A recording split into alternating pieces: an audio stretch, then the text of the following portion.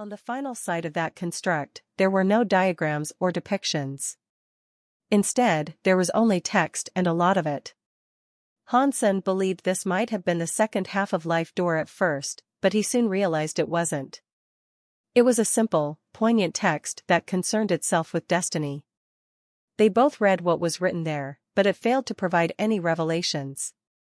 Nothing transpired following its reading. Old Qiu and Su Yanming ended up running over to them, as they had been fretting with worry ever since they departed. The text speaks of fate and a cycle of sorts. Perhaps it is associated with the shelter's geno core, in some way, Mr. Li said. With a lengthy sigh, Hansen drooped his head in disappointment. Then, they returned to the primary group and continued with their expedition. Caution and wariness of the fellowship were still at red alert, following the events near the base of the tower.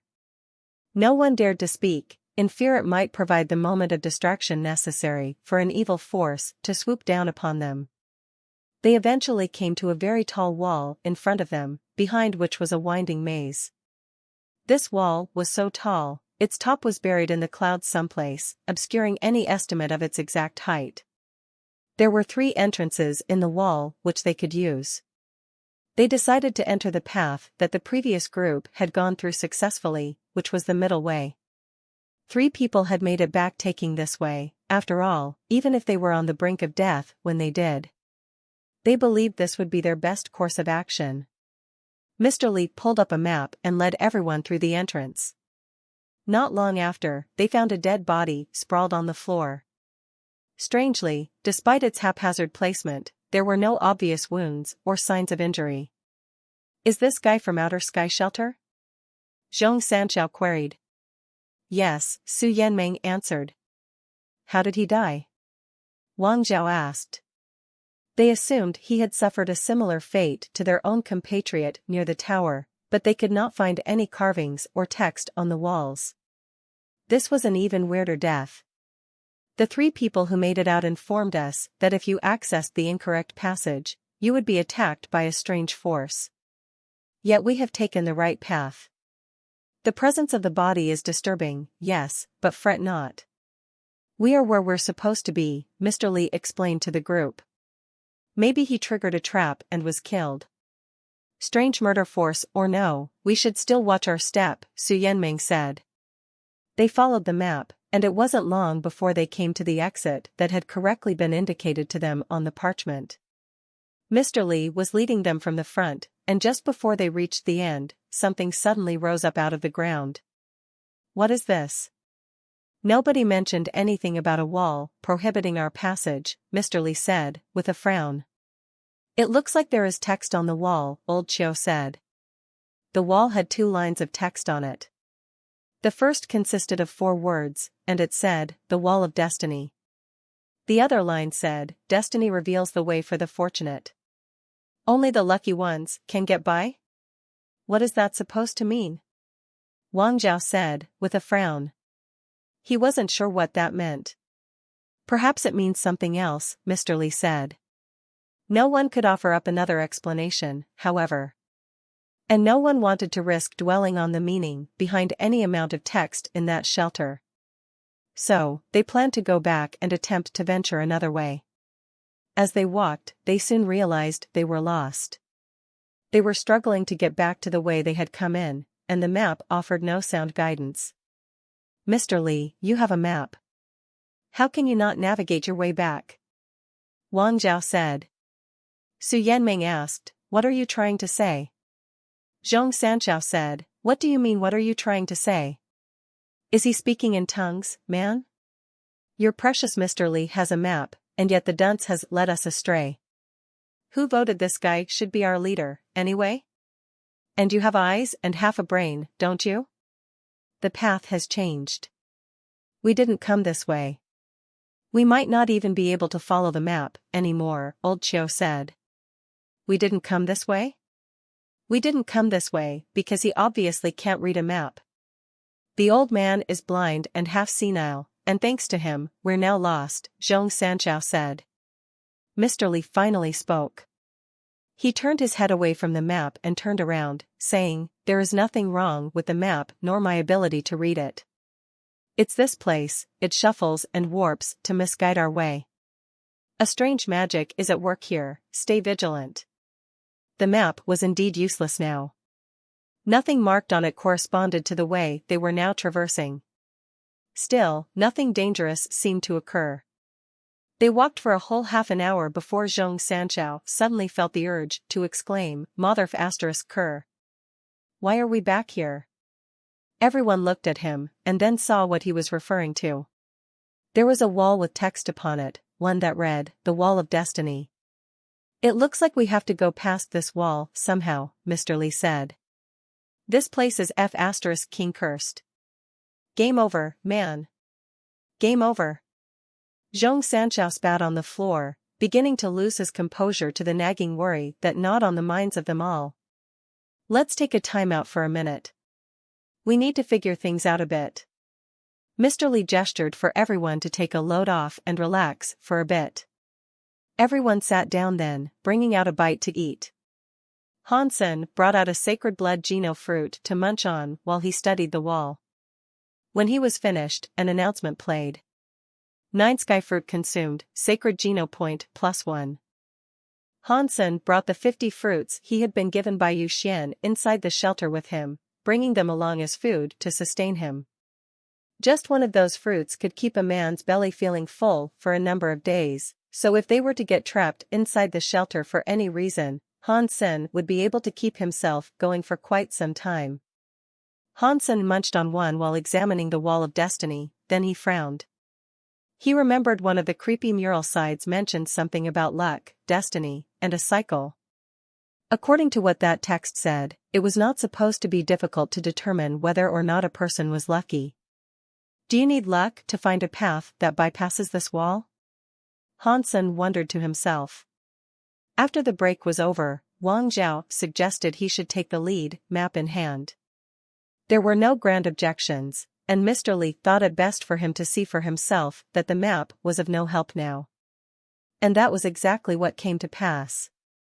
Before long, Wang Zhao's fruitless guidance had brought them back to exactly where they started, the Wall of Destiny. They did this many times after that, and they didn't encounter any danger. The only thing that threatened them was frustration, for no matter which way they walked, they always ended up back at the Wall of Destiny. They had obviously been trapped there, and there seemed to be no way out except one that involved flying. However, they did not dare fly. That seemed like an obvious way to skip the challenge, and they might be subject to punishment if they attempted to cheat in such an obvious fashion. But that meant they were stuck, and it seemed as if they lacked the luck needed to escape. Most people who had come to this shelter had been forced, after all. That in itself was brought about through misfortune and being plain unlucky. Yu Zhio's death still hung over them, stoking the fires of their fear. "Wait a minute, it's a wall. Why don't we just smash through it and bring it down?" Su Yanming said. "Don't be reckless. That might seem like an obvious way to get through, but do you think the creator of this wretched place didn't think of that? You might get yourself killed." Mr. Li stopped him, and then he asked Hansen, "Little Han, do you recall what was written on that mural we went to look at?" "I remember excerpts of it, yes," Hansen answered. The others leaned in closer to hear what was spoken between the two, as they had all been absent for what was now being discussed. Mr. Li cleared his throat before addressing the others, and he said, "Destiny and a cycle, including the need for luck in its breaking.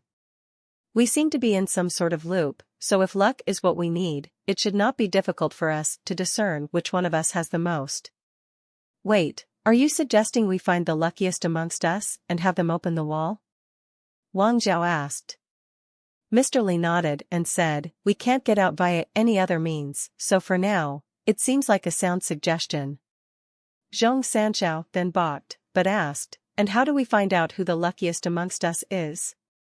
Toss a coin?" The text said a person with much luck can obtain stuff others usually cannot.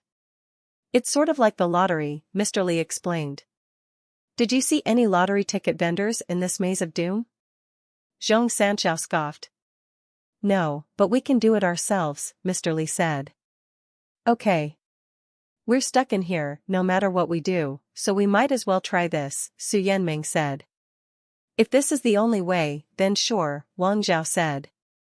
He then proceeded to pull out a notebook and tear 8 pages from out of it. He wrote the word luck on one of the sheets of paper and said, whoever gets the one with the word luck can open the door. Everyone else pick, I'll choose whatever is last. After that, Wang Zhao placed the 8 folded pieces of paper in a bag and shuffled them. Then, he said, who wants to go first? The person who went first would have the slimmest chance, but everyone doubted this method would work, anyway. If no one wants to try, then I'll go first. Old Chiu went to the middle and picked up a piece of paper. There were no words on it, so the chances had been reduced to 1 in 7 now. I'll go second, Xiao Liuyu said. After grabbing a sheet of folded paper, his face changed. The paper had the word luck written on it. Liuyu was Wang Zhao's best friend. This is fate, I am sure it will let me live, Xiao Liuyu said, with a wry smile. Just, be careful, with whatever you have to do, Wang Zhao said. It was impossible for him not to go forward, as they had all seen him beat the odds and take the winning piece of paper. He seemed like the luckiest, and as such, the prime candidate to try to access the way forward. Even those from Sacred Shelter would have forced him to go, and being best buds wouldn't change this. If Xiao Liuyu didn't go, then someone else eventually would, anyway. And their luck might not have been as fair. Xiao Liuyu nodded and pulled out his Geno core, which was a jade sword. Xiao Liuyu's body glowed with a protection that accompanied him on his way towards the door. Don't do it, you'll die. Hansen exclaimed. Xiao Liuyu looked at Hansen, thinking it to be a strange thing to suddenly call out. If he doesn't go, will you? Su Yanming asked. Hansen coldly said, he picked the paper, and he is now going to risk his life. You guys have got it backwards, that would give him the worst luck. Xiao Liuyu's eyebrows touched the sky, and he began to produce a cold sweat. That logic made a lot of sense. Everyone could understand where Hansen was coming from, but someone had to try the door. They couldn't differentiate between good luck and bad luck when it came to this. There were no other alternative ideas or plans they could consult and enact, anyway. You're saying whoever gets that paper is unlucky, yes? Because they have to then risk their life, correct? Su Yanming said, to confirm. Everyone else started to become of this opinion now, but if Xiao Liuyu didn't commit to trying the door, then that meant the lottery was pointless. If you can promise me one thing, I can go, Hansen said. There was a certain sternness in his voice, to the surprise of the others in the expedition. They all turned to look at him, confused why a person with only a bronze Geno core would and could say such a thing. Little Han, these are no joking matters, Mr. Li said. You are correct, but if you can promise me this one thing, I will try it in his stead. Hansen paused, having achieved the focus of everyone's ears, before proceeding to explain, it's because I'm lucky. I always have been, and I believe I have what it takes. Okay, then what would you like to get promised? We can do what you ask, provided it's nothing ridiculous, Wang Zhao said, willing to give the boy a chance. He would also prefer risking the life of another, if it meant his best friend might have been spared. Hansen responded, saying, the shelter must have offered you a lot to come here. If you can pull together to provide me 60 sacred Geno fruit, I will go. 60 was not a small number. There were 7 others in the expedition, and each of them had around 10. I have 16 right here with me. I'll give them to you, Xiao Liuyu immediately answered, seeing as it was his life currently on the line. Then, he presented the fruit. Discussions broke out amongst the rest, as they all wondered and tried to gauge whether or not it was a worthy bargain. They eventually decided to go along with it, and they amassed the tally of 60 Geno fruits they could give Hansen upon his completion. Little Han, I must repeat, this is no laughing matter. The stakes are high, but there's always the chance we might find an alternate route, Mr. Li pleaded. He had come to like Hansen, and he was worried about the young man's well-being. Hansen smiled in return, telling him, "It's nice of you to be so considerate, Mr. Lee. But me and Lady Luck have tangoed a number of times. The fortunes frequently smile on me." Hansen accepted the fruit and approached the wall of destiny, their door and way forward. He had everything to live for, even a baby on the way. Hansen wasn't going to risk everything unless he was 100% certain he'd succeed.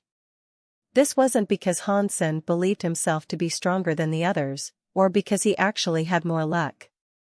It was because he had a theory he had kept private.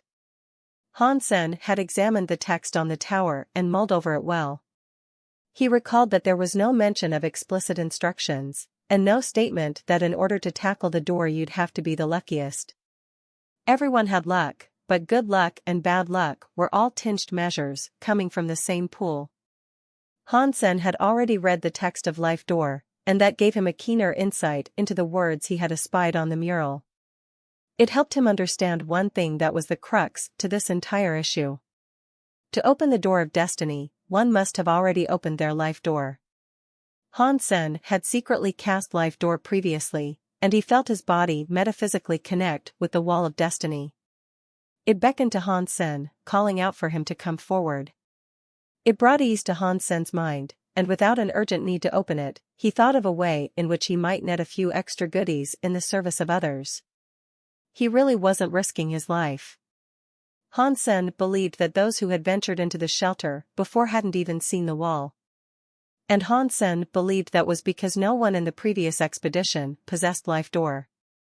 If the wall had shown up, they would have been trapped there forever. It at least proved the shelter wasn't a deliberate gauntlet meant to torture and slay all intruders. Or at least, that's what Hansen now hoped. But this also led Hansen to believe that they'd end up elsewhere, once the wall was removed. Perhaps the others, without Life Door, had been led to their doom. With Hansen amongst them, they might make greater progress than the other team did. Hansen did not hate the people on his team, and he would prefer to help them rather than not. He just didn't see a problem with extracting a few gifts while doing so.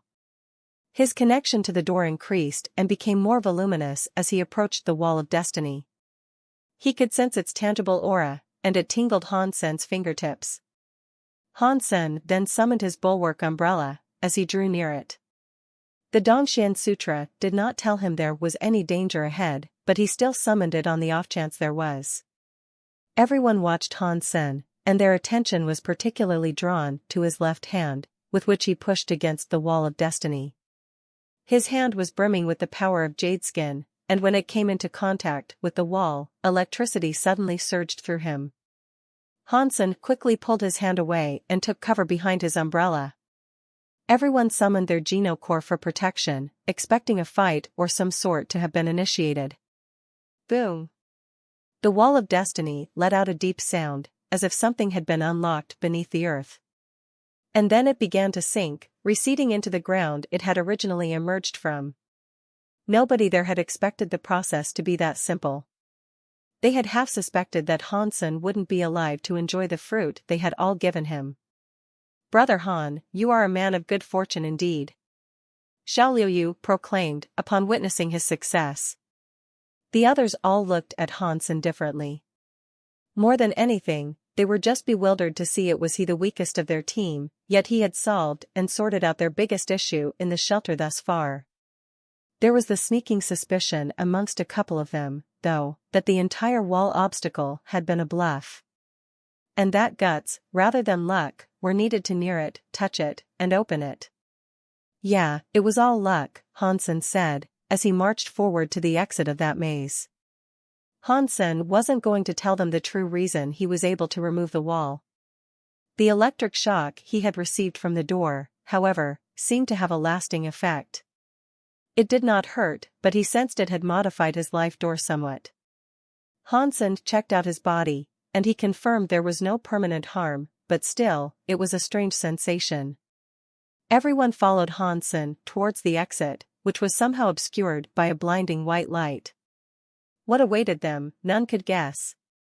Hansen was not concerned with this, having been in situations similar to this in the past. His feet did not relent, and onwards he went. When he breached the veil of white, his eyes cleared to reveal what lay beyond. But what he saw sent chills down his spine. He immediately wished to retreat, but an invisible barrier prevented him from doing so. The team could no longer see Han Sen, but thinking the way was safe, they followed in after him. Everyone shared a similar reaction to Han Senator. As soon as they saw what lay ahead, they all wished to flee. They ran into the invisible barrier, behind them face first.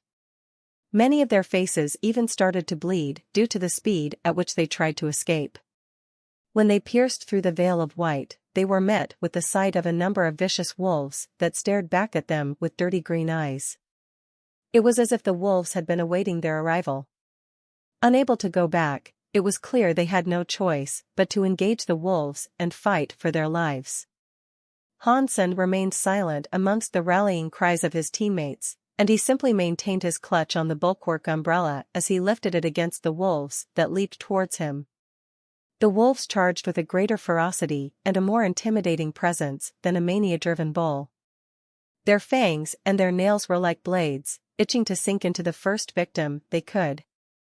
Han Sen held the umbrella to block the initial strike of the first wolf that came for him. The strength and force of that wolf sent him stumbling back quite a bit before he regained his composure. Fortunately, the umbrella was as hardy as it always had been. It held strong and did not break. But it was clear to the crew that the wolf pack was in a league above them. As much as they all wished to stand their ground and battle the wolves, they knew it would be a futile fight. Han Sen acknowledged this to be true, as well. As he held a defensive posture, he used his Dongxian aura to scan his immediate surroundings and identify any route or passage that might allow him to escape. Then, he took off running into the wolf pack. With his Dongxian movements, he managed to sidestep and evade every attack that came for him, until he was clear of the pack and could duck into the clearing on the left. He was racing towards a plaza that had held a number of statues. With everyone else engaging the wolves, drawing the majority of them away from Han Sen, he was easily able to make it there. When Han Sen entered the forest of statues, he took cover and began munching on as much fruit as he could. Slowly, his sacred geno points increased, and he cramped the muscles of his torso to speed up digestion. After eating a hearty sum of them, his sacred geno point tally increased by quite a lot. He would be a lot more comfortable battling the wolves in such a condition. From what Han Sen could tell, there was one person missing from the group of humans that were behind him, still fighting the wolves. That person was Mr. Li, and as much as he might have wished to seek him out, Han Sen had problems of his own. Like coyotes trailing blood, the wolves had sniffed him out, and unless he got moving to secure his own safety, he'd be doggy chow. After fleeing their snapping maws, however, Han Sen noticed something strange about the method they were hounding him. It wasn't as if they were trying to hunt down and kill the intruder, it was like they were pushing him in a certain direction. Han Sen kept on running, regardless, and eventually, he came to a place that was empty of anything remarkable. This was, of course, bad. It was a plaza devoid of anything, removing the possibility of him taking cover. At least amongst the statues that decorated the previous plaza, he could duck and weave and provide his enemies a harder time giving chase. Here, he was at a disadvantage. But after gobbling down a bevy of geno fruits, Han Sen had earned himself dozens of sacred geno points. If push came to shove, he'd be shoving a lot harder now. He looked to his left and right and noticed that more wolves were appearing, seeking to close in on him. If he wanted to turn around and return to the cover of the statues, or the teammates he had left behind, he'd have no chance to do so now. Bracing himself for a fight, Han Sen closed his eyes. When he opened them again, however, he noticed the wolves were gone. They had stopped chasing him and withdrawn, but as for the reason why, he could not guess. He turned to take a look at his past pursuers, and he saw them standing there, growling at him with their bared fangs on full display. It was as if they had now been stopped by an invisible barrier. They really were chasing me here, but for what purpose, I wonder? Hansen thought, as he viewed his surroundings. He had reached a garden populated with strange botanical marvels. The things which grew there were crazy, and Hansen first noticed this when he saw bunches of carrots that were dangling from trees. Strangely, they looked to have been formed from human brain matter, dressed with a bit of greenery on top. He didn't know if he should have looked at it in wonder or in disgust. Hansen continued on, wandering through this garden of sickly delights. Blood and ghastly violence seemed to be the primary theme of decoration, for there were many intestinal-shaped plants and flowers running with blood. They were all so weird, and the sight of them made Hansen's skin squirm. He was extremely uncomfortable in this place, as any right-minded individual would be. Strangely, however, Hansen could sense the life forces of everything that grew there, and he noted there was nothing remarkable. He was detecting them to be ordinary plants, though he had never seen such gross botany before. The wolves were still watching Hansen tread the garden, so there was no chance of him returning the way he had come. But, not sensing any danger ahead of him, he wasn't too wary of walking forward into the deeper recesses of the grotesque place. The mist was getting thicker, however, and it obscured much in the distance. There was enough visibility to see what was in his proximity, though, and he could watch the plants become more gruesome and sordid the further he went. Eventually, he came to a tree with a man hanging from its branches. His arm, as weird as it was growing a number of ears like a fallen log bearing mushrooms. But that really was the shape of the tree. There was no actual human body dangling from its rotten eaves, the tree had simply been shaped like that. Hansen's skin crawled, like it was hosting a corpse-feeding party of maggots. After all, he was sensing them to be ordinary plants. They were this strange, but they shouldn't have been. Strange. Why are they so creepy and wild, yet so weak and supposedly unremarkable? Hansen thought to himself. Then, Hansen heard a noise come from behind. He saw Heji approaching him, from out of nowhere. Heji looked to be in an okay condition. He looked a little winded, but that was the extent of it. He was free from injuries. Heji, where's everyone else? Hansen asked. Heji answered, I don't know. I ran by myself. You're the first of the team I've seen in a bit. Hansen thought he spoke a little strangely. There was a monosyllabic tone to his speech, and so he took a couple of steps back. Give me all your Geno fruit and I'll keep you safe, Heji stepped forward to say. And how can you keep me safe? Hansen realized Heji was still himself, but he had come to Hansen for the riches he carried. This. Heji summoned a black metal wolf, and the marks upon it showed it to be a gold Geno core. Hansen was not worried at the thought that someone might come to steal his Geno fruit. Mr. Li, Old Qiao, Su Yanmeng, Wang Zhao, and Zhong Sanshao already had gemstone Geno cores and would not need his Geno fruit. Only Heji would need the sacred fruit Hansen possessed, so it might not have come as an absolute surprise for him. And indeed, Heji had been waiting for this opportunity. He was a bit of an outsider himself, and he wasn't closely associated with the others who were on the expedition, anyway. Now that he had caught Hansen alone, it was his time to strike. Hansen looked at his metal wolf Geno core and said, You used this to get away? Heji said, Yes. My Geno core is called Ditto, and it can take on the form of any creature it wishes to. That's a fairly brilliant Geno core you have, but it's a shame, Hansen stressed an exaggerated sigh. What's a shame? When Heji said that, the wolf slowly began to approach Hansen. Upgrading that Geno core to the best it could be might yield some impressive results, but it's a shame your ascension will come to an end here, Hansen said, his threat made clear. I was going to leave you alive after taking your spoils, I'll take that as permission to silence you for good. When Heji said this, the wolf immediately jumped towards Hansen with its maw open. Hansen used his gold dragon lock in response, immediately tying up the airborne wolf. The wolf was quickly bound, and it dropped to the ground like a stone. It did its best to squirm free, but it was clearly having trouble. You have a gold Geno core? Heji's face swiftly turned sour. Yeah, but it's no big deal, Hansen said. Yeah, you're right. It isn't. Heji suppressed the sudden flash of fear he had been stricken with, and he summoned a purple sword. It was 3 feet long, and many strange writings had been inscribed across the length of its blade. Heji waved his sword, which sent beams of light shaped like the characters on the sword shooting towards Hansen like a number of lasers. Hansen opened up his bulwark umbrella to block the barrage of plasma rounds. All the lights exploded against the protective shielding of the umbrella. Hansen had eaten a great many sacred Geno fruits, so gold Geno cores weren't able to deal half as much damage now. How have you managed to obtain so many gold Geno cores? Heji thought the umbrella was a gold Geno core, too. It was only bronze, but that spoke volumes about its efficiency. Hansen did not respond, though. He simply summoned his crystal core and tossed the egg at the unsuspecting bandit. You were lying this whole time. You are a liar, a big fat liar. You are a demigod with gold Geno cores. Heji was angered by his mistake, and he swung his sword towards the egg that was headed his way.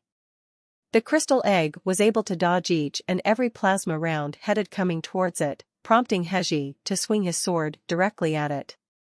Pang! The sword beat the egg down to the ground, but it ricocheted off the floor at an even greater speed. It walloped his body with the might and swiftness of a bullet. He had been unable to dodge, and after it struck his leg like lightning, it bounced right back to Hansen.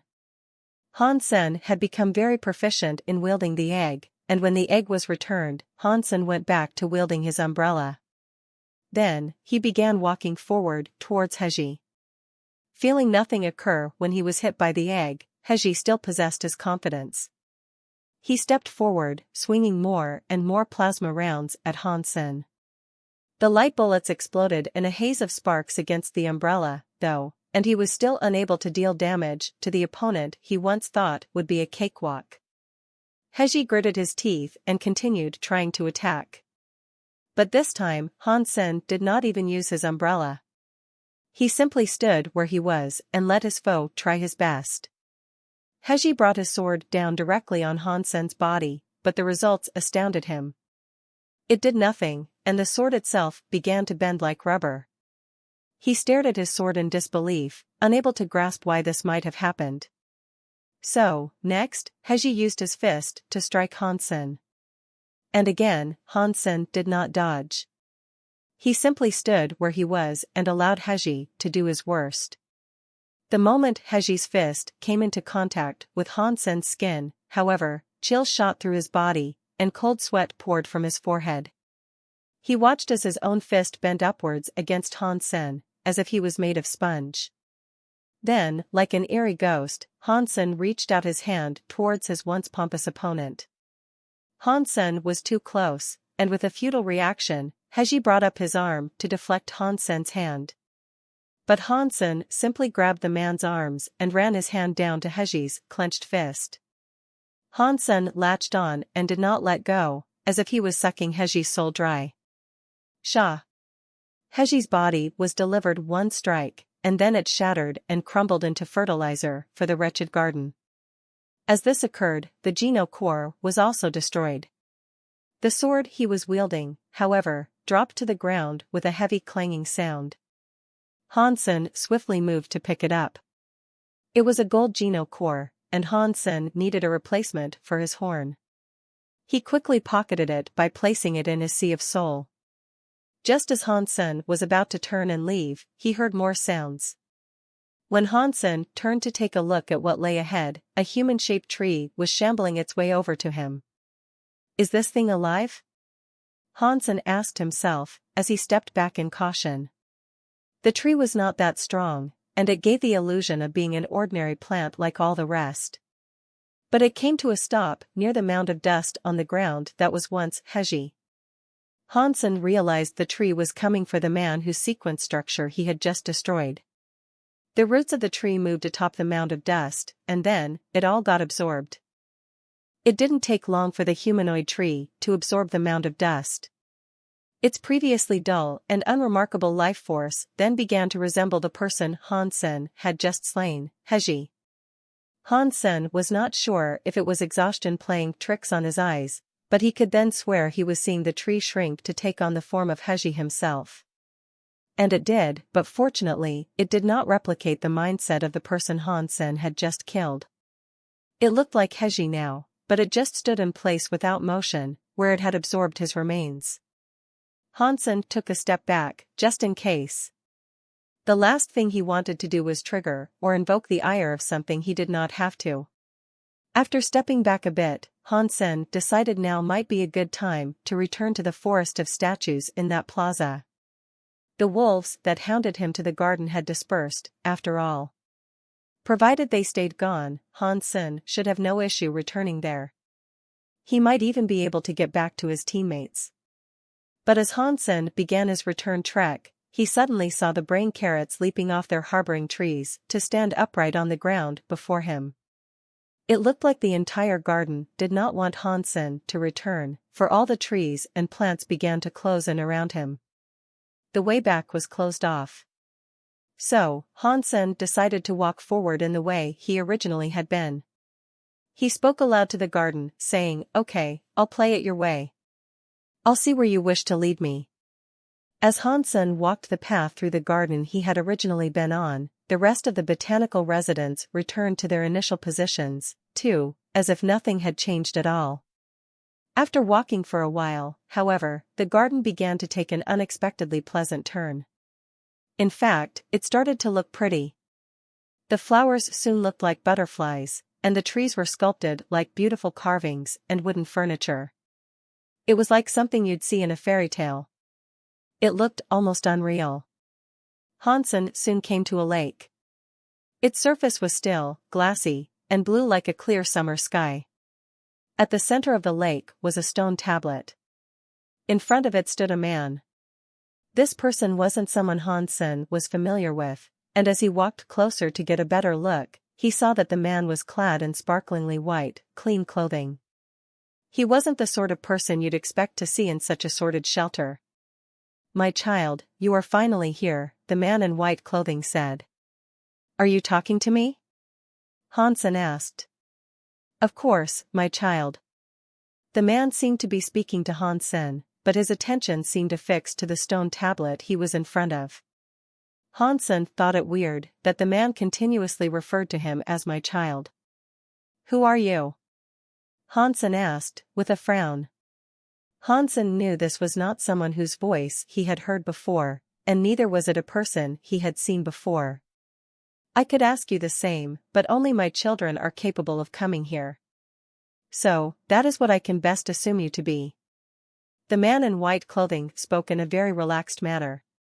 He spoke as if he had awoken from a restful slumber, and was at peace and tranquility. "Speak plainly. It has been a long day, and I'm not in the mood for games." Hansen spoke with a stern voice, primarily because he could not stand being called "my child" any more than he could stand being called boss. "I am a shadow, and I have waited for your arrival for quite some time," the man in white clothing said. "My arrival? Me? You know who I am?"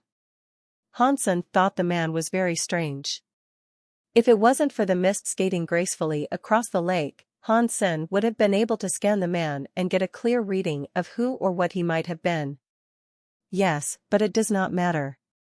You are here, therefore, you are my child," the man in white clothing said. Hansen was getting annoyed. The man was speaking quite a bit, but he wasn't actually saying much. Hansen summoned his crystal egg with the desire to throw it at the man. He'd had enough of being called his child, so he cared little for who the man believed him to be.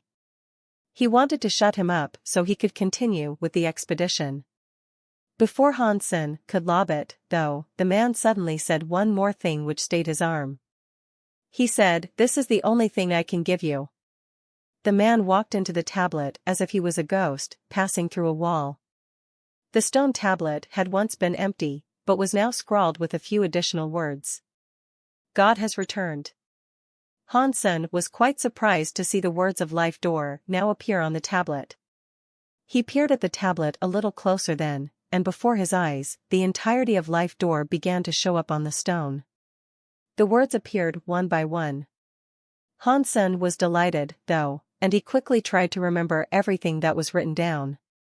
After reading it all, he felt as if his blood pulse sutra was starting to run by itself and generate a brand new geno core. Hansen always believed he was going to create a geno core with it, but there was something prohibiting him from completing the process. There was always a snag he was getting caught on.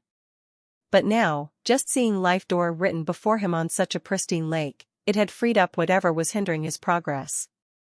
The Blood Pulse Sutra got to work producing a new geno core with no trouble now. This place really is connected to Blood Legion. That man must believe I am a part of Blood Legion, Hansen thought to himself, as he read the text and did his best to memorize it. When the text was all revealed, his Blood Pulse Sutra began to fire on all cylinders. The process of producing a brand new geno core was well underway. The black crystal was also triggered, prompting more of that black fluid to taint the mixture.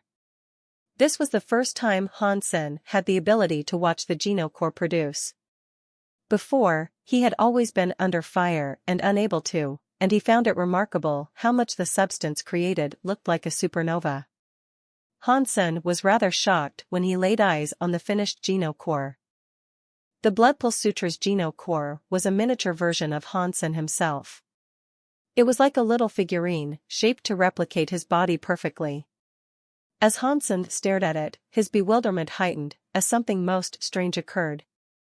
It was as if he was watching time itself rewind around the miniature. He actually watched it get younger. It went backwards, becoming a teenager, a child, a baby, a fetus, and then blood. Bronze geno core, bronze real blood. Hansen did not know what to say, and it felt as if his lingering thoughts had been left suspended. It was a strange sensation, seeing a figurine of himself grow younger in less than a minute. Child, the trail you tread is one you must blaze yourself.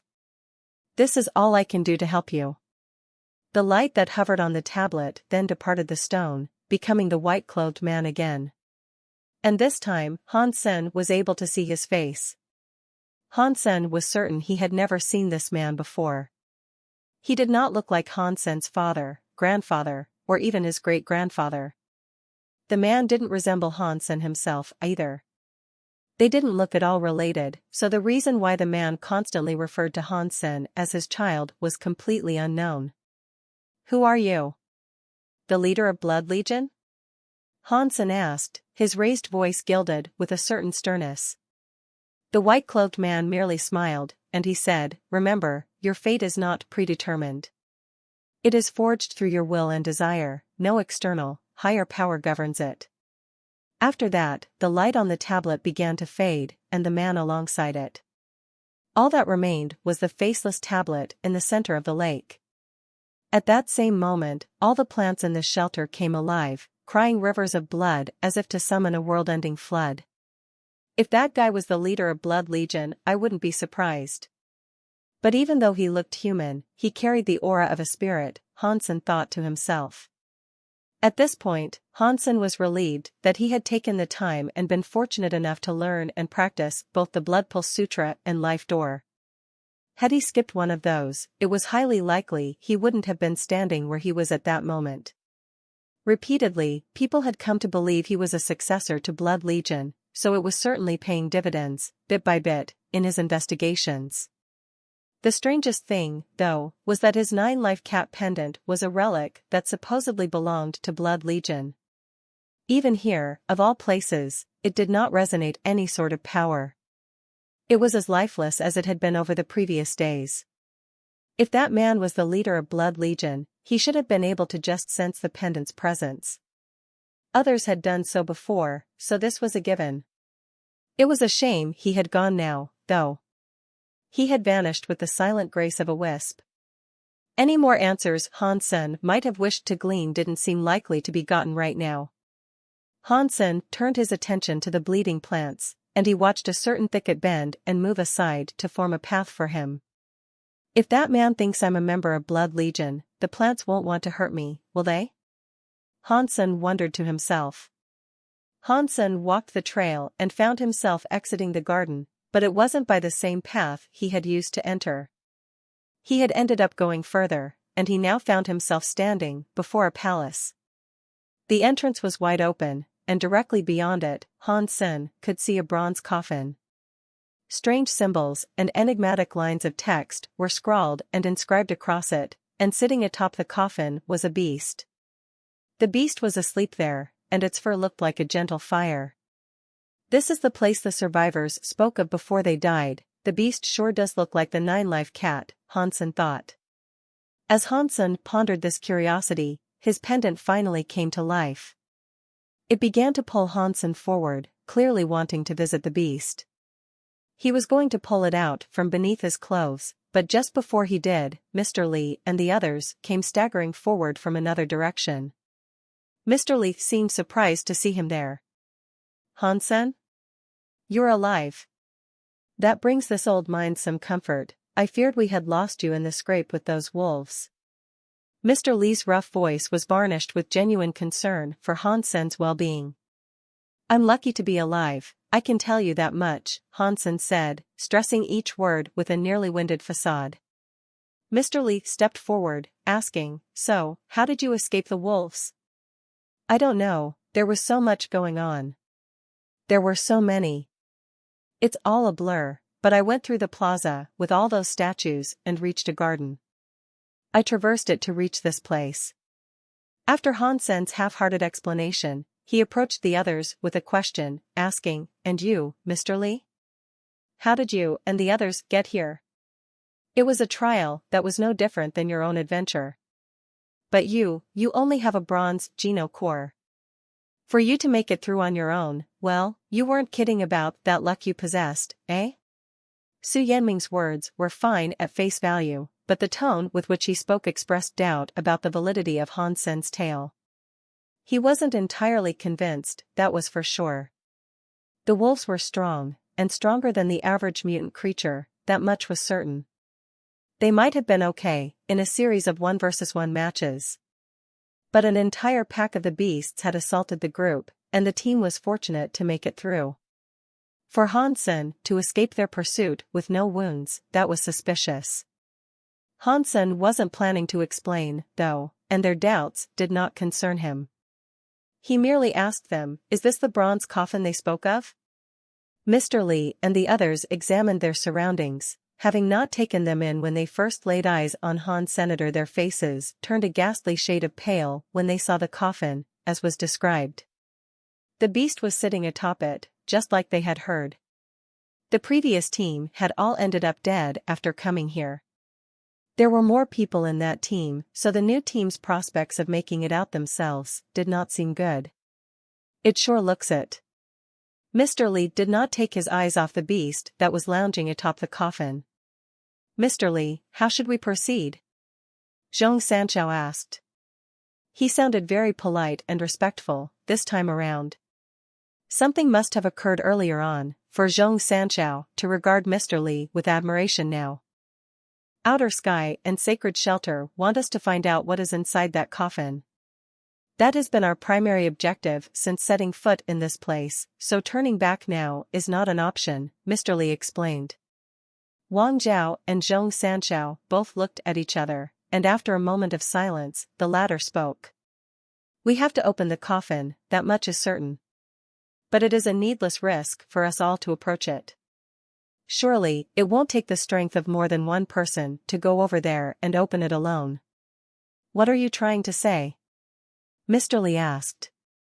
Zhong Sanchao looked at Hansen and said, "Only one person made it out alive when folks from Sacred came here. And the reason he made it was because of his distance from the coffin. He said he was the furthest away from the coffin when the *T hit the fan. So, we should get one person to open the coffin while the rest of us hang back where it is the safest. *T. I see it in his eyes, he wants me to be the one to prod the hornet's nest." Hansen quickly realized. Although Hansen wanted to be the one, he wanted to maintain his innocent look and not be forced to open it at the behest of others. "Brother Han, your luck has carried you on shielded wings thus far. How about you test the mettle of your luck one last time with the coffin? We will satisfy your every desire if you do." no request will be too outlandish. Zhong Sanchao phrased his request carefully, and made sure to make it sound pleasant, but he was well aware that it was a tall order. Mr. Li cut across before Han Sen could respond, though, and said, "How could you even think to place him in such a position? There's a red creature of some sort on the coffin already. You know the danger of this situation, and no volume of luck can change the odds of him opening the coffin without issue." Han Sen had come to like Mr. Li a lot. The old man had looked out for him a lot throughout the length and extent of the expedition. "Thank you, Mr. Li. Only an animal could suggest I be the one to go up there." Han Sen said a whole lot more than this, with the icy, dagger-like eyes he gave Zhong Sanchao. But Zhong Sanchao was not happy with this, and he blusterously stepped forward to say, "Do you really think a bronze Geno-core human could survive everything we've been through? Do you all really think he survived a solo chase with the wolf pack without a scratch? This guy is up to something, I'm telling you. All is not what it seems with him, or with you." Mr. Li came to Han Sen's defense again, saying, "Now listen here, I haven't known Han Sen for very long. And I agree, he keeps to himself, but if there's one thing we know for certain, it's that he's a good man. Remember when he pushed the door open?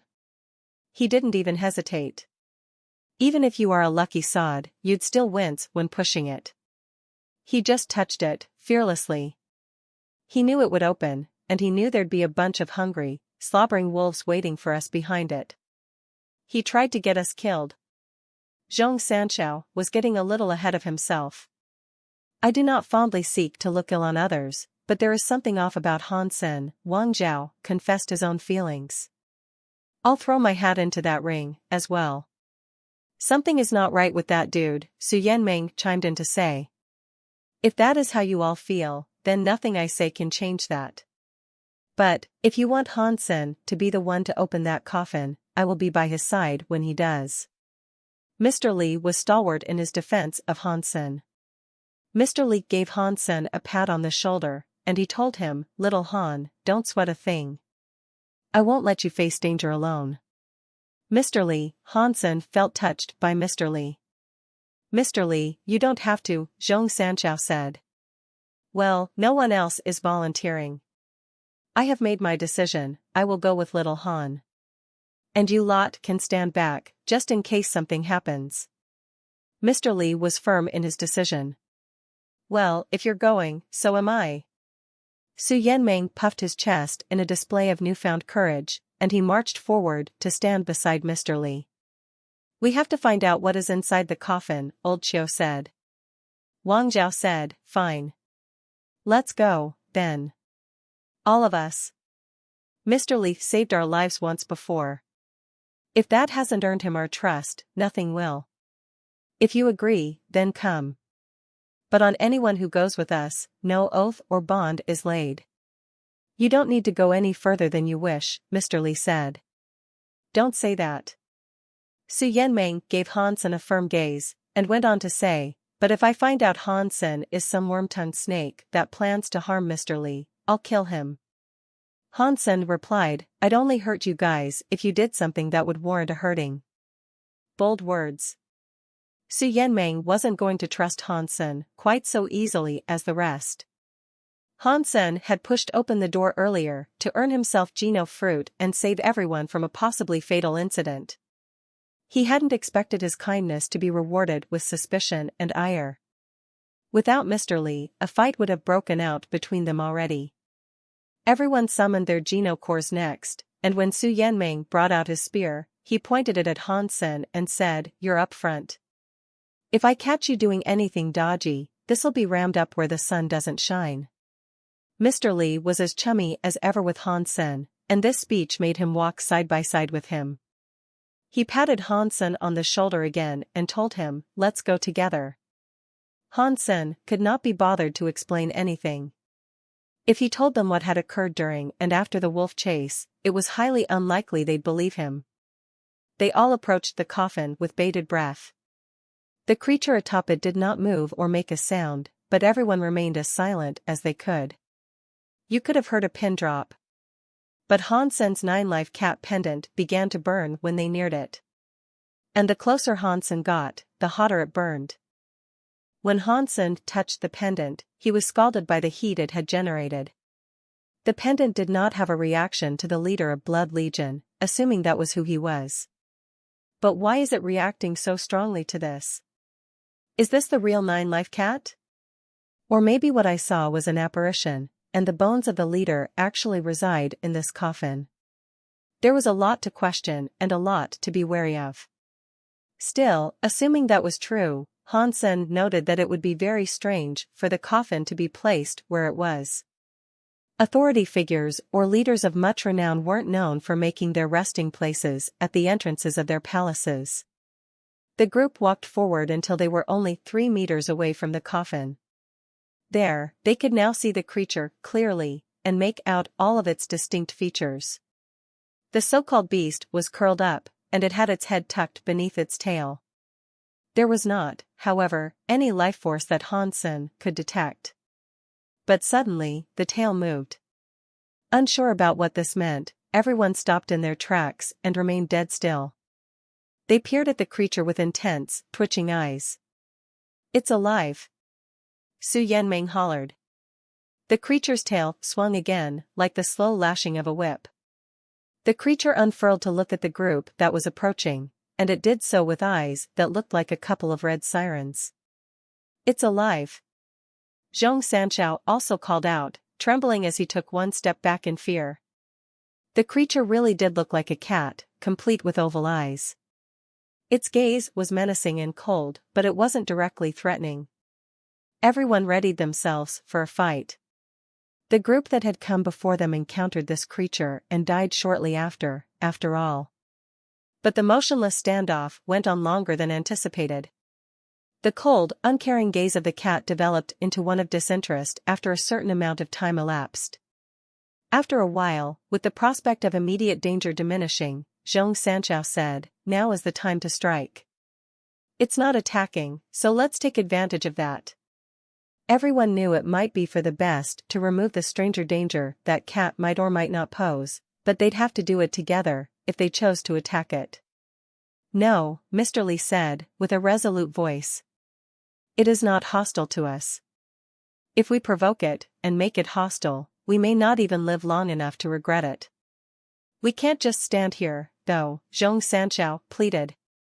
Mr. Li said, "We can continue to approach it delicately, and assuming it does not do anything more, we will try to open the coffin."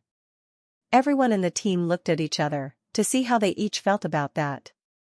Although they were all worried about what might happen, they all agreed it was best to approach the coffin slowly, without directly inviting hostility from the cat.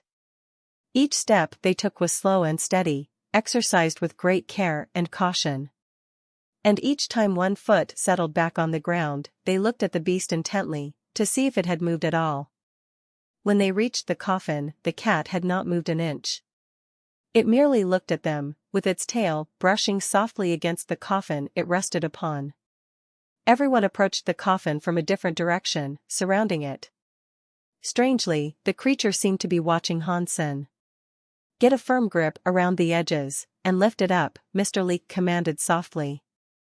They placed their hands around the smooth edges of the coffin and dug their fingers as far they could underneath it. They did not care much for the coffin or what might rest inside. Their main worry was how the creature would behave once they began moving the lid. They feared it was ready to pounce. 3, 2, 1. When Mr. Li finished the countdown, everyone heaved the hefty lid up. The combined strength of the group removed the lid with ease. They lifted it as high and as straight as they could, and strangely, the cat did not move an inch. The beast looked as disinterested as it first had, and it didn't seem to care about what they were doing.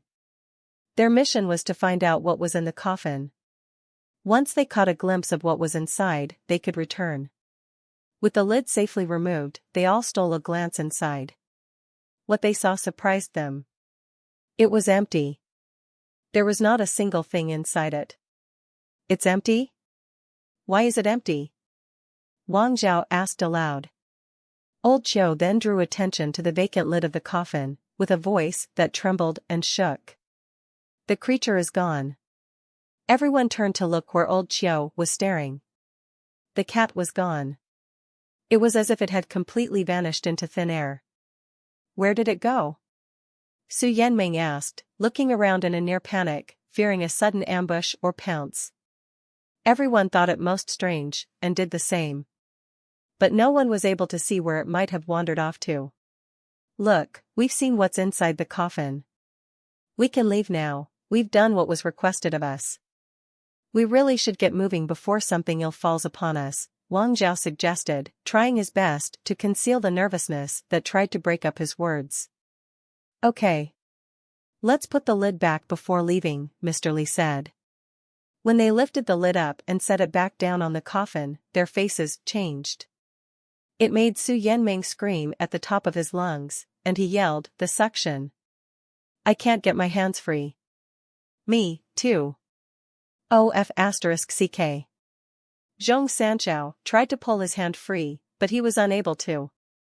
Everyone was suffering the same misfortune, finding their hands to be stuck in a vacuum stemming from the coffin. They couldn't get their hands free. Han Sen held on to the lid like the rest, pretending he was suffering the same fate. Truthfully, the suction that gripped the others didn't seem to be affecting him. His compatriots already thought poorly enough of him as it was, so he made sure not to reveal his fortune. Everyone was scared, on the precipice of tumbling into full-on panic. They all exhausted as much of their powers as they could trying to free themselves from the coffin, but nothing worked. They were well and truly stuck. It was like the coffin wasn't just pulling their bodies, but it was siphoning their strength and power as well.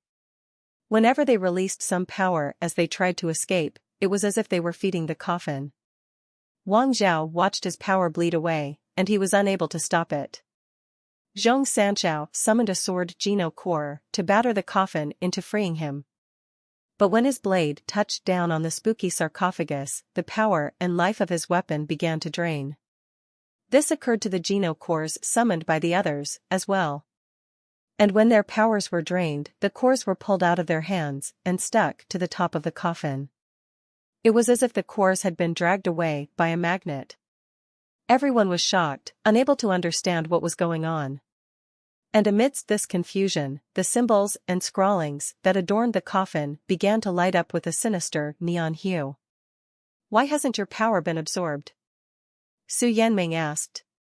His suspicions regarding Han Sen hadn't diminished, and now, they only heightened. To Su Yanming, the fact that Han Sen was unaffected was proof enough that he was some sort of traitor. Hearing this, they all turned to look at Han Sen, who was seemingly unaffected. F***CK. I knew something was up with him. Zhong Sanchao was furious, thinking Han Sen had willingly betrayed them, and so he summoned a Geno Core and tried to attack him. Han Sen let go of his grip on the coffin lid and dropped the pretense. He swiftly moved to evade the attack and pleaded, "Fine, I'm not trapped. But it's not like I tried to get any of you hurt. This is as unexpected for me as it is for you. I don't know what is happening." Han Sen hurriedly took a few steps back. His former compatriots all had gemstone Geno Cores, and if the rest sought to attack him, Han Sen did not fancy getting surrounded. "I knew we should have killed him when we had the chance," Su Yanming proclaimed. "Your body!" Old Qiu suddenly exclaimed. Then, all the members of the party began looking at each other in fear. They were all aging at an extremely rapid pace. Su Yanming's hair turned white, and his skin began to gather wrinkles like weathered, coarse leather. He was like an old man. Wang Zhao then shouted, "Mr. Li, why are you not affected by this?" Wang Zhao wasn't the only one to notice this, and when the group's enfeebled eyes looked over, they too saw him unaffected. Mr. Li smiled and took a step back, letting his fingers leave the cusp of the coffin's lid. "I wasn't trapped, either.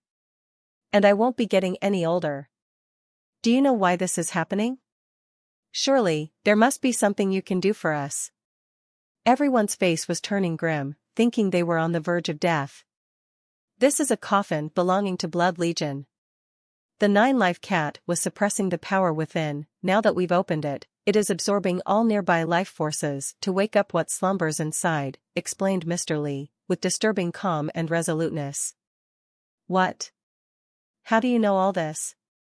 Is there a way you might save us? Old Chiu pleaded. Old Chiu was already an old man, hence the title. He had withered faster than the rest, and his skin was now not far off the stressed guttering of tree bark. Everyone's eyes were fixed on Mr. Li. They knew his speech had taken on a different tone, and they had the suspicion that some veil had been removed. But still, they clung to their past vision of the man they had accompanied on their way inside. They desperately hoped he would know how to save them and act upon the ability to do so. I can save you, yes. But that would nullify my reason for coming here, Mr. Li said. You planned for this to happen? You wanted to kill us? The fear that had taken root inside Wang Zhao turned to wrath and rage. He was seething as he spoke, having suffered this betrayal. I am taking back what is owed. I already saved you all once, or have you forgotten? You said you were willing to lay down your lives in return, and now the time to do that has come. There shouldn't be a problem, should there? Mr. Li's tone had become cold and callous. Wang Zhao found the situation incredibly disturbing, and as much as he wished to lash out and spite the man who had done this to them, he found himself unable to. The withering and brittleness of intense old age had settled in his bones, and merely remaining upright was becoming a trying task. Han Sen, although he hadn't been backstabbed himself, was shocked by what was happening. He had never expected Mr. Li to do something such as this. Everyone had placed their faith in Mr. Li, and they left no room for doubt. Their blind, unwavering trust had led them to the situation they were in, and they cursed themselves for it. Mr. Li then turned to Han Sen and said, "Little Han, which part of Blood Legion do you belong to?" Han Sen was taken off guard by the question, and he wasn't sure how he might answer this. Han Sen knew there were two factions within Blood Legion. One consisted of the loyal, like Nan Lidian, the others were considered traitors, like God's Retribution and Han Jinji. He didn't formally belong to Blood Legion, so he wasn't sure if he could give an answer. With no answer forthcoming, Mr. Li didn't seem to dwell on his silence much. He moved on to say, "I need sacred blood to wake up the coffin, you can help a bit." Mr. Li cut his own hand open with his nails, and blue blood dripped from the palm of his hand onto the coffin lid. The blue blood was almost as bright as that of God's Retribution. "What is your title within Blood Legion?" Han Sen asked. Mr. Li answered, again, "Which side do you belong to? Did they not teach you about the leader?" "You are the leader?" Han Sen asked, with a quivering voice. Han Sen had always wanted to know who the leader of Blood Legion was, but in his short time in this shelter, two possible candidates had made themselves known to him. There was the shadow that seemed to imply himself to be the leader, but Mr. Li was now insinuating that he himself was the leader. Why is there more than one leader now? Han Sen wondered. The group that had been betrayed were nothing more than skeletal husks now, frail shadows of their former selves that clung to the most meager tethers of life. They were so brittle and aged they could not even stand. "Come. Deliver thine blood," Mr. Li coldly said. "What happens if the coffin is revived?" Han Sen wanted to continue feigning he was a member and avoid invoking the ire of the possible leader of Blood Legion, but he feared what might happen if he was to give his blood. Mr. Li walked over to Han Sen and grabbed him by the neck, then dragged him over to the eerie sarcophagus. Han Sen hadn't realized what was happening until it was too late. He had no hope of avoiding the man's grasp. But it wasn't an ordinary grip that held his neck either. He felt the tingling sensation of electrical currents running through his body, paralyzing his ability to resist. It was like he was suddenly chained up. Mr. Li pushed Han Sen down on the coffin and readied himself to slit Han Sen's throat with his dirty, overgrown fingernails. Han Sen swiftly understood the direness of the situation, and so his eyes flashed white. His black hair became a gown of milky silk. His body glowed brightly. With that strength, Han Sen did not hesitate to pull away and perform super spank on Mr. Li. Pang! Mr. Li stumbled backwards in shock, staring at Han Sen and his new form. Unfortunately, Han Sen was unable to break Mr. Li's sequence structure. Trying to do that was like trying to pry steel with bare hands. He had gotten free as he had hoped, but he could hardly believe how strong he was. Mr. Li had to have the strength of a super creature. Han Sen turned around and began to flee. He knew he'd die if he tried to remain and fight an enemy so far beyond his own abilities. The power he possesses is magnificent, but unbridled and not honed. Still, the coffin demands the sacrifice, Mr. Li spoke aloud coldly, as he moved forward to catch Han Sen. But Han Sen knew he wouldn't be allowed to leave so easily, and he was prepared to react when the moment was right. When the full extent of the powers given by his Super King Spirit mode was enabled, he was faster than a sudden bolt of lightning. With his bulwark umbrella, Han Sen shielded himself from Mr. Li's incoming grip and summoned his crystal egg. Boom! Mr. Li came into contact with the umbrella with the force of a comet.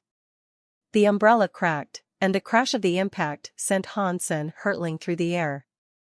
The egg was headed in Mr. Li's direction as this occurred, but it did nothing. Mr. Li grabbed the egg and with the sound of a pang, crushed it in his hands. Still, this prompted the jade skeleton to appear. The pygmy was quick to scramble out of its ruined shell, and it delivered Mr. Li a firm punch before flying over to Han Sen. This was an unexpected turn of events which took Mr. Li by surprise, and where his palm had been struck by the creepy little skeleton, he had turned to crystal. This crater in his palm began to expand and web across the entirety of his hand and beyond, turning him into a jade-like statue. Over the course of a few seconds, though, Mr. Li's body turned entirely blue. It overlapped the spreading jade and vanquished it, removing the effect of the pygmy's punch. That is rare. You are the first I have witnessed use such powers in a sanctuary. Despite his desire to slit Han Sen's throat as a sacrifice, Mr. Li complimented him. Survival was the best Han Sen could hope for in such a dire situation, but he couldn't contemplate a way in which he might ensure a getaway. Han Sen's power was far inferior to Mr. Li's, and he only possessed bronze geno cores. There was no hope of fighting back or even repelling the man. Why are the people in Blood Legion struggling to adapt to life in the sanctuaries? Han Sen asked, wanting to stall his nemesis. Mr. Li knew Han Sen was asking nonsense, hoping to buy himself time. But he answered anyway, saying, Blood Legion members can absorb geno points, but they cannot possess special powers. While we can use geno points to become stronger, it is impossible for us to change our elemental alignment. Your blood is too light and impure, which is why you can do so like the rest. Who are you? Which generation do you belong to? You know my name is Han, Han Sen said. There is no one named Han amongst the 13. Mr. Li looked genuinely curious. There was, my great-grandfather was called Han Jinji, Han Sen said. That is impossible. He joined the Legion, but he was an outsider. His heirs cannot possess holy blood, Mr. Li denied. Now Han Sen was thinking Nan Lydian and Baby Ghost were telling the truth, and Han Jinji had been forced into Blood Legion. If you say he is an outsider, why would he possess the relic? As Han Sen spoke, Han Sen employed his Dongxian aura to determine the best possible escape route he could use. While doing this, Han Sen noticed the 9-life cat sitting upon the palace's rooftop. It was staring right back at him, swinging its tail. It's still here? Han Sen did not expect to see it there.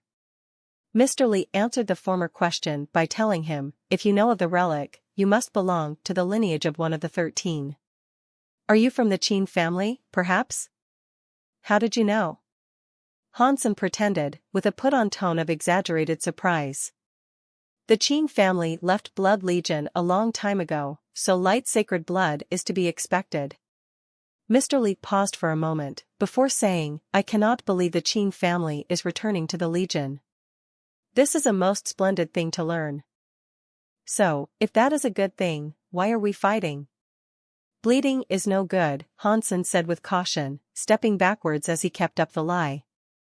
Blood is all. We are proud of blood, and we use blood to celebrate. If you are an heir of the Qin family, then your sacrifice is even more welcome. When I become sovereign to the Legion, I will handsomely reward your family. Mr. Li, as he spoke, came nearer to Han Sen. Not wanting to get too close, Han Sen leaped up towards where the 9-life cat was crouching.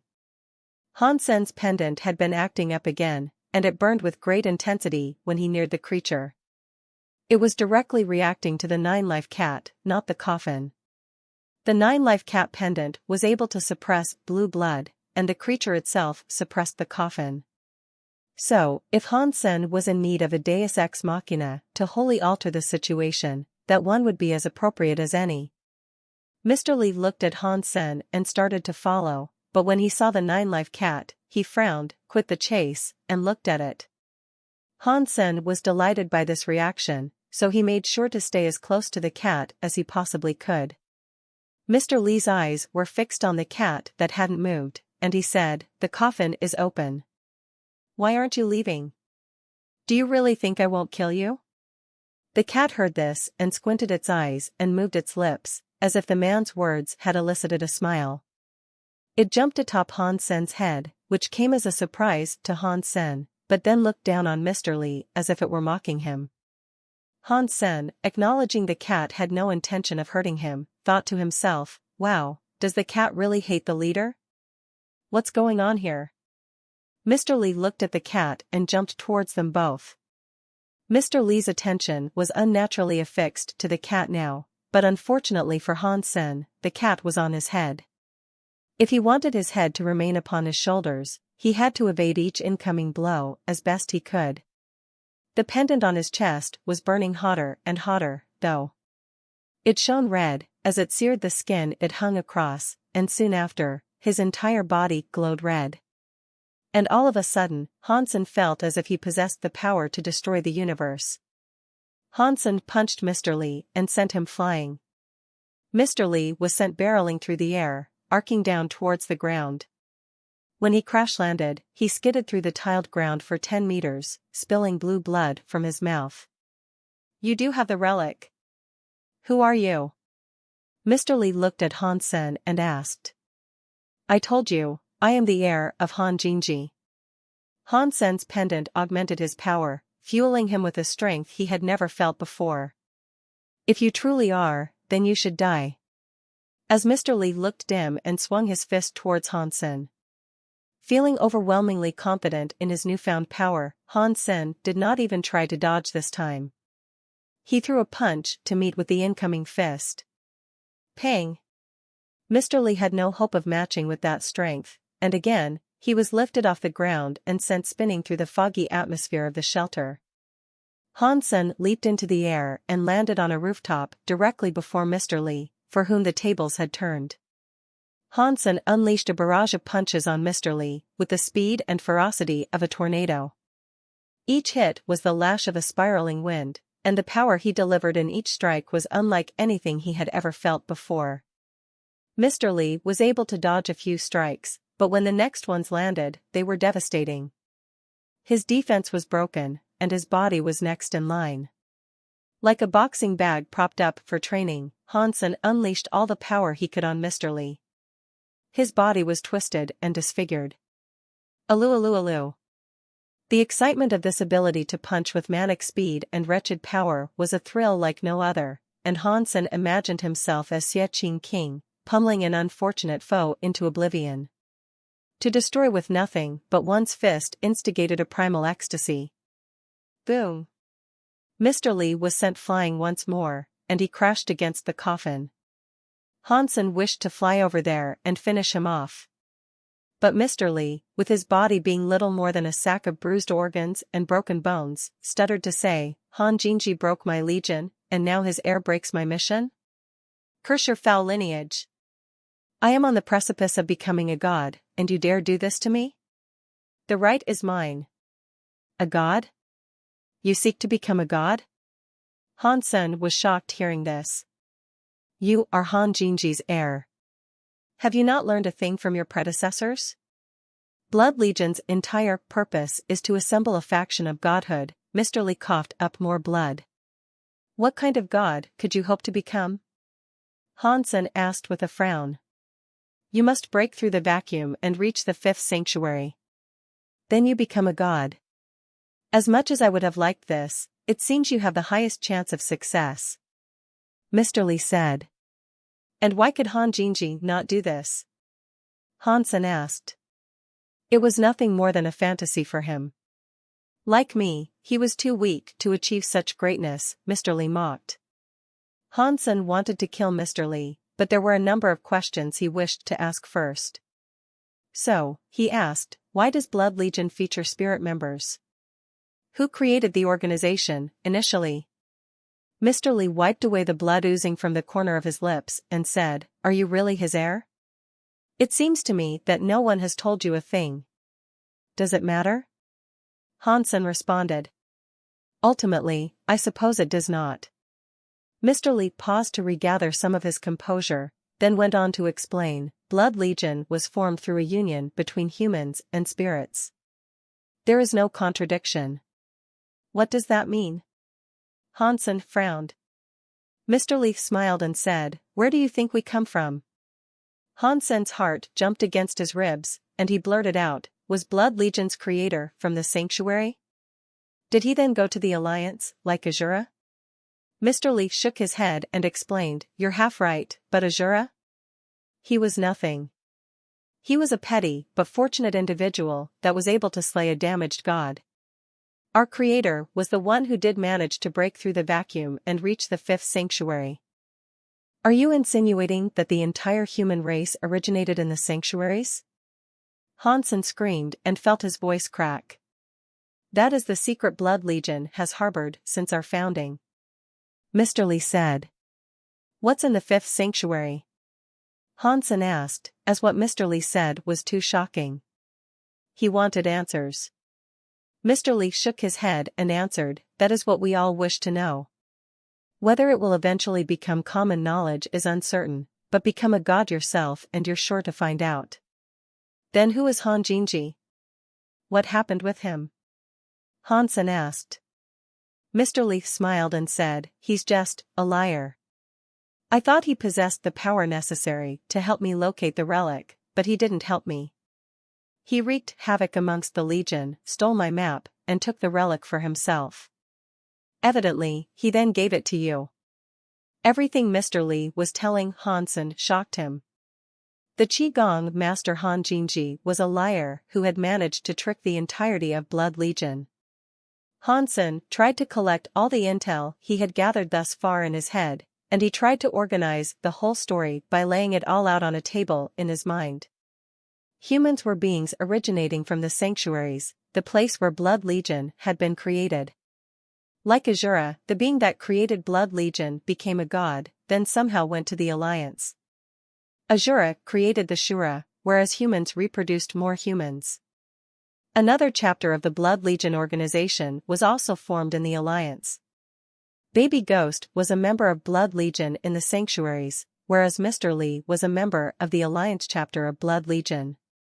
Humans were unable to return to the sanctuaries for the longest time, leaving behind a grand portion of their history there. When technological advancements reached a certain point, humans were able to teleport in and out of the sanctuaries as they pleased and explore. When Hansen met the self-proclaimed leader earlier, the shadow could have been a reflection of the person before he became a god. Hansen thought the vat of knowledge he had learned from Mr. Lee was quite unbelievable, but not entirely implausible. That meant the people he saw before were ancient humans. It was no wonder the shadow kept referring to Hansen as his child. And Hansen did not know why Mr. Lee required the relic. It was entirely possible, after seeing the power he had just exhibited, that the man had wanted the relic to become a god. He had hired the Qigong master Han Jinji to help him locate the relic, perhaps because he could not do this by himself. But Han Jinji tricked the entirety of Blood Legion and even took the map for himself. Hansen thought Han Jinji had procured the map himself, and he had merely asked Uncle Bug for assistance in locating the relic and life door. Hansen thought something had to be wrong with this tale, and he had more to ask Mr. Lee, so he asked, Did Han Jinji join before or after the discovery of the sanctuaries? Mr. Lee looked at him with disdain and said, if Han Jinji didn't steal our research, how would the Alliance have created teleporters? The Alliance was merely lucky to have crystallizer technology. When Han Jinji was in the 7th team, the place they supposedly ventured to was the Sanctuary. The technology had not yet matured, however, and the realm they ended up in might have been the 5th Sanctuary. They could have ended up there right off the bat, completely unaware. Han Sen was not sure what happened there exactly, but from what he had gathered, the people in that team had been tricked by a being or a deity that referred to itself as God. Han Jinji must have known about the sanctuaries he was trying to access, but Han Sen couldn't help but wonder why the man had made a wish. He didn't understand. If he wanted answers for everything, Han Sen knew he'd have one more destination to reach, the 5th Sanctuary. Once he got there, he knew everything would become clear. Was this shelter once occupied by the leader who later went on to become a god? Han Sen asked Mr. Lee. Mr. Lee nodded and then spoke with pride in his voice. This was indeed the leader's shelter. Only his children can access this place, and not even a god could enter if he had no affiliation. Han Sen, pondering these revelations, then thought of something. He wondered why the heirs of Azura were unable to enter the sanctuaries. He also wanted to know how a god could be damaged and allow itself to be killed by Azura in the 3rd god's sanctuary. Han Sen could not be 100% certain he was being told the truth concerning these matters, but these pieces of the puzzle fit the information he had previously gathered. What is the relic? Han Sen asked, looking up at the 9-life cat that was still perched upon his head. That would be a Geno core belonging to our ancestor, whose name I admittedly do not know. It was formed after he became a god. Mr. Lee turned his bloodshot eyes over to the 9-life cat and went on to say, and that is the guardian creature of the shelter. I am not sure of its association with that ancestor, but I am well aware the Geno core looks just like it. Han Sen wished to ask even more, but Mr. Lee gave him a queer smile. He said, time's up. Han Sen's face changed. He knew what was happening, and so he threw a punch towards Mr. Lee. Before the hit could land, the coffin began to shine with a bright light as the lid removed itself. Then, Mr. Lee hopped inside with the last of his strength. When I am reborn, I will rise as a god. Mr. Lee's voice rang out as the lid of the sarcophagus closed. Han Sen gripped the lid and tried to pull it away, but no matter how hard he pulled, it would not budge. Save your strength, that is a relic belonging to God. None can open it if it does not want to be opened. Han Sen suddenly heard the 9-life cat begin to talk. Isn't the pendant a Geno core given by this god dude? Can its power really not be enough to open the coffin? Han Sen asked the creature. He wasn't too surprised the 9-life cat was able to talk, given its reputation. 9-life cat squinted its eyes, responded to him, saying, this thing is not a Geno core. If God had it, of course he could open the coffin. But you are not God. It's perfectly normal for you not to be able to open it. When 9-life cat said this, the red light on the pendant began to dim and fade away. Han Sen had already assumed it was the 9-life cat that had triggered the pendant's power to allow him to overcome Mr. Lee, but he asked the cat, is there really no other way to get him out of the coffin? 9-life cat coldly answered, you are both heirs of the shelter's master, but there is something wrong with his blood. He was unable to see the master. Even though he has entered the coffin, there is a low chance of becoming a god in his state. The 9-life cat was rather chatty, and it went on to say, and if anything, using the coffin to become a god might not be a good thing. Why? Han Sen asked. The 9-life cat leaped back onto the lid of the coffin, to resume the position Han Sen had originally seen him. He explained, I promised to guard this shelter until an heir of God came to open it. My task has now been fulfilled. There is no use me staying here anymore. 9-life cat looked at the coffin below him and the area around, and spoke mournfully. This has been my bed for the longest time. I am not used to sleeping anywhere else. After that, the 9-life cat jumped back onto Han Sen's head like a red fur hat. Let's go. I'll accompany you. For a time, the nine-life cat said firmly. Hansen knew the creature must have been extraordinarily strong if a god had asked it to protect his shelter. He knew it would be best to remain friendly with it, and if possible, keep it as a companion. We'll get in trouble if we leave now. Hansen proceeded to tell the nine-life cat about Outer Sky Shelter and Sacred Shelter, his mission, and what the situation was. Outer Sky and Sacred were around even way back when God was here. They didn't dare do anything, though.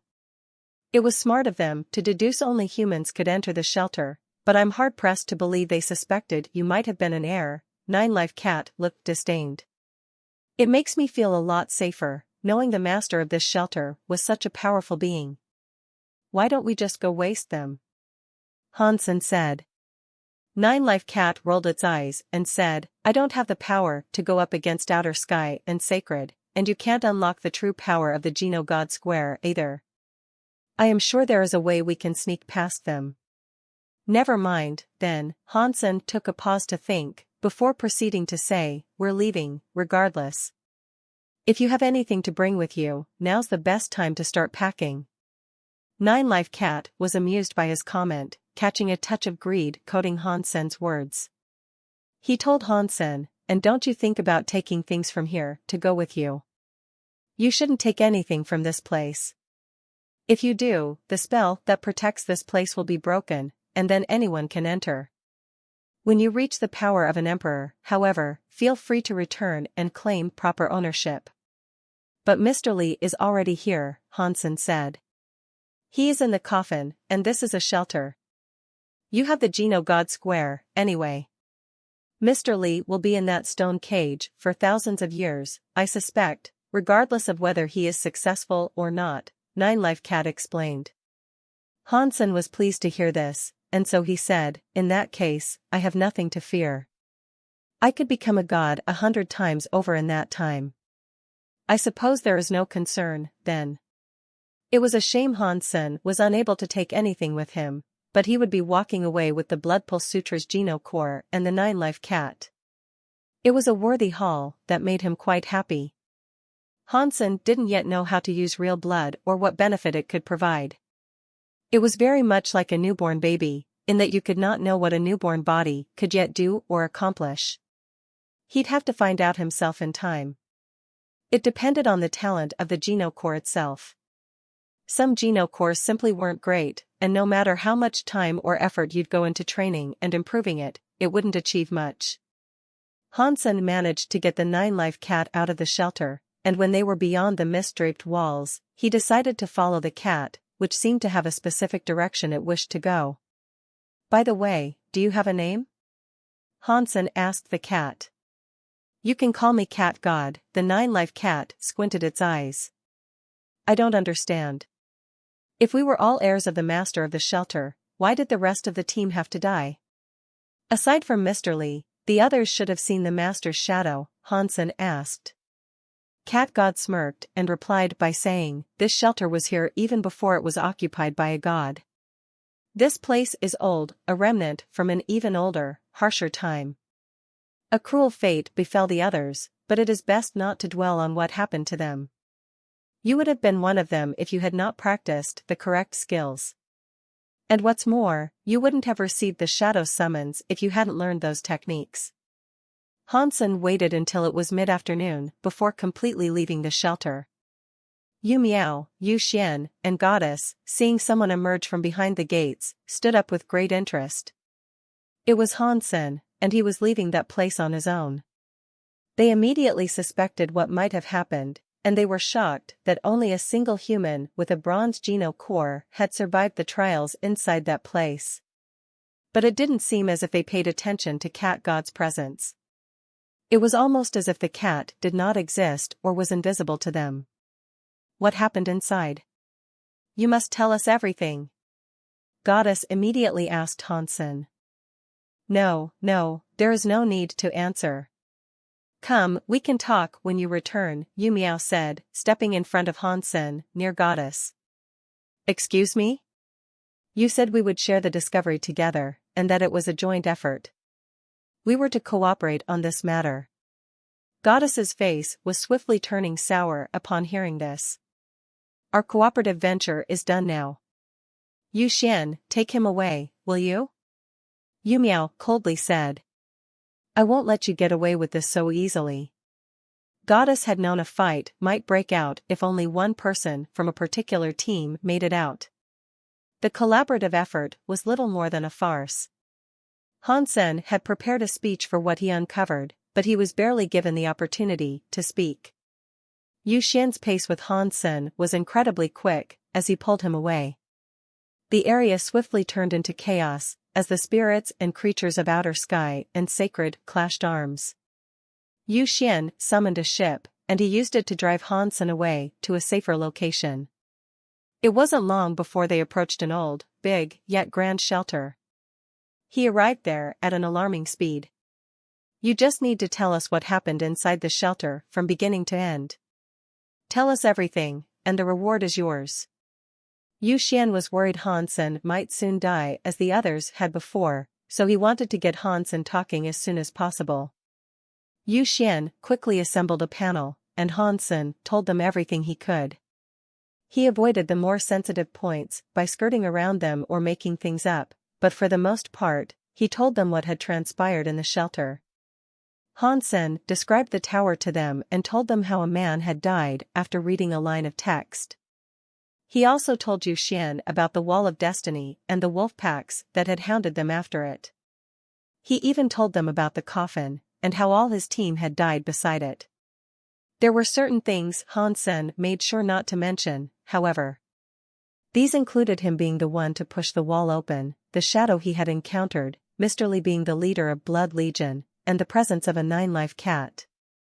After Han Sen recounted his tale to them, the spirit next to Yu Xian opened an eye directly in his forehead. The eye glowed with a mysterious, otherworldly hue, and it gazed at Han Senator. The look from the eye was invasive, and Han Sen could sense it purveying what it could of his mind.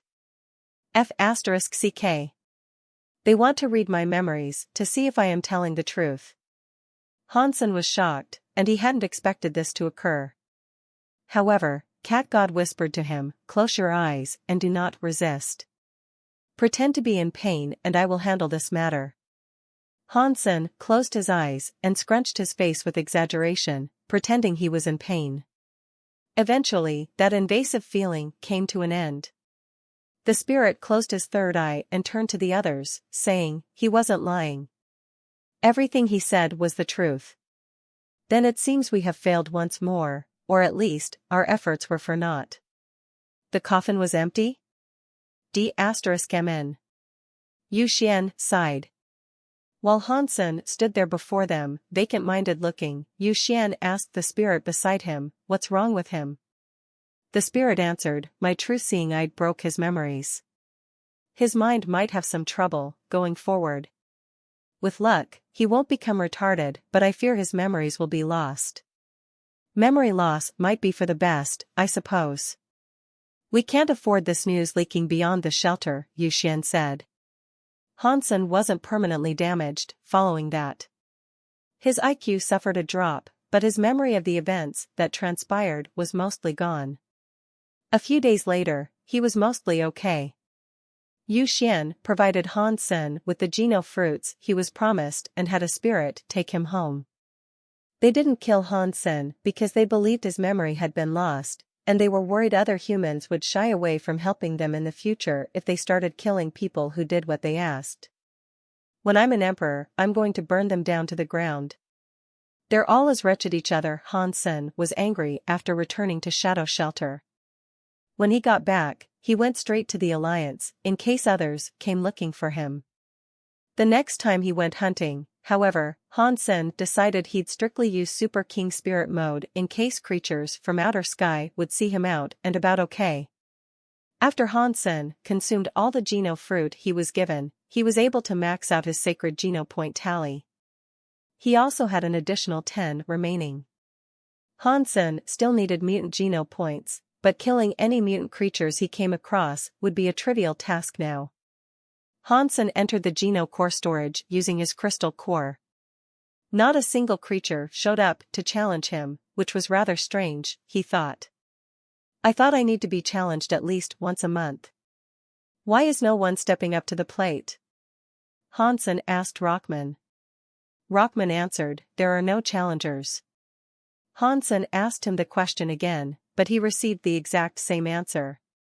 He asked it again with different phrasing, but the answer wouldn't change. Because Hansen put on a terrifying performance and outright killed his last opponent, none were willing to challenge him. He was too frightening a foe, and challenging him was asking for death. He had killed Black Mountain God and Heartwheel with no remorse. He hadn't even been given the chance to flee. No one wanted to risk their life by fighting him. Not even the spirits that could respawn dared challenge Hansen, as they believed he had the power to destroy spirit stones. Can I challenge them, instead? Hansen asked, seeing the Geno cores from Outer Sky Shelter and Sacred Shelter. He was feeling angry. You can, but you are already number one. There is no benefit to be gained by challenging those who are weaker than you, Rockman answered. One of the Geno cores from Sacred Shelter was lit up on the leaderboard, indicating he was available to fight. Without hesitating, Hansen challenged him. But in less than a second, his invitation was declined. I thought you said I could challenge them? Hansen asked Rockman. Rockman said, you can, but if the opponent has already reached their quota, they can decline challenges. Hansen was feeling rather disheartened by this, but then Rockman told him, Bronze Geno Core Rank 9 Ghost Eye has sent you a challenge. When Hansen learned Ghost Eye was not from Outer Sky Shelter or Sacred Shelter, he was quite disappointed. Regardless, he had to accept the fight to meet his quota. After accepting, he went forward to meet his opponent to be on the designated battleground. There, Hansen saw a panther with 3 eyes. Its coat of fur was dark and menacing, like the blackest coal. The panther didn't wait around long, and it ran forward. But it wasn't doing so in hostility. As it ran, it immediately began to plead, I'm not here to fight. Wait, hold up. I'm here to discuss an arrangement we might make. I'm not here to fight. Hansen thought he'd been given the opportunity to slay another super creature baby, but hearing this, he was a little taken aback. This was not what he had expected. An arrangement? What arrangement? Hansen asked, checking the Black Panther out. You are already in first place, and with your Geno core having been reinforced 9 times already, remaining in that lofty position is pointless. If you throw the match and put me in first place, I'll be indebted and give you whatever you desire. The panther spoke everything he could as swiftly as he was able to, in fear of being immediately killed. The panther knew he wouldn't have been able to take down Hansen, so he was cleverly hoping to buy the first place off him. Define indebted. What are you willing to offer exactly? Hansen was willing to consider such a bargain, but only if the price was right. If the offer was worthless, he'd simply kill the panther. Although no deal had been struck, the panther was exuberantly happy just hearing he was willing to consider a deal. He feared he might have been killed without even being heard out. Cost is of no concern, and we can pay you whatever sum you are willing to accept. Purgatory Shelter is a rather fancy place, I'll have you know. Name your price and we won't disappoint, the panther said. What does Purgatory Shelter have to offer? Hansen was still willing to hear him out, but he pictured the panther as some rich tycoon's kid who could buy his way up the ladder with daddy's credit card. All sorts. You can get a kilo of ghost eye grass, hellfire. You know, good stuff. The panther proceeded to list a number of items, all with peculiar-sounding names Hansen had never heard of before. What about fruit that can provide super Geno points? Hansen asked. No, but we do have a super ghost tree. Its fruit might bear super creature babies. Eating those are better than eating fruits, the panther said. A fancy shelter doesn't have any fruit?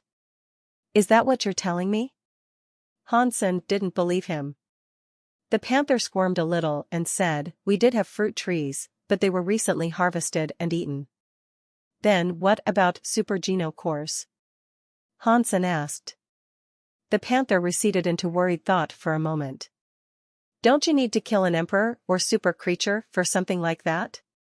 I have much respect for you, sir, but even if Purgatory's shelter had one, it would not be offered up in a trade such as this. The panther smiled queerly and uncomfortably.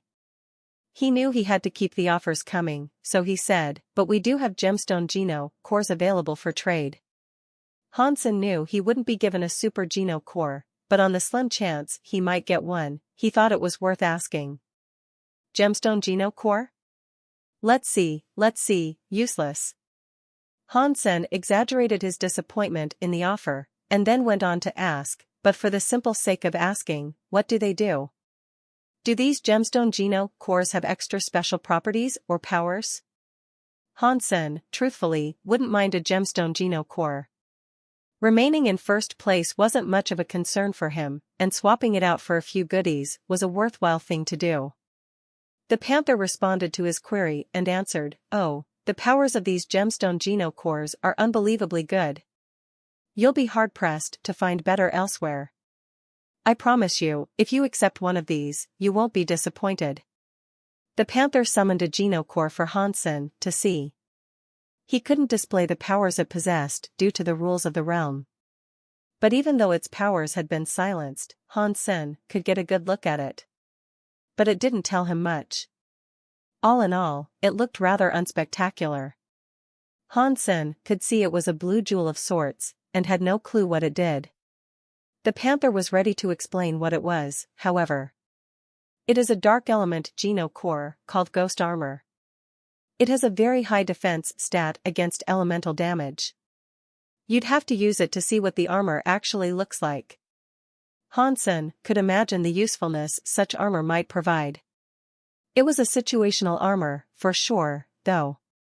Armor that was particularly effective against elemental damage had almost zero properties for defending against raw physical damage. Style was another concern for Hansen, so it was unfortunate he was not able to see what it might look like on him while he was in the Geno core storage. What was that tree you mentioned earlier? Hansen went on to ask. The panther summoned the seed of such a tree and said, I can't move the tree, but I can give you the seed of one. You should take it. Very nice. Panther boy, I think you are a good man. Hansen accepted the seed and was immediately able to sense the life force within it. Thank you. And what's more, you should get a feel for this. The panther then proceeded to hand over the Ghost Armor Geno core. Hansen accepted it, and it was as described. It was a gemstone dark Geno core. I can give you first place for now. But once you've reinforced, you're going to have to challenge me and hand it back over, Hansen stated. That is no problem, the panther agreed. Congratulations, you have obtained the first rank in the bronze Geno core storage, Hansen squinted. You have my thanks, good sir. The panther was clearly struggling to contain his excitement and joy. If you ever have the hankering to strike more business deals, look me up. Hansen waved and immediately left the Geno core storage. Hansen's rank then dropped down to second. In first place was Ghost Eye. Hansen looked at his crystal egg, just to double check, and he noticed how he still had the 9 reinforcements. Nothing had been lost. Back in the shelter, Hansen donned his new armor and started casting dark element abilities. A blue shroud enveloped Hansen's skin, which then projected outwards like a holographic armor set around him. The armor was true to its name. It was not a solid-looking armor set, and Hansen looked more like a transparent phantom. It wasn't a bad bargain, all things considered. After trying out the armor for a bit, Hansen grew rather fond of it. Its properties were right up his alley, in how it masked the user inside and obscured their life force. Its defense boosting was remarkable. Geno core armor was also defined differently than Beast Soul armor, and if you wanted to, you could use a set of each at the same time. I should really get to first place again. Maybe someone else will want to make a trade with me, too, Hansen said to himself. Before he returned, though, Hansen took the time to plant the super spirit tree seed in the garden. He used a single life drop from the black crystal on the tree, and watched as it immediately sprouted and began to grow. One life drop was the equivalent of 1 year of growth, and he wondered how long such a tree might take to fully develop and bear fruit. The next day, Hansen returned to the Geno core storage and challenged Ghost Eye. When the panther received the challenge invite, he declined it and told Hansen, "I gave you the seat in order to achieve first place. Why would I hand over this lofty seat so soon?" The panther had never planned to give it back to Hansen at all. And he had even gone so far as to get in touch with other spirits who were willing to trade with him for the first position instead. The panther received another challenger's invite, which he accepted merrily. It was a spirit that wished to buy his way to first place, too. The spirit was the sort with a fat wallet, and the panther was sure to walk away with wealth that would cover the losses he incurred to Hansen, and then some. Hansen wasn't angry over the panther's rejection. In fact, he understood and laughed. "If you think you can avoid me forever by declining my challenge offers, you are a naive little brat." Hansen exited the storage and summoned his real blood Geno core for a re-entrance. Upon re-entry, Hansen used his real blood Geno core to complete the ranking test. The real blood Geno core had absorbed 20% of the black crystal, an amount that was double what the others had. If that was any metric for the strength of this Geno core, then it was sure to be even greater than his other cores.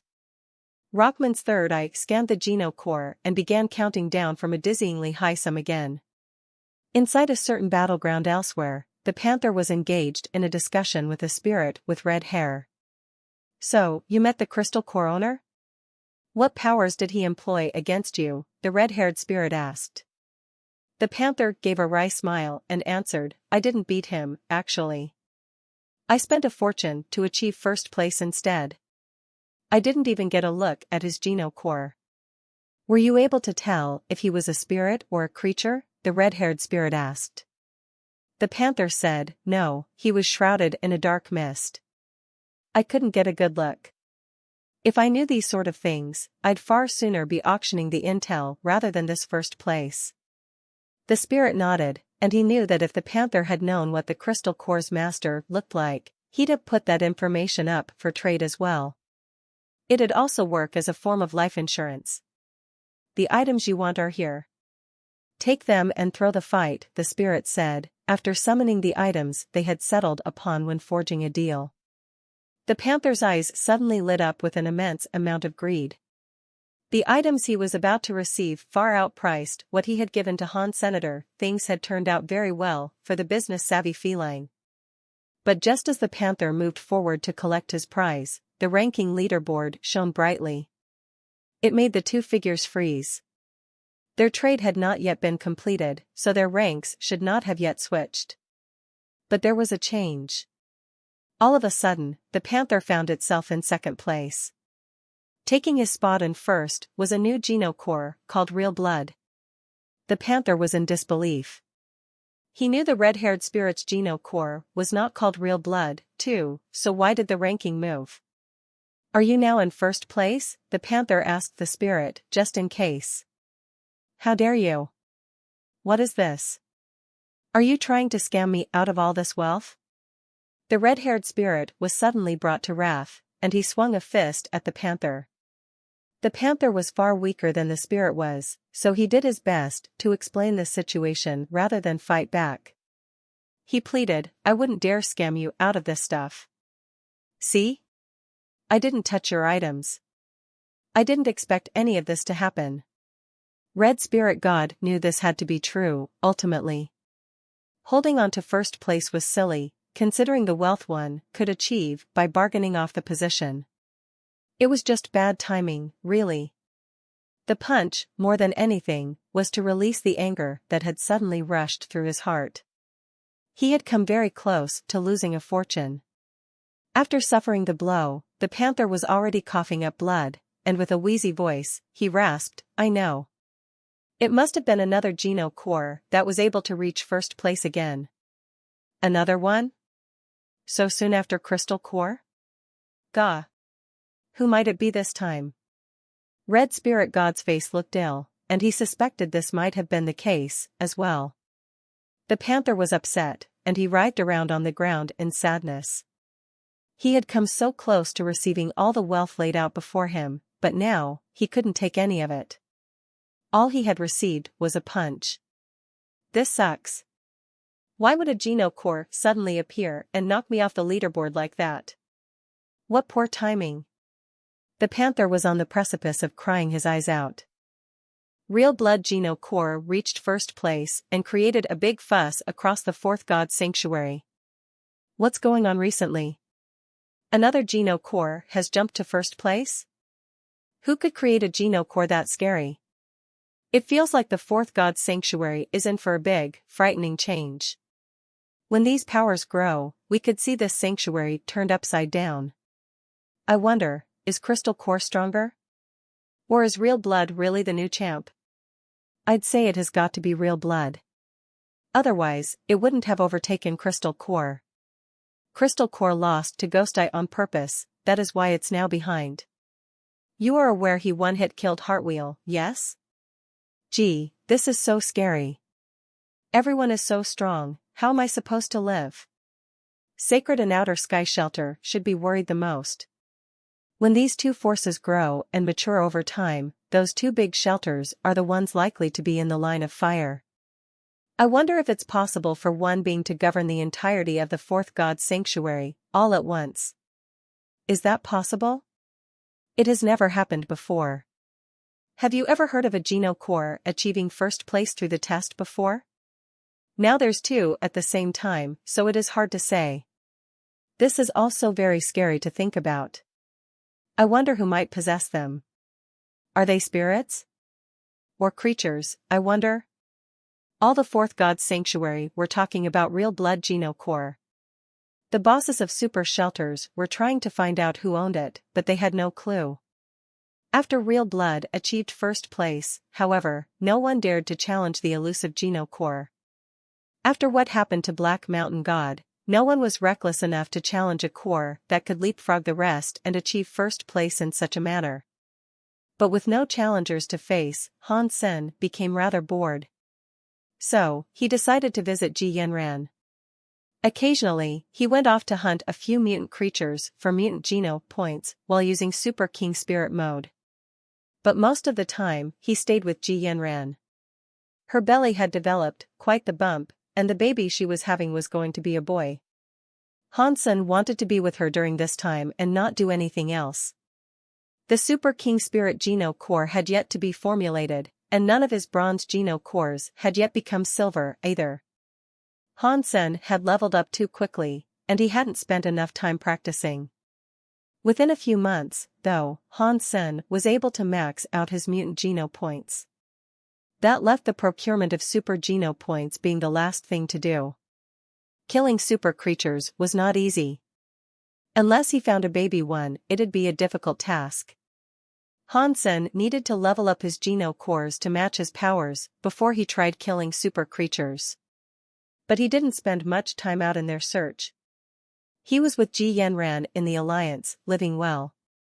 In the third god sanctuary, many emperors assembled in one shelter for a discussion. No god emperor and ruin emperor were there amongst the collective.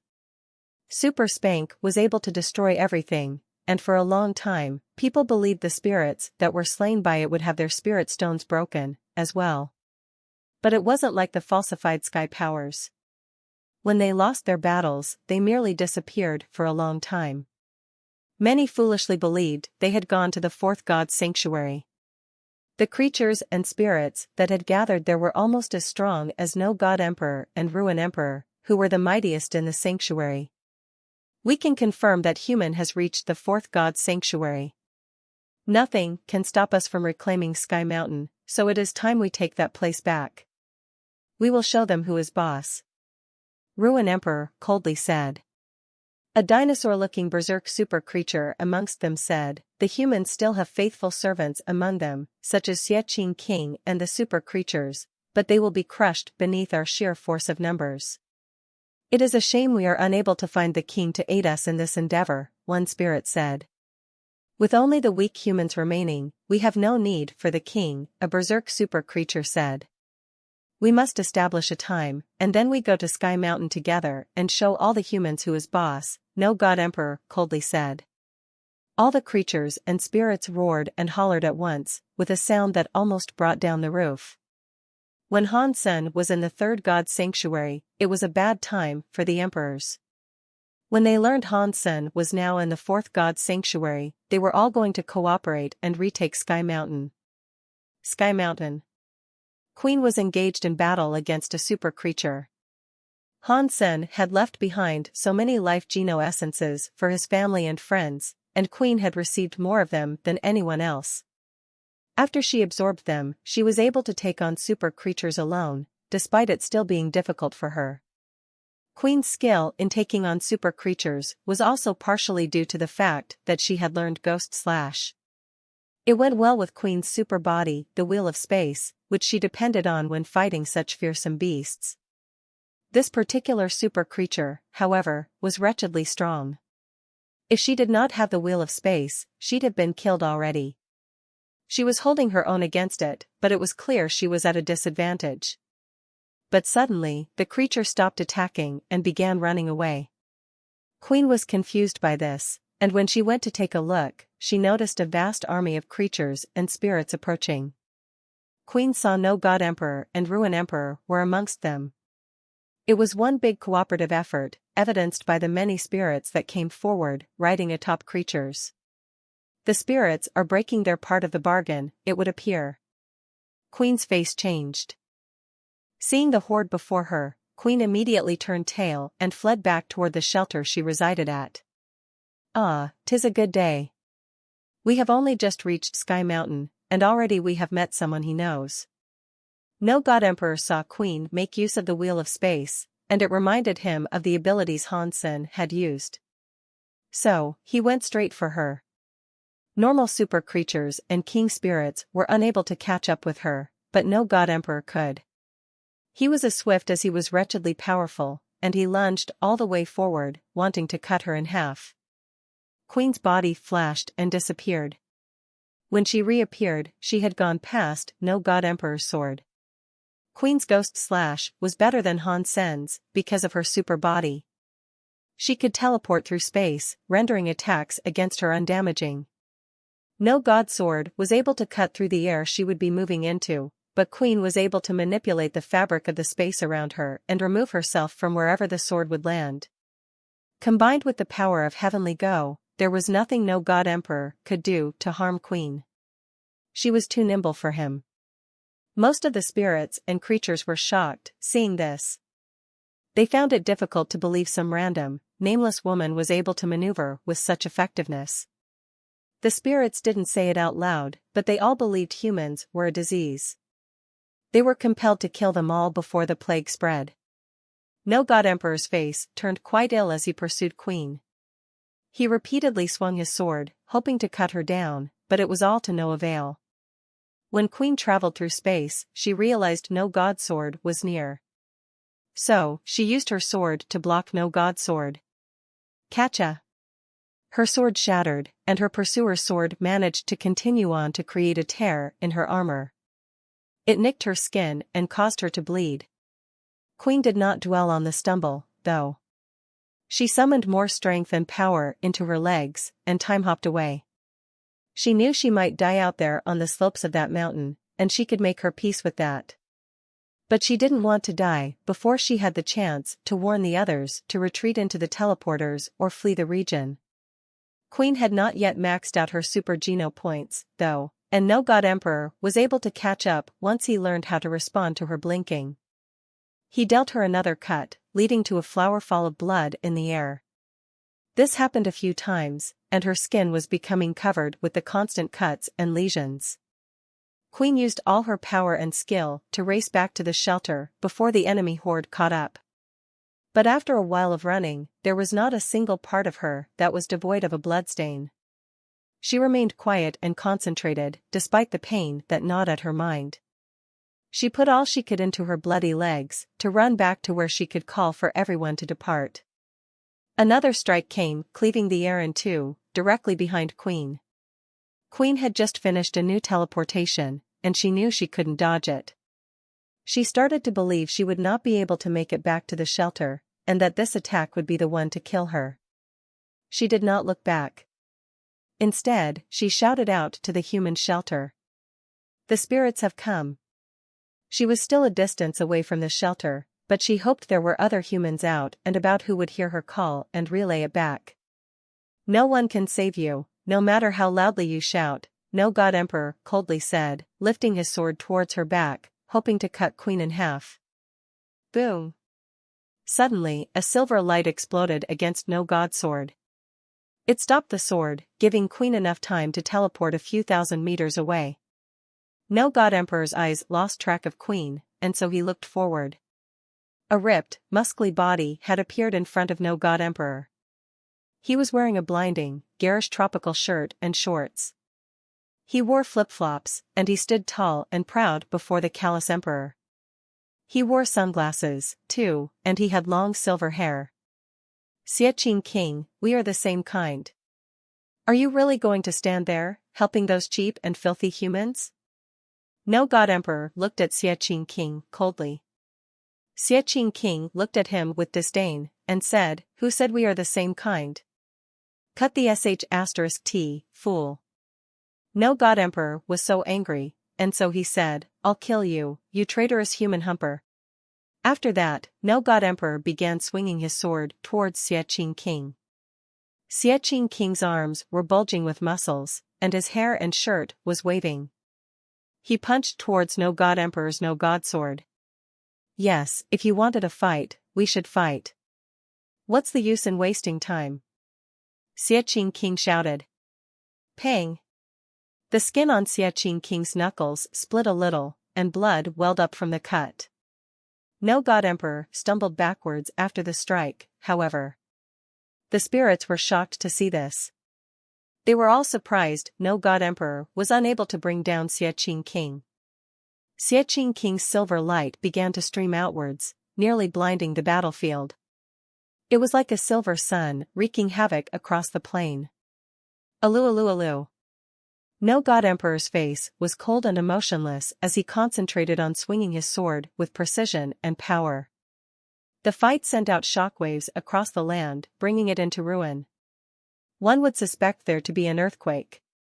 The mountainside began to split, sending many creatures and spirits spiraling down to their doom.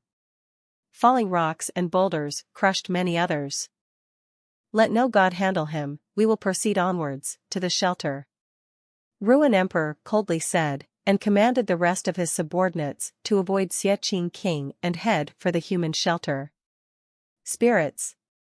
Are you going to betray the treaty established with the king?" a disdainful voice bellowed across the landscape.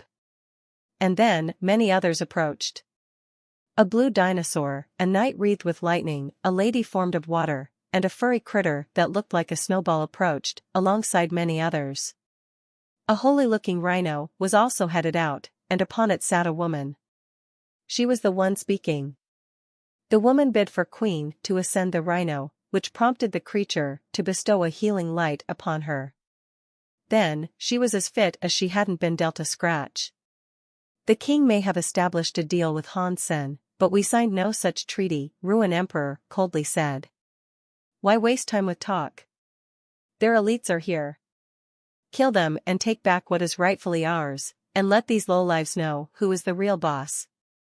A big dragon roared in the sky. Then, the army of creatures and spirits began racing towards the shelter in unison. Emperors and super creatures went, also. The land was blanketed by the coming forces, as an endless bastion of creatures roared in their charge. Thorn Queen spawned countless vines to lash, impale, and choke the legions that ran forward relentlessly. The ground was dyed red with the blood of her victims.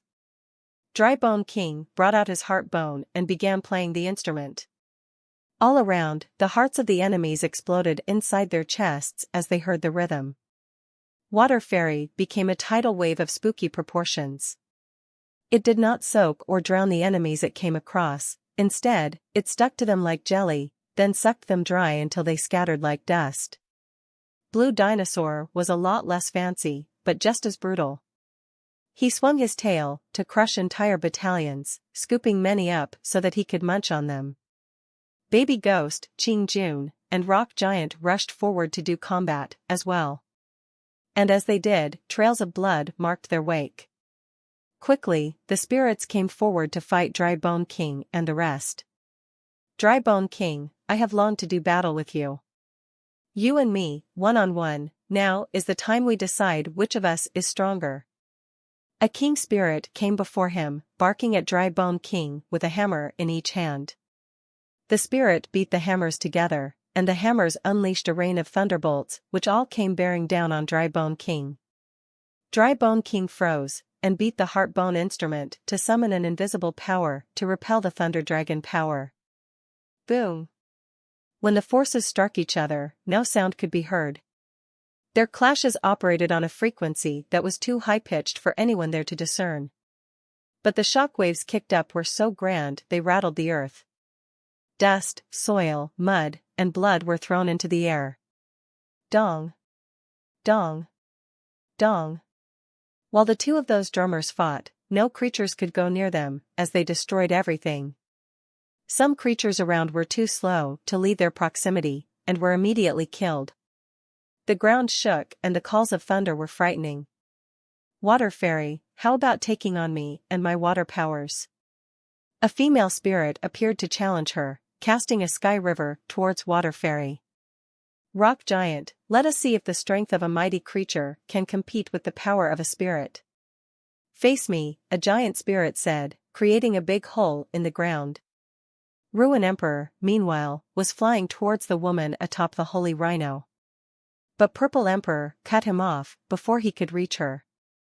You dare lay your fingers on me? Ruin Emperor had the ability to trap and stifle the powers of anything that came into contact with him. Purple Emperor laughed, swung his purple sword towards Ruin Emperor and said, "Why would I not dare?" Ruin Emperor's face then swiftly changed, not daring to accept the hit to be delivered by Purple Emperor. Purple Emperor was fully grown now, and that hit he was to deliver would break hell and kill Ruin Emperor for good. So, even Ruin Emperor with his ruin powers would not dare risk getting hit by that. The fight below continued to rage on, and Queen, having fully recovered, wished to rejoin the battle. Luolan merely frowned. They were a force to be reckoned with, and they could take on any individual emperor, but there was just too many for them to deal with. Dry Bone King and Water Fairy were not emperors yet, either. There was little they could do to fight and repel the oncoming hordes. Although Holy Rhino could issue torrents of healing at a consistent rate, it still wasn't enough to keep all their forces healthy and fighting. At least they weren't going to lose swiftly, though. There were many emperors and spirits headed for Zero now, too. They still wanted her dead, but she was able to mow them down with her red beams of light. Her falsified sky powers could also destroy the spirit stones of the spirits she slew, as well. It is the heir of Godslayer Luo. Even he failed to kill me. Do you really think a weakling daughter of his, like you, can kill me? A spirit had come prepared. When another spirit was killed, an emperor came. The emperor was holding a mirror, and Zero moved forward with her bone dagger. With that mirror, the emperor was able to block her falsified sky powers, and she was unable to kill him. You are not strong enough to break my 10-life mirror, 10-life emperor said with disdain. Zero frowned, but did not relent. After she restabilized herself, she lashed out at the emperor once more. 10-life emperor is dealing with Godslayer Luo's heir. In the meantime, focus on felling Holy Rhino and the woman atop it. A command was issued, and the majority of the remaining king spirits and emperors turned their attention to the rhino. Boom!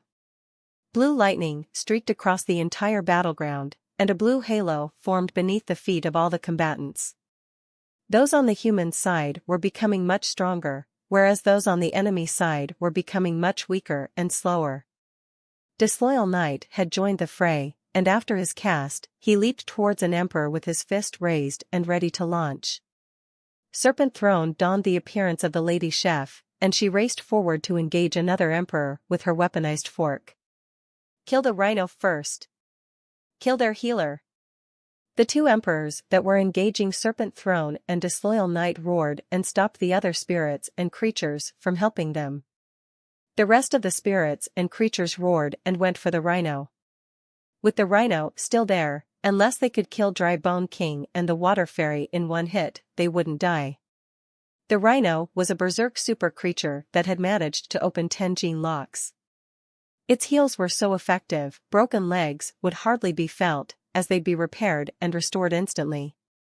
Dragons soared across the sky, blitzing the ground below with trails of fire. Centipedes and other grotesque creatures were headed for the rhino. The holy rhino roared with its holy light, and wove a fabric of dandelions across the earth around him, imbuing his allies like Dry Bone King and the others, with a greater pool of health and a stimulant-like zest and energy to fight the king spirits, emperors, and other elites. Although the rhino was powerful, it was harmless. It couldn't stop the horde of monsters that were coming after him. The battlefield was a mutilated hellscape. It was like a bunch of monsters pulling at a rhino in hell. Luo Lan was sitting atop the holy rhino, which was not moving. She simply smiled. Sky Emperor was the one who reached the rhino first. He planned to fell the rhino and Luo Lan simultaneously. But as the Emperor arrived near her to deal a killing blow, Luo Lan raised up her hand and made a simple waving gesture. The blade beam he wielded was cut in two, as was the Emperor's body. In a stunning display, she cut the Emperor's spirit in half. The Emperor's blood cascaded everywhere, drenching the sky and painting the ground. All who approached the rhino were frozen stiff in fear, they almost couldn't fathom what their eyes had just told them. Falsified sky power? This woman is also an heir of Godslayer Luo? Someone screamed. Luo Lan scanned the field ahead of her, and then, the holy rhino lifted up its two front legs and brought them down on the head of a centipede below, as if it had read her mind. After that, it leaped forward, up and over the horde, towards a dragon that was soaring through the sky. As the rhino did this, Luo Lan waved her hand as they passed by the horde, slaying a host more of the creatures and spirits below them. This woman has the powers of Azura. Hansen did not lie. Dragon King, who was a dragon, felt a chill, witnessing the screaming creatures. The rhino continued to run, as she swung her hands repeatedly. Nobody could stop her, and all those who tried were immediately killed. Kill. Kill. Kill. Luo Lan gave a heart-stopping smile as she cleaved her way through the horde, and it did not leave her face for the duration of the fight. She was scarier than the devil himself. The Azura powers should not have come to exist in the sanctuaries, for it could lay waste to anything it went up against. Luo Lan had not even maxed out her abilities and power, and yet, without the 10-life mirror, none of the emperors and creatures could block her strikes. While the spirits and creatures were getting beat, a gold light came from the sky. It was a spirit that looked like a king, glowing as he came. It was Sky King, from Skytree. He was not a demigod, though. Oh no, Dragon King said. Azura powers were insanely strong, but Luo Lan herself was not Azura. If there was one thing her powers would be ineffective against, it was the power Sky King wielded. That was 33 days. With Sky King's coming, greater pressure was put on Luo Lan. Luo Lan, however, continued to make use of her falsified sky powers, and she tried swiping it upwards to strike the incoming spirit. Unfortunately, it could not reach Sky King. One day is one world, and I have 33 of them. You cannot do anything. Sky King coldly said. If Azura was still here, you wouldn't dare say such a thing. Dragon King called back out with disdain. Sky King balked, then laughed and rebutted, "Ha! Dragon King, it surprises me to see you are still alive, but this woman is no Azura. I am not Azura, but neither is there a need for me to be." Luo Lan said this coldly, before waving her hand again to attack once more. Sky King attempted to evade the strike, but after rolling away, his face changed and he fell back. When he stopped moving, he noticed his armor had been destroyed and he was bleeding gold blood. Sky King's face changed, and Dragon King laughed. He called out to Luo Lan, saying, "Nice job." Sky King, looking gold, used his 33 days on Luo Lan with immediacy, and he shouted, "What are you all waiting for? Go and kill her. I can hold off her powers, and she won't be able to kill you." The emperors, kings, and super creatures all resumed their attack on Luo Lan, after having been stunned into submission by her display earlier. Their original target had been the Holy Rhino, but it had now been made clear to them that the woman atop the creature posed the greatest threat. Luo Lan hardly had what it took to repel the force and not submit to the pressure of 33 days. If the rest of the enemy moved on her, there'd be nothing she could do. With all those forces converging on her from every direction, she wouldn't even be able to dodge if she needed to. Dragon King was in shock. Luo Lan was Han Sen's mother, and if she died during this conflict, it would drive Han Sen mad. Everyone who looked upon Luo Lan wished to help her, but she was coming under fire from all directions, just as they themselves were. A rescue did not seem possible. But then, she did something else. Luo Lan threw a white fluffy orb into the sky. It was Snowball, and he clearly wasn't fond of what Luo Lan had just done. He rained down tears and summoned a big white orb. Boom! All the grisly powers were absorbed by the ball, in its descent to the ground. Despite the number of hits it incurred, it did not break. It was a little misshapen by the beating, but it rebounded to its original shape quickly after. "Ignore the orb, kill the woman first," Sky King shouted. The army rushed towards Luo Lan once more, and like a guided bulwark, the orb rolled before her, deflecting all the hits that came. Of course, there was a limit to the damage it could ultimately sustain. And it couldn't protect her from every single strike from every single angle. An emperor had managed to find an opening in her defense, and with a fist that wielded a killing frost, he saw his chance to get her. Luo Lan was still focused on Sky King, and she didn't have the time to turn around and take the emperor out. She seemed likely to suffer the devastating strike, but before she did, the sound of a bird was heard chirping in the distance. The red fish bird had suddenly appeared, and it swooped down to gnaw at the emperor's chilling fist, and had him reeling back screaming. Luo Lan comforted the bird, and then turned to look around. The battlefield she purveyed was bad. There were far too many creatures and spirits to deal with, and the rhino's healing could only support them for a short while longer. If this went on, it'd only be a matter of time before they lost. Drybone King was on the verge of death, despite the constant sustenance of strong heals. His foe had gotten the better of him. Furthermore, as good as the heals were for keeping someone on their feet, death was death for most. No heal could resurrect the dead. "It looks like I have to use this, then." Luo Lan pulled out a Jew and poured wine into it. Han Sen had left it behind in the third god's sanctuary, hoping Luo Lan would be able to summon him down, to bring those who could not traverse the 10 steps of the holy door back with him. Of course, if someone could not traverse the 10 steps of the holy door, their bodies would not be fully cleansed, and allow them a further ascension to become gods.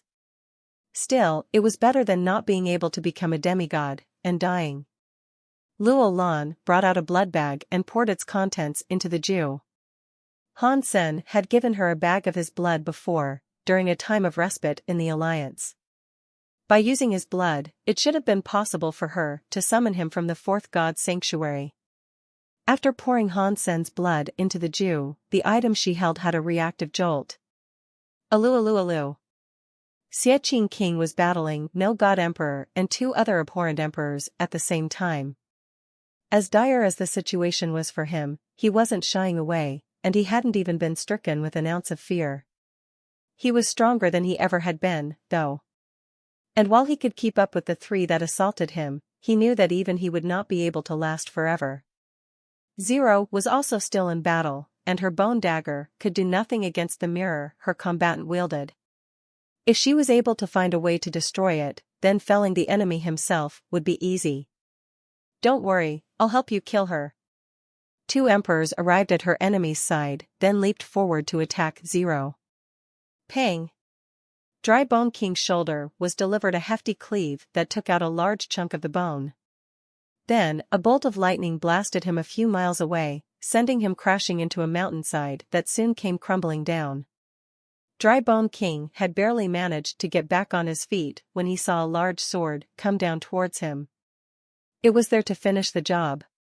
By some divine intervention, or so it felt, a creature appeared and ate the metallic weapon. And so did a bird. "A metal eater," the king spirit exclaimed. "Go to hell." A river of electric bolts then came bearing down on the metal eater. The metal eater started to glow, and then it blocked the thunder attacks. Its defense was very strong, but it still bled. But it was a metal eater, not a thunder eater. It couldn't eat and digest thunder powers. Qing Jun, as this went on, was surrounded by 8 king spirits.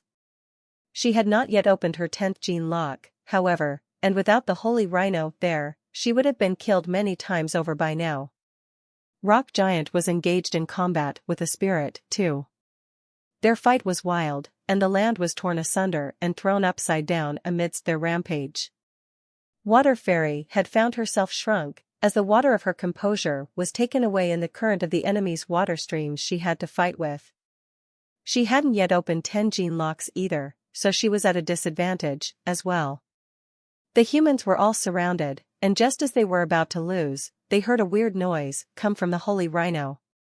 Luo Lan was seen drinking wine atop the colossal creature, and the dew in her hand was beginning to shine red. This same color was then reflected in the dark, swirling skies above. The sky was torn in half, revealing an altar that descended down towards them. Upon it was a statue, modeled and sculpted to the look of Han Sen. The creatures that wanted to kill Luo Lan turned to see the altar, and then, their faces changed. When the altar appeared, there was nothing that the creatures surrounding it could do. And almost immediately, they felt their life forces leave them, drifting towards the altar. There were too many creatures, and so many life forces went towards the altar. They gathered up around the bust atop it. Han Sen's true self had acknowledged the summons while he was in the 4th god sanctuary. He had already received news that the spirits had rebelled and were attacking the human shelters. So, now all he did was wait. He did not know if his blood was enough for him to be summoned, however. If he couldn't be summoned back, then his mother and the humans of the 3rd god sanctuary would be left to their own devices. Han Sen was starting to worry. He felt his body begin to burn. A strange sort of power was beginning to enter his body and swirl throughout. It was so powerful, it burned and had an effect on the area around him. He could feel and then see the dimension he was in begin to twist. Han Sen thought to himself, I guess it worked. I suppose it should come as no surprise that all those emperors and super creatures make for a worthy enough sacrifice to summon me. As Han Sen was lost in thought, his body became stronger and he opened a rift. He was suddenly pulled into a tunnel of sorts, and all that was there was a portal. Sky Mountain, in the 3rd god sanctuary. No god emperor saw the altar and muttered a few words of spite. D***it. Curse these vermin, how can they always manage to summon demigods like this? Summoning demigods was no easy feat, however. It required a demigod geno core that had been left behind somehow, in the 3rd god sanctuary. Such relics were exceptionally difficult to come by. Han Sen had once summoned Lotus Empress's mother to stop No God Emperor. This time, Luo Lan was summoning Han Sen himself. It seemed this could be a repeat occurrence, since the same relic had been used to achieve this twice since its discovery.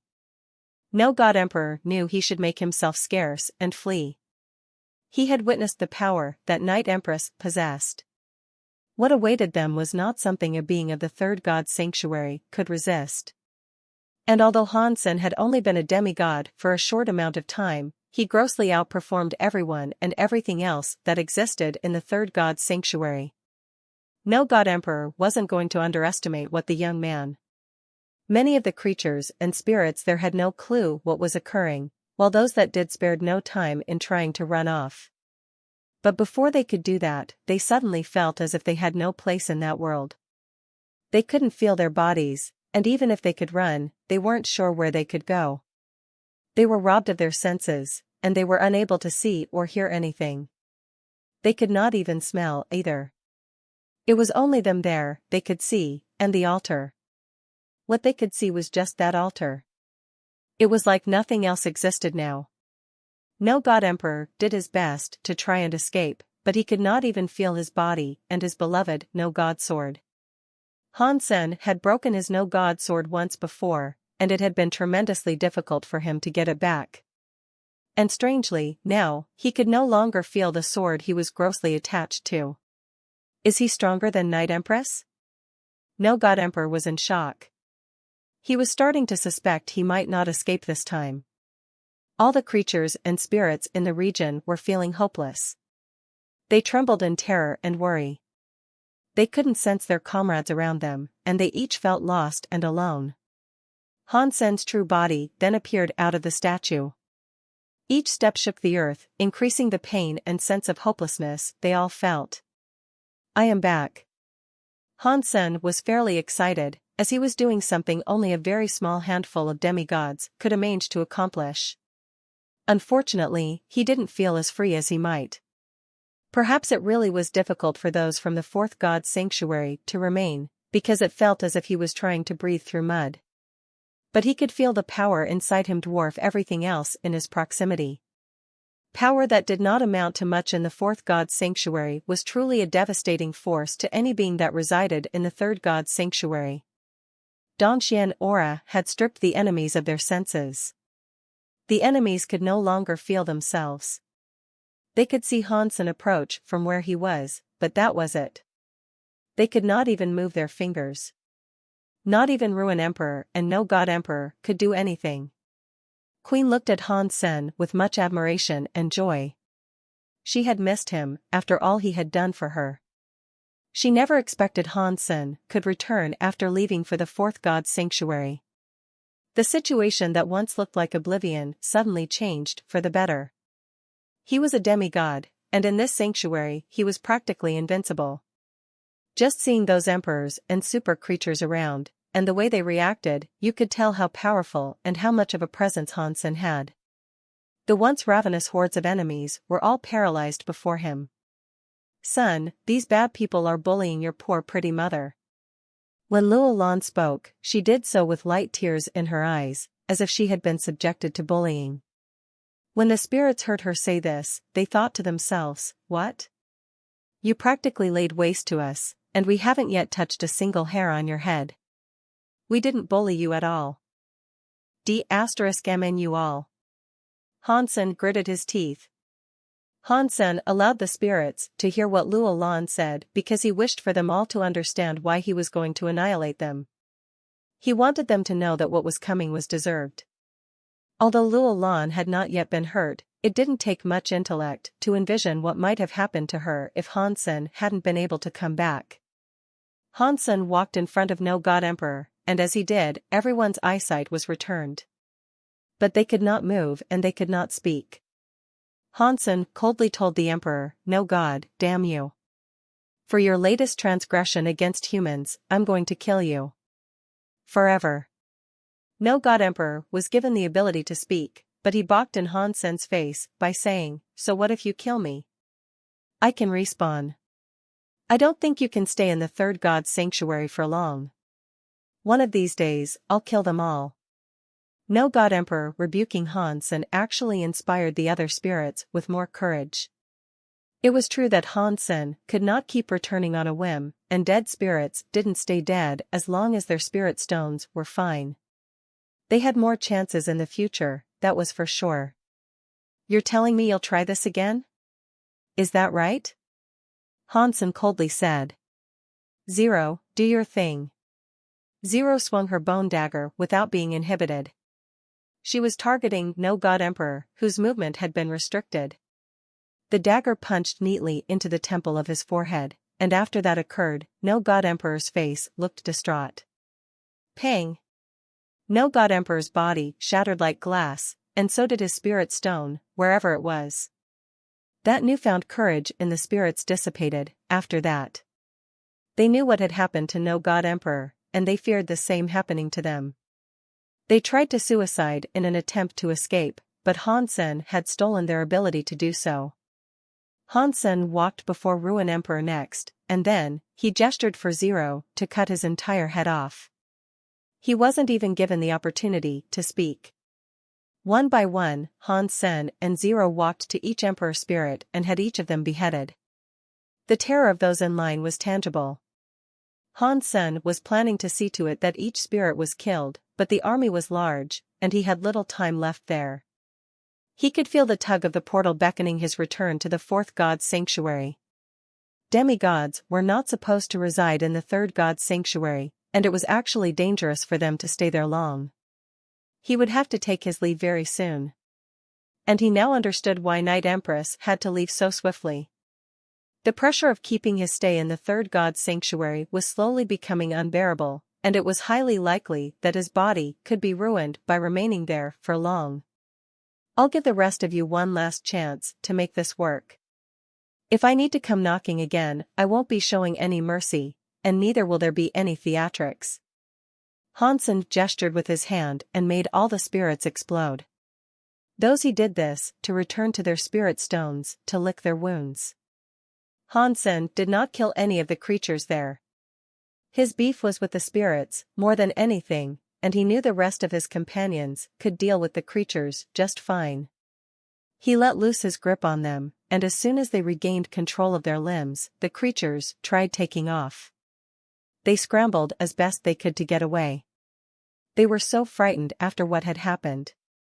Creatures couldn't respawn like spirits could, after all. They sure wished they could run faster, though. The only person Hansen had left alive was Sky King. He was planning on interrogating that sickly emperor, as there was much he wanted to learn before he departed. Qing Jun was his daughter, too. As much as Hansen despised Sky King, he didn't think it was very nice to have her father brutally murdered in front of her, deserving or no. Demigods are so strong. Whoa, it looks like I should strive for a promotion. Qing King laughed. Haha. If you're interested, I can take you back with me. But, not ascending through the fires could inhibit you further down the line, and you may struggle. Becoming a god will later become extremely difficult, Hansen said. Understood. From this point on, I will strive to become a demigod the proper way. Where's the fun in taking a shortcut? Qing King said. Hansen asked Dry Bone King and Water Fairy, I have explained the situation, but if you still want to come, you may. Does anyone want to become a demigod? Any of you can come with me? Hansen expected some of them to return with him, but surprisingly, none chose to come. They all looked at each other, and despite wanting to become demigods, they all agreed that if they were to ascend, they should do it the proper way.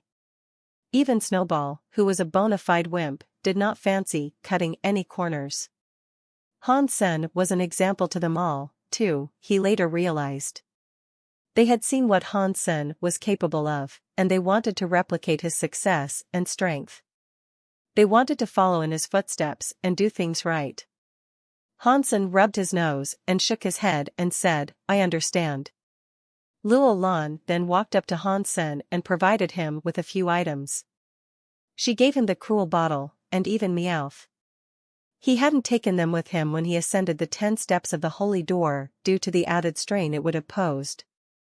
He was afraid the fire would have incinerated them. Thank you. And now, Mom, I should go.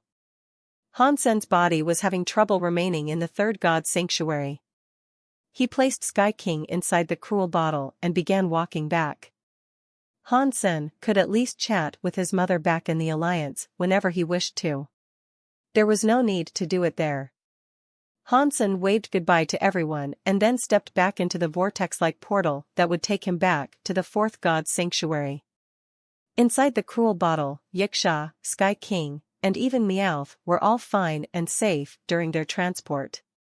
Hansen was just going to treat Meowth like a pet, sort of like he always had. He wasn't bringing it through to do any fighting. Many emperors had been slain in the third god's sanctuary, and with the prospect of Hansen possibly returning, none dared to attack the humans again. They could keep Sky Mountain. Hansen returned to the Alliance to be with Ji Yanran shortly after this escapade, as her due date was incredibly soon. He was very excited to have a son.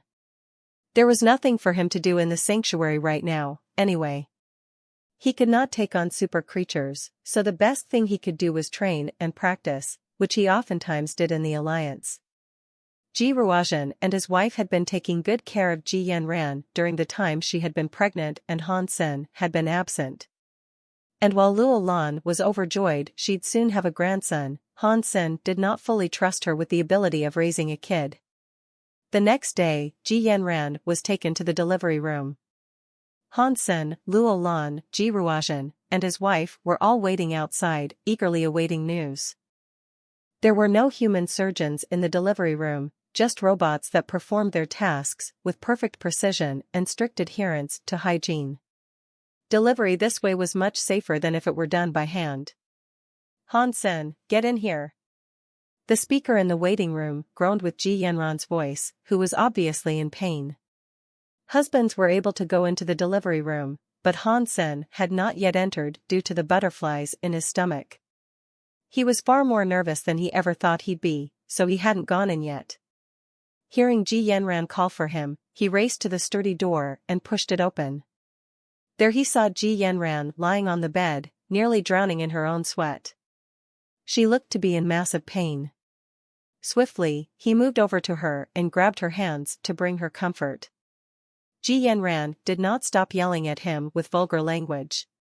She was never one to swear, but today she couldn't seem to form a sentence without a curse word included. When the baby was finally born, what they didn't hear was what scared them the most. The baby was silent, and there was no crying. Usually, the day they're born, babies cried like mad. When the delivery robot brought the baby over to Ji Yanran, however, it looked remarkably healthy. The technological advancements of their time made giving birth a far swifter process.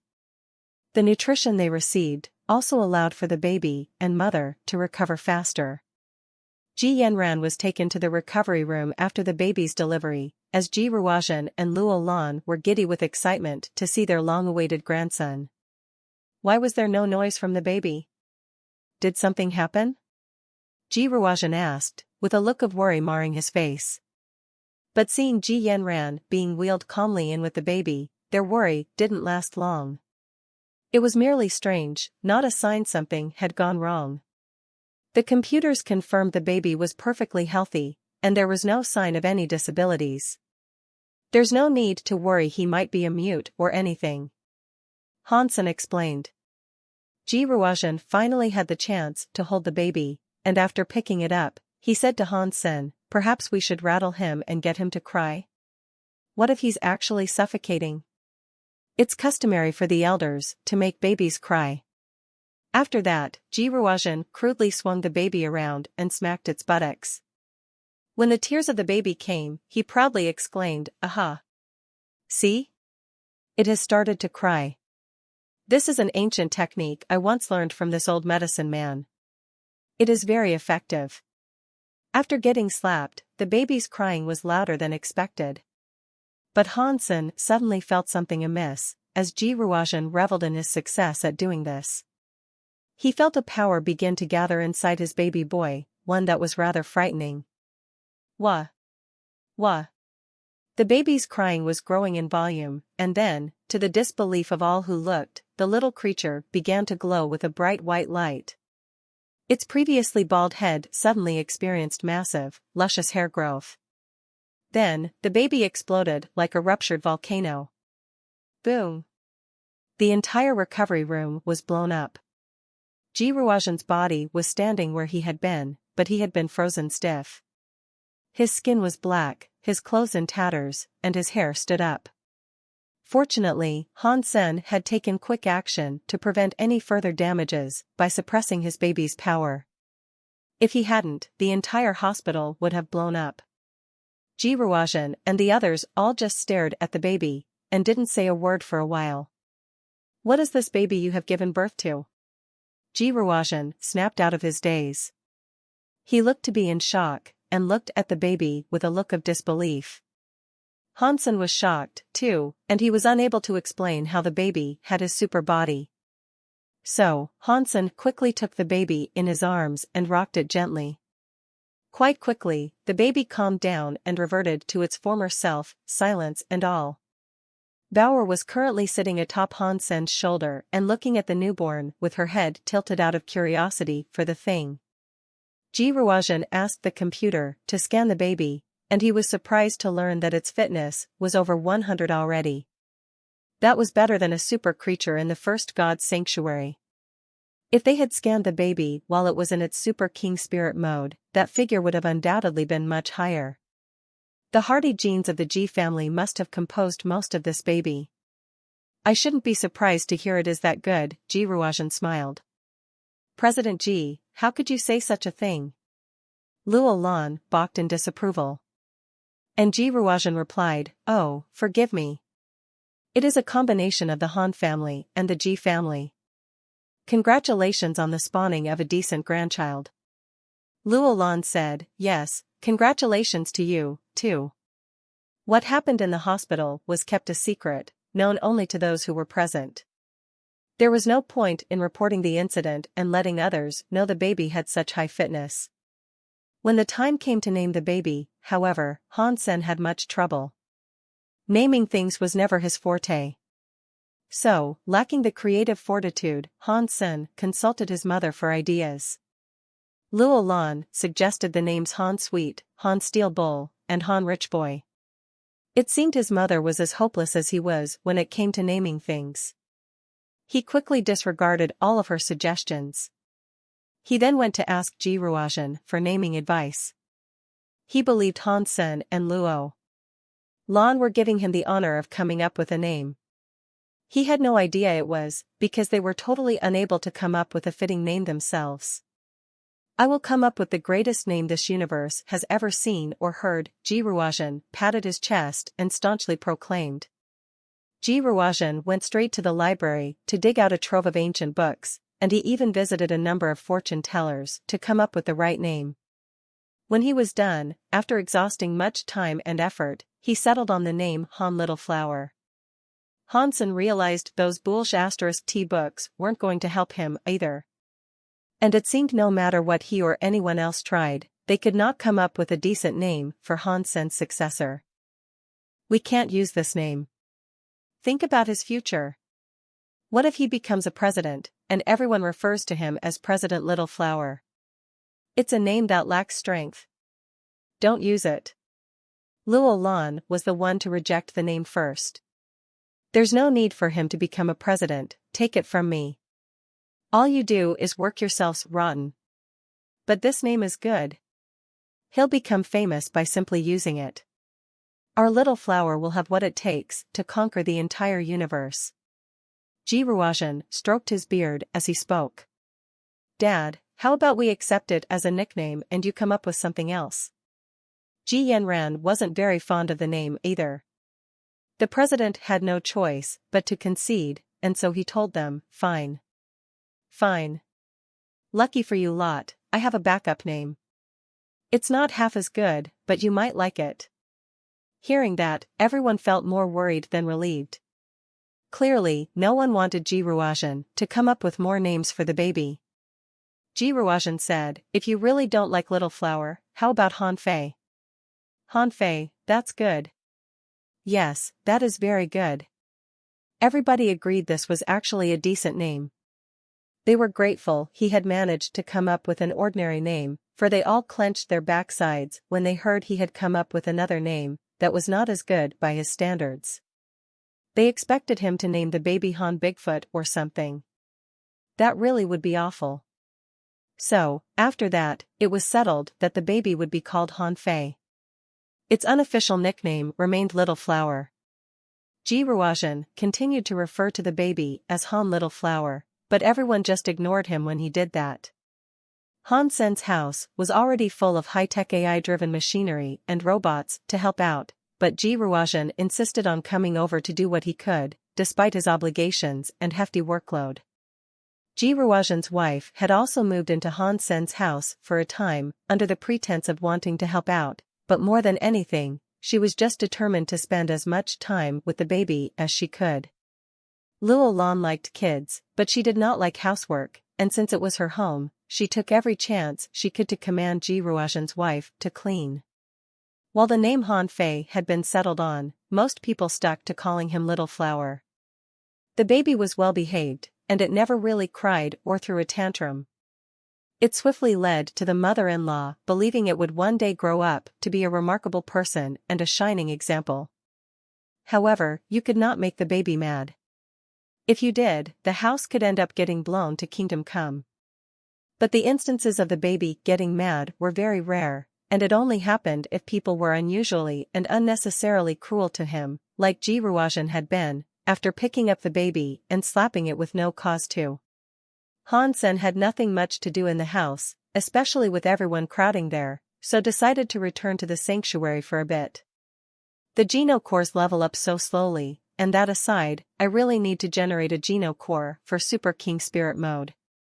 After thinking this, Han Sen traveled to a large valley that was far beyond the middle of nowhere. There, he was going to find a way in which he could generate a Geno core. He tried many different methods, but all were to no avail. He ended up using his old trick saving money. And with it, he began to build up a vast reservoir of power. The coin rattled between his fingers as it gathered power, and the numbers on the coin ticked up to the number 27. This was all Han Sen's power multiplied by the figure of 27. Needless to say, holding that much power was a difficult task. But he held on to it firmly, not yet willing to let it go. When the sum reached 30, his body began to sweat profusely. It felt as if he had just stepped out of the shower. When the figure reached 40, the real strain began to settle in. His body was trembling like mad, exhausting everything it could to hold on to that power. The coin itself was glowing, having trouble containing that might. If it buckled and exploded between his fingers, it was highly likely Han Sen could end up destroying himself. Normally, Han Sen wouldn't hope to continue past a number this high. But on this day, he was genuinely interested in seeing how far he could take saving money. One by one, the figure grew higher. It hit the number 50. If the power contained inside that coin was inside his body, he'd be nothing more than a flash of light, and then nothing at all. Han Sen made sure to hold on to the coin carefully. He didn't want to risk dropping it on the ground. With all the power inside that coin, it was becoming incredibly heavy, too. Han Sen's fingers were beginning to creak and make strange sounds as he struggled to hold it up. When it reached the almighty figure of 100, Han Sen knew he couldn't take it any further. The risk was too high and he was beginning to lose control of it. Han Sen wanted to fire his coin and get rid of the power that he had bottled up inside it. Unfortunately, he now realized he was unable to. Han Sen understood the best he could do right now was toss it away elsewhere, so it could explode. He had decided to use this valley due to the presence of a strange hole there. He hadn't ventured down it before, and truthfully, he did not know precisely how deep it was. He only knew that it was deep, and if he had to, he could drop the coin down there and avoid blowing himself up. Han Sen didn't want to kill himself by mishandling the coin, but when Han Sen threw the coin out, it really was too heavy. He was only 3 meters away from the hole, but he felt as if he couldn't even throw it 10 centimeters. He had to inch his way close to the hole and drop the coin in. Walking over towards Pit was a struggle, and each step left a crater-like boot print in the earth. The very core of his bones squealed. After taking 3 steps, he had walked 3 meters. Those 3 meters felt like 3 light years, however. **T. Am I going to end up blowing myself up? Han Sen stretched out his hand and watched it fall slowly, under the crushing weight of that coin. I shouldn't have done this. I won't reach the hole. The coin was about to drop.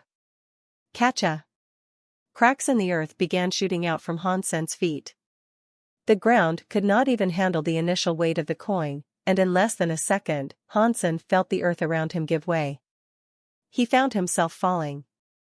As the ground collapsed and Hansen found himself in free fall, he let go of the coin to plummet by itself. Then, he flew back up to the ground that was still stable. He waited near the drop for a long time, but the coin did not seem to find ground. If it had, it would have exploded with a blast Hansen was sure to feel. Hansen poked his head over the sides of the hole that had formed, and it was only then that a scary power burst out of the ground like a geyser. The power sent Hansen flying, around 50 meters away from the hole. Both sides of the hole had been brought to ruin. The power unleashed by a saving money coin, dialed to the number 100, was far too terrifying for Hansen to comprehend. Once he got back on his feet and patted himself down, Hansen inched his way back to the drop to get a clearer look at the aftermath. But before he could do that, he could feel his Super King spirit release a substance inside him. Aha! Did it work? Am I finally generating a new Geno core? Hansen stopped to take a look with sudden happiness. It was, and just like the formation of his other Geno cores, a substance was released into his seat of soul. It gathered together in a spot and began to swirl, before hardening to present something solid and tangible. The black crystal, as it always did, released some liquid that joined the swirling fluids and partook in the creation process. The black crystal wasn't very big by this point. After having created the other Geno cores, its size had been reduced by 50%. And now, with the release of more liquid, it was getting even smaller. But this time, Hansen's shock and awe was taken to a whole new level. The black crystal was no longer a black crystal. It didn't seem crystallized anymore. Its color had been wholly robbed, and its shape had been warped. It became a faint, translucent item that seemed to possess a blurry halo in its interior. Without the black coloration of the crystal, the light inside was free to shine out. It began to beam brighter than the sun. It was so bright, Hansen was unable to see what might have truly resided within that light, but whatever it was, he could feel the power it possessed. Before Hansen could investigate it any further, though, the Geno creation process was complete. His Super King Spirit Geno core had taken the form of a coin. The coin had the number 1 fixed on its front, and on the back was an image of Hansen in his Super King Spirit form. Self Geno core, bronze coin. Hansen did not have time to check out the Geno core in great detail, though. The volume of the halo's brightness went up a few more notches, completely blinding Hansen. Fortunately, the light was not harmful. And after a short period of believing himself to be blind, his vision began to return. Hansen took another look at where the black crystal had been, and what he saw gave him another surprise. The black crystal was completely gone, it had been replaced by a black crystal armor set. It was a heavy armor, but it had been forged with a sleekness in mind. It would be tight-fitting and rather feminine, in many respects. There was also a weapon alongside the armor set. Placed firmly in the gauntlets, there was a black crystal greatsword.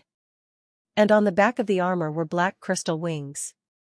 The black crystal armor was motionless, it was just there.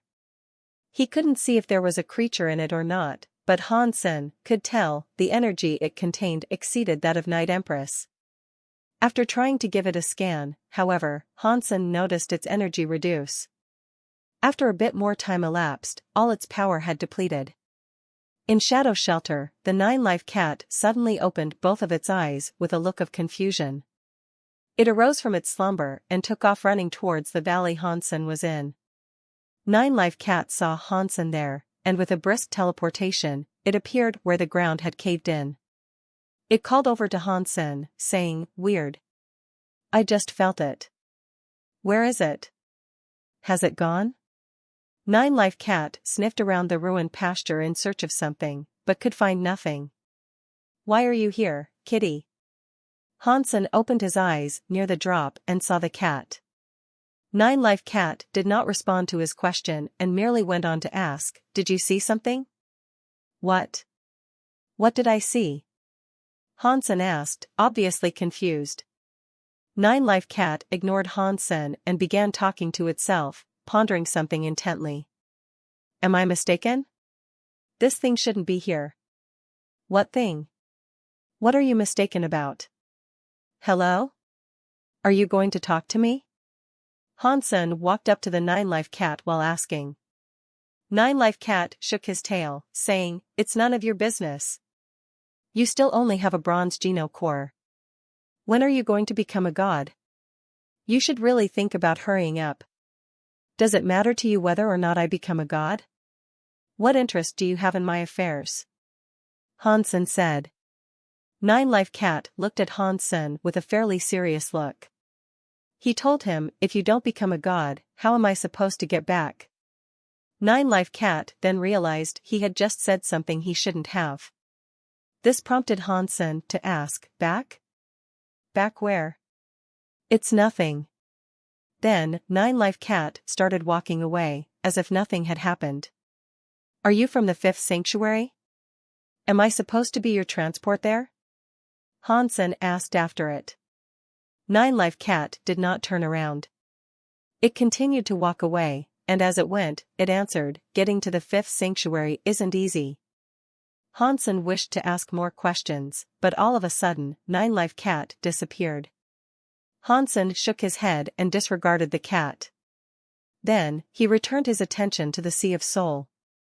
The armor set was still there, but it was dead and devoid of a life force. He could not bring it out of the Sea of Soul, for some strange reason, and all he could do was view it with mild curiosity. The armor set, for what it was worth, gave him the same feelings he received whenever he inspected the black crystal, though. Hansen wanted to go back now, but before he took off, he saw something flicker in the hole. It seemed as if something was down there. It was dark down in that pit, though. And the light appeared to be very deep within the hole, which made it hard for him to see what it might be. After using his Dongxian aura to scan what he could of the pit, Hansen was unable to detect the presence of any creature residing in the dark down there. If some creature had been disturbed by Hansen's coin, and somehow survived, it should have all come scrambling out by now, anyway. So, apparently having nothing to fear, Hansen decided to investigate the hole, feet first. The pit he had created was enormous, and a few clicks deep without a doubt.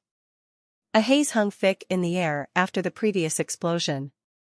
As Hansen neared the bottom, he could see how ravaged and frighteningly violent the power he had unleashed really was. At the bottom of the pit was a tunnel, strangely enough. It was not a natural formation, he could tell, and it seemed to lead in a certain direction. The light Hansen had glimpsed probably came from there, and this was confirmed when he saw the same flicker cross his vision as he peered into the tunnel. After traversing the length of that black stretch, Hansen found himself wandering into a chamber that was fairly large. It almost looked like a nest, given there was a creature at its center. It was a snake. It was black and white in color, but the white parts were fluorescent. They were almost like neon bulbs. Acknowledging this, Hansen quickly, and correctly, determined that they were the lights he had caught sight of briefly earlier. The creature was a few hundred meters long, however. And strangely, after taking a closer and more accurate look, Hansen noticed the creature lacked eyes and even a mouth. Truthfully, scaled height aside, it looked more like an earthworm in shape and form. At one end, which Hansen guessed to be the face, there was a crude horn which was also black and white. It didn't wriggle around on the spot either, as worms often would. It could move and slither around just like a snake. Hansen gave the creature a scan and did not rush over to the earth-dwelling beast. And it was good that he didn't, because his reading indicated it was a super creature. It wasn't stationary, though, and Hansen made sure not to get in its way. It was slithering to and fro, obviously in search of something. Hansen made sure to suppress his breathing and mask his life force, so he could remain in hiding and spy on it for a while. Whatever it was looking for might have been a worthy treasure he could snatch for himself. If the creature noticed he was there, and it was aggressive and prompted the need to fight, Hansen didn't think he could kill it. He had to be as sneaky as possible. Of course, if Hansen possessed a self-geno core that was gemstone class, he'd give it a go. but he didn't and wouldn't. After watching for a while, Hansen fully understood what the snakeworm was up to. It wasn't searching for anything, actually. It was expanding its little subterranean boudoir. It appeared to be circling the cavern, but it was actually lashing the walls of its home with its hard scales, cleaving away a meter of earth each time. It did the same thing equally, all around its nest. And the creature kept on doing this over and over. Its residence was expanding at a rapid pace. Does it want to commit suicide, and it's building itself a nice grave before it goes? Hansen thought to himself. As Hansen watched with waning curiosity, something suddenly appeared in the deepest reaches of where the creature had dug. It looked like a porcelain object, and it had a creamy, subdued white color. When the monster found it, it began digging with renewed vigor. It went faster. It went harder. The porcelain object was like a pot or some such, but it was difficult to make out in the flying earth. Initially, due to its shape, Hansen believed it to be an item that was the handiwork of primitive humans, but as more of it became unearthed, he realized it was actually an egg. It wasn't small, by any account, either. From what Hansen could see, it was 1 meter tall, but most of it was still embedded in the earth the creature was swiping away at. It's an egg then? But if it is an egg, does it belong to this weird creature? Or is the creature stealing an egg that belongs to something else? Hansen racked his mind in wonder. Eventually, the monster dug the egg out in its entirety. But the creature didn't stop there, and it actually looked entirely uninterested in the item. It simply continued to dig deeper and deeper in the same spot until it was out of sight. Hansen's heart was beating quite rapidly in excitement, and he thought to himself, he's finally gone. Well, whoever that egg might belong to, it sure looks like it belongs to a super creature. Over there, super geno points are sitting right out in the open, unguarded and ready for the taking.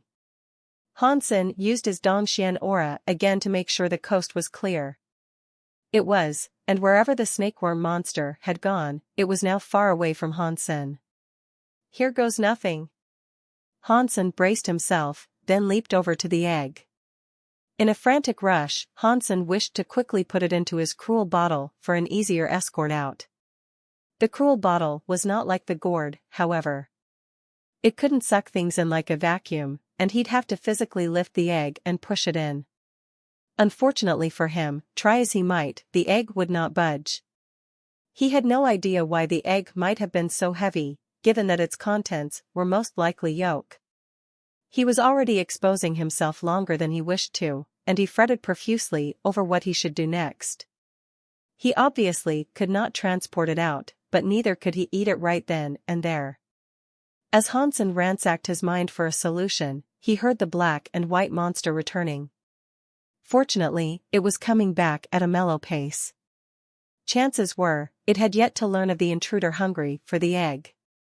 Hansen allowed himself 1 more minute to deal with the egg before escaping, guessing the creature would return by then. Should I just give up, then? Hansen asked himself. Finding an unsupervised super egg was incredibly rare, though, and the thought of abandoning it caused him heartburn. The entire situation was comparable to winning the lottery, but later realizing you had already trashed the golden ticket. Hansen tried again to push the egg, as it should have been easy to roll. But still, he could not. It was a frighteningly heavy thing. Just as he was deciding to retreat and leave it be, Hansen noticed there was something wrong with the egg. "Where are you trying to take me?" Suddenly, the voice of a woman was heard echoing in the chamber. A little later, the monster reappeared, and upon its head was a pretty lady. The monster came straight towards the egg, and when the lady's eyes took notice of it, she looked surprised. "Snake King, this egg looks special. Does it belong to a super creature?"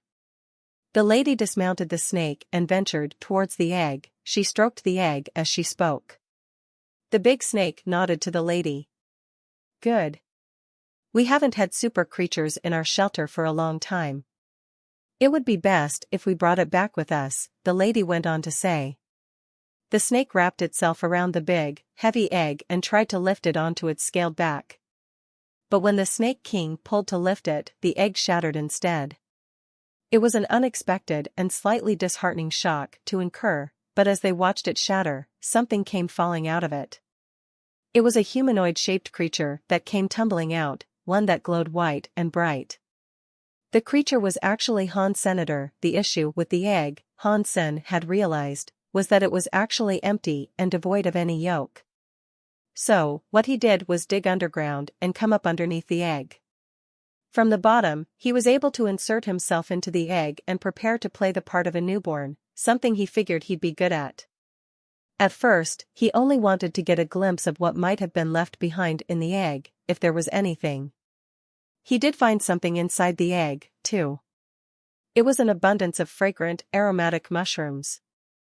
They were pleasant to his nose, and he planned to eat them, but all he had the time to do before his cover was blown was pocket the mushrooms.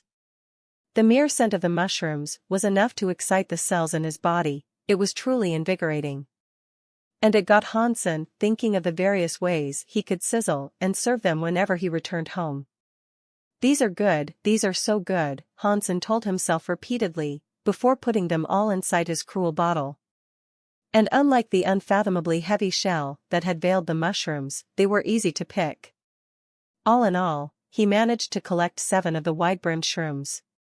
He was going to escape shortly after, as he was well hidden and the subterranean passage he had carved out for himself would take him a good distance away from the snake's chamber.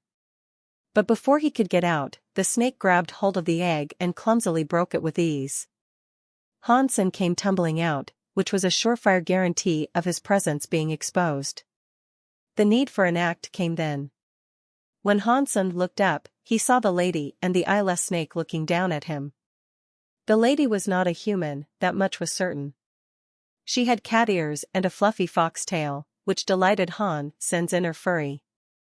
Hansen could sense she was not a spirit, and she was most likely a humanoid creature, and a fine one at that. Unfortunately, he was unable to detect what strength she possessed and what level she could be classed at. Whatever she was, though, he knew he shouldn't underestimate her. Should I run? Hansen wondered to himself. Before he could come to a decision, the woman spoke to him. She said, "We mean you no harm, you cute little thing. I am the master of Dark Spirit Shelter. I was hoping you might be able to join us there." Hansen was surprised, but also a little relieved. They were not hostile, and what's more, they believed he was a creature. When Hansen was in his super spirit mode, spirits believed him to be a spirit and creatures believed him to be a creature. Hansen didn't play it like a doe-eyed newborn, though. He went straight to business, asking, "What kind of shelter is it? And how many super creatures reside there? All children of Dark Spirit need to have their own shelter to grow up in. But for now, there is only me and the Snake King here. If you join, that makes 3. The lady blushed as her tail stood up alongside her ears that twitched left and right like a couple of rotating satellite dishes. Hansen mulled the situation over swiftly, and came to the decision it wasn't an all-bad proposition. With how gullible she had been, he said to himself, "Whoa. She's easy to fool. Perhaps I should go after her and see what goodies I can wring out of her." "What are the benefits of joining your shelter?" Hansen asked. "You are newly born, aren't you? Me and my big snake can protect you. We can offer you food, warmth, and much loving care." The lady blushed again, and did so at several random intervals. She went on to say, "We only have mushrooms to eat for the time being, but it is early days yet. As we grow and prosper, what's on the menu is sure to expand." "Okay, but what is your name?" Hansen asked. The lady was half expecting Hansen not to agree, but she told him, "My name is Ling Mayer." "What about you?" "My name is Dollar," Hansen answered, thinking it had been a long time since he last used that alias. "Well then, Dollar, let's return. If Dark Spirit found you, things would not turn out so well." Ling Mayer invited Hansen to ride on Snake King's back. She seemed to be a very naive woman, so Hansen asked her all the questions he could think of. He wanted as much intel as he could possibly gather. Hansen was surprised by what he heard. The dark spirit she had referred to was actually a tribe of super creatures. Will this tribe come after me, if they know I kidnapped Ling Meier? Hansen asked himself, thinking of what he could ultimately do with the catfox girl. Ling Meier didn't stop talking to Hansen along the way. He learned he was in a large underground realm, one that would not make for a short trip. Hansen was expecting, from how humbly she spoke, that her shelter would be something rather small. He wasn't expecting much, but what greeted his vision would have disappointed him, even if he set the expectation bar at its lowest possible point. He was frozen at what he saw. It was a cave, next to a dirty river that babbled like a wheezing exhaust. "This is what you consider a shelter?" Hansen asked, unsure if she had been pulling his leg. This was the first time Hansen had been to a shelter that wasn't an island of polished constructs. It was a hole in the underground and little more. Ling Meier blushed, as she frequently did, and told Hansen, "There aren't many shelters down here. But don't worry. We are sure to claim a bigger shelter someday. This is just our temporary residence." Hansen smiled like a weirdo, telling her, "Actually, you don't have to stay in this place. That little pit is not worth our time. With our combined might, you and I can most certainly conquer or claim many shelters above ground." Ling Meier shook her head and proclaimed to Hansen, "I cannot leave here." "Why not?" Hansen asked. "We made a deal with another tribe, and it is because of this deal that we cannot go to the surface," Ling Meier vaguely explained. "What deal? And with who?" Hansen asked. Ling Meier cleared her throat and said, "I don't know. But our elder said that we must adhere to a 100-tribe deal or something of the sort. If I go to the realm of the Landwalkers, and I end up dying, nobody will avenge my death." Hansen had no clue what she was talking about, and from the look on her face, neither did she. It sounded like an agreement between many tribes that occupied the underground space, but Hansen thought it to be silly. Regardless, Hansen followed her to the cave. It was barely more than an alcove, and it was nothing close to an actual shelter. It was rugged and filthy, and you could even see the scrape marks of the Snake King scales. Clearly, the shelter had been haphazardly constructed by the Snake King. There were a few mutant and primitive creatures inside the place. All in all, there were around 20. They were creatures that had been found, maybe stolen, when they were babies. They looked rather weak and almost malnourished.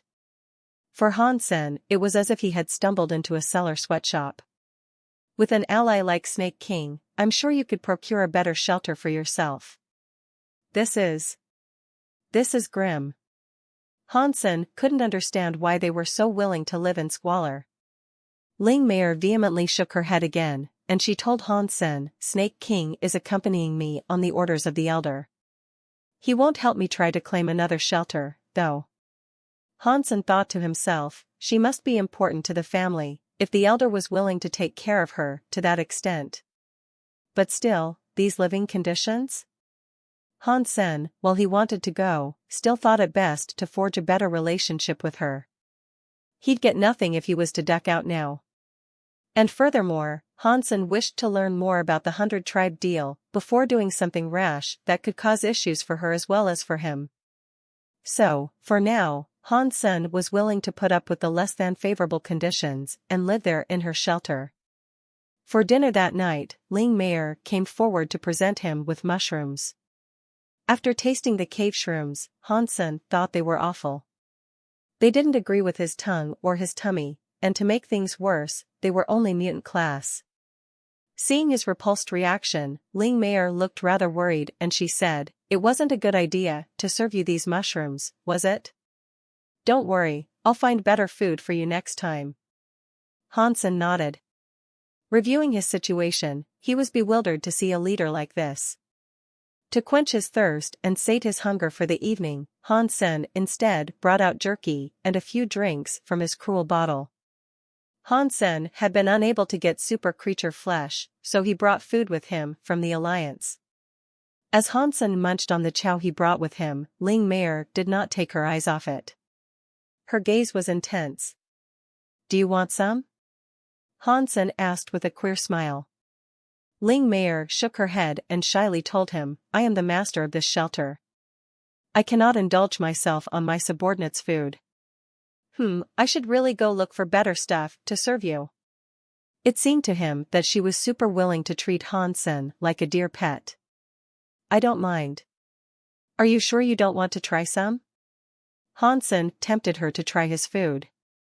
Ling Meier gulped and wiped the drool that had escaped the corner of her lips. She shook her head again. "How are you supposed to know what I like if you don't try some of this stuff? Go on, have a bite." Hansen passed her a bag of jerky and a can of soda. "Fine, just a nibble." Ling Meier ended up taking a hearty bite of the jerky and almost drowned herself in rabid consumption of the soda. Her eyes shot open with wild delight, and she asked Hansen, "What is this stuff? Did you squeeze this juice out of a plant?" "That stuff is gathered from a jerky vine while the drink was collected from a soda tree orchard," Hansen told her.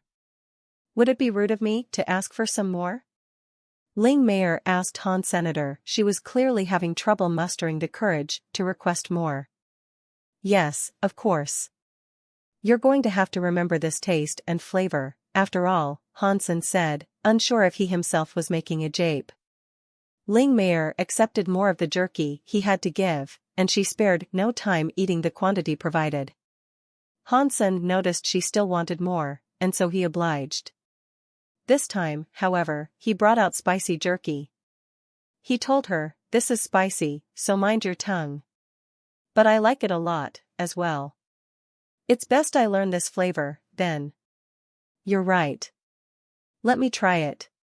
Ling Meier had gotten proficient at peeling open the jerky packaging, and as soon as she did, she began to ravenously gobble it all up.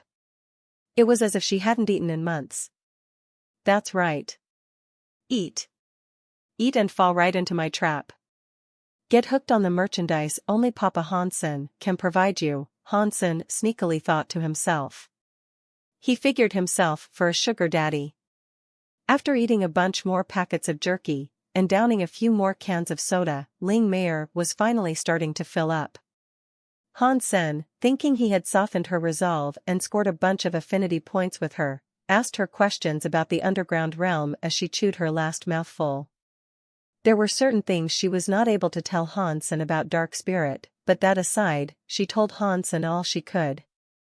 Hansen came to learn that most of the underground realm, referred to as the underworld by its inhabitants, was owned and controlled by the Dark Spirit tribe. There were a few other tribes too, and some even owned gold shelters. Ling Meier was too weak to claim a proper one for herself, but she still tried to her best for those who were willing to join her. She only had a bronze Geno core, too. So even if she and Hansen did seek to bring down a gold shelter, it would be a tall order. "Do you count as an adult for Dark Spirit if you only have a bronze Geno core?" Hansen asked her. Even super creatures started off with a weak Geno core and low fitness, and they'd have to go through the same routine as others. Ling Meier would have to upgrade her Geno core if she really wanted to expand. "We are considered adults the moment we generate a self-Geno core. And once that happens, we are sent away from Dark Spirit Shelter in the expectation we will survive and thrive." There was a glimmer of sadness veiled behind the curtains of her speech, despite her attempt to put on a brave and proud face. Hansen thought to himself, "It looks like Dark Spirit controls most of the underworld. If they didn't have a firm grip on the entire place, they wouldn't let their people come and go freely. So, how can I lure her to the surface? They surely won't come after us up there, so getting her to go and leave this place is the only struggle." Hansen racked his brain for a solution. And as Hansen pondered this, his attention was drawn to a voice outside the cave. "Ling Meier, are you in there?" Ling Meier's face completely changed. She hopped onto King Snake's back and yelled at Hansen, "Come on. We have to go." "What are you afraid of?" Hansen asked. I'm not afraid. Before she finished speaking, a dark shadow began entering the cave. It was a man with cat ears and a tail just like Ling Meier. It was clear that he was a family member of hers. He was riding atop a green bug that was the size of a bull. Where are you running off to this time? Come, quickly fight with me. And when you lose, come. You know what awaits. Don't try running off. The man's voice took on a threatening tone, and he didn't seem like a nice person at all. I'm not running. Ling Meier said this and scowled at Han Sen with her kitty fangs on full display. She wasn't happy Han Sen had been so slow. Bring forth one of your creatures so that it might fight against my green bug. If you lose, you come back with me, as was the deal. The man hopped off his mount and took a few intimidating steps forward. The bug followed after its master, looking all smug, as well. Your bug is a gold geno core, whereas mine is not even silver. That's not even fair, Ling Meier protested. 1 year. That was the deal. You're the one who has wasted their time hiding in this dump for that duration. If you'd prefer, I could always go contact the elder and see what he has to say about this whole situation, the man said. Spirit 13, don't be ridiculous. Ling Meier said. She tried to put on a stout voice, but it trembled. She was squirming in her seat. Then how about I go and see the elder to ask what he considers to be ridiculous? Spirit 13 turned to leave. Fine. We'll fight. Ling Meier stopped him from leaving, but she was falling right into his ploy. The saddest part was that she probably knew. Spirit 13, with the smuggest and most punchable face in the universe, turned back around and told Ling Meier, choose your best combatant. Any, the choice is yours. Ling Meier looked at the only 2 mutant creatures she possessed and sighed. One of them was only a baby, after all. Times had indeed been tough for her. The mutant jade rat already had a silver geno core, so that was her best bet. It wasn't much, but that was where her hope would have to lie, she thought. She was still willing to go forward with the proposed fight, but she already believed her fate to be sealed. But then, Hansen stepped forward and asked the two, and here I thought you two were related. Ling Meier spoke with much regret, saying, yes, we are. But if I lose this fight, I need to return home and produce babies for him. What? How could a sick deal like this come about? A fire blazed through Hansen's eyes, and he looked at Spirit 13 with much disgust. The Dark Spirit Geno Core was able to tame creatures easily. And of course, their Geno Cores could still fight, as well. Regardless, it was something Hansen fancied. He didn't want to lose it to that man. Hansen thought Ling Meier would make a fine secretary for him in the surface world, too. And she seemed to know a lot about the new realm he had just discovered. He wanted her to lead with him, not with Spirit 13. Now that Spirit 13 was taking her away, all for making babies, Hansen was fuming mad. The jade rat looked nervously at the bug it would soon have to fight. It was facing a gold Geno Core enemy, and it knew it. It didn't fancy its chances, that was for sure. Classes aside, the rat was tiny, compared to the green bug, as well. It didn't stand a snowflake's chance, and everyone in the cave expected a brutal outcome to befall the poor squeaker. Come on, let's get this over with, Spirit 13 callously said, now with a raised voice. The green bug summoned a scythe, and it leaped forward, ready to kill the rat within a moment's notice. You can do it. Ling Meier hopelessly called out, as if a raised spirit was all the rat needed to even the odds. The jade rat squealed and stood in place, frozen with terror. And just when Hansen and Ling Meier thought the little critter was going to summon its Geno Core and fight back, it simply scurried away. It ran to the hills. *T. Are you serious? Hansen shook his head. Spirit 13 laughed out loud, asking her, what sort of rubbish have you been collecting?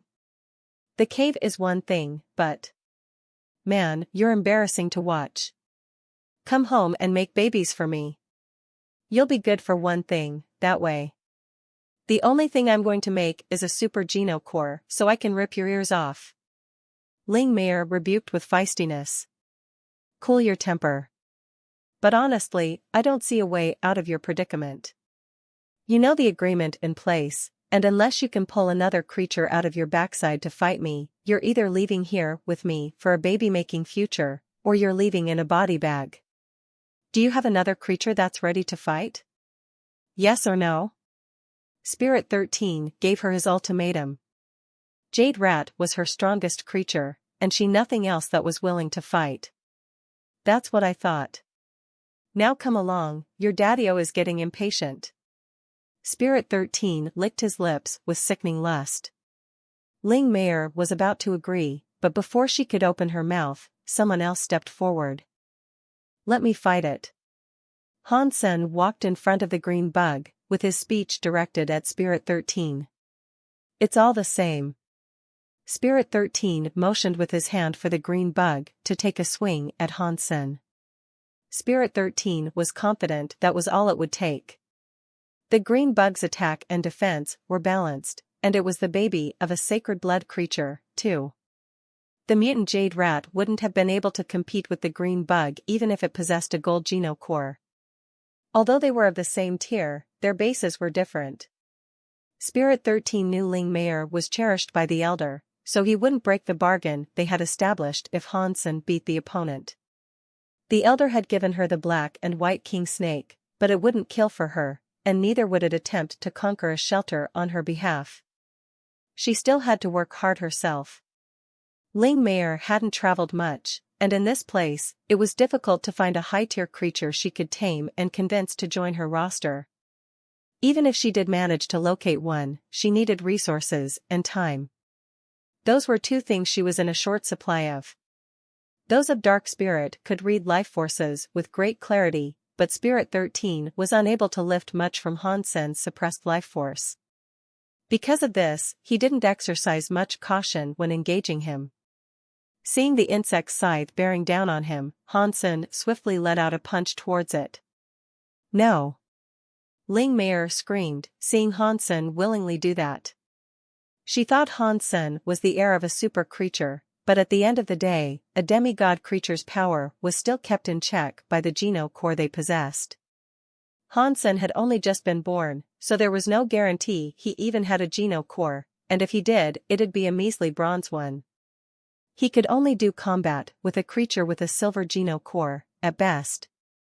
Fighting a gold Geno core would be a trying task for any individual. Now that Han Sen was bringing his fist against the scythe, she believed it was highly likely he did not possess a Geno core. He might be hurt a lot by the gold Geno core. This is suicide. Spirit 13 cackled coldly. The moment Han Sen's fist came into contact with the scythe, however, it reversed everyone's expression into one of shock. The big green scythe, after coming down on Han Sen's brutal fist, shattered into glitter like a flurry of stars. After Han Sen broke the creature's Geno core, he then moved to bring that lightning-fast fist down on the green bug's shell. The carapace was immediately destroyed, and the bug swiftly died. Sacred blood creature green crystal bug killed.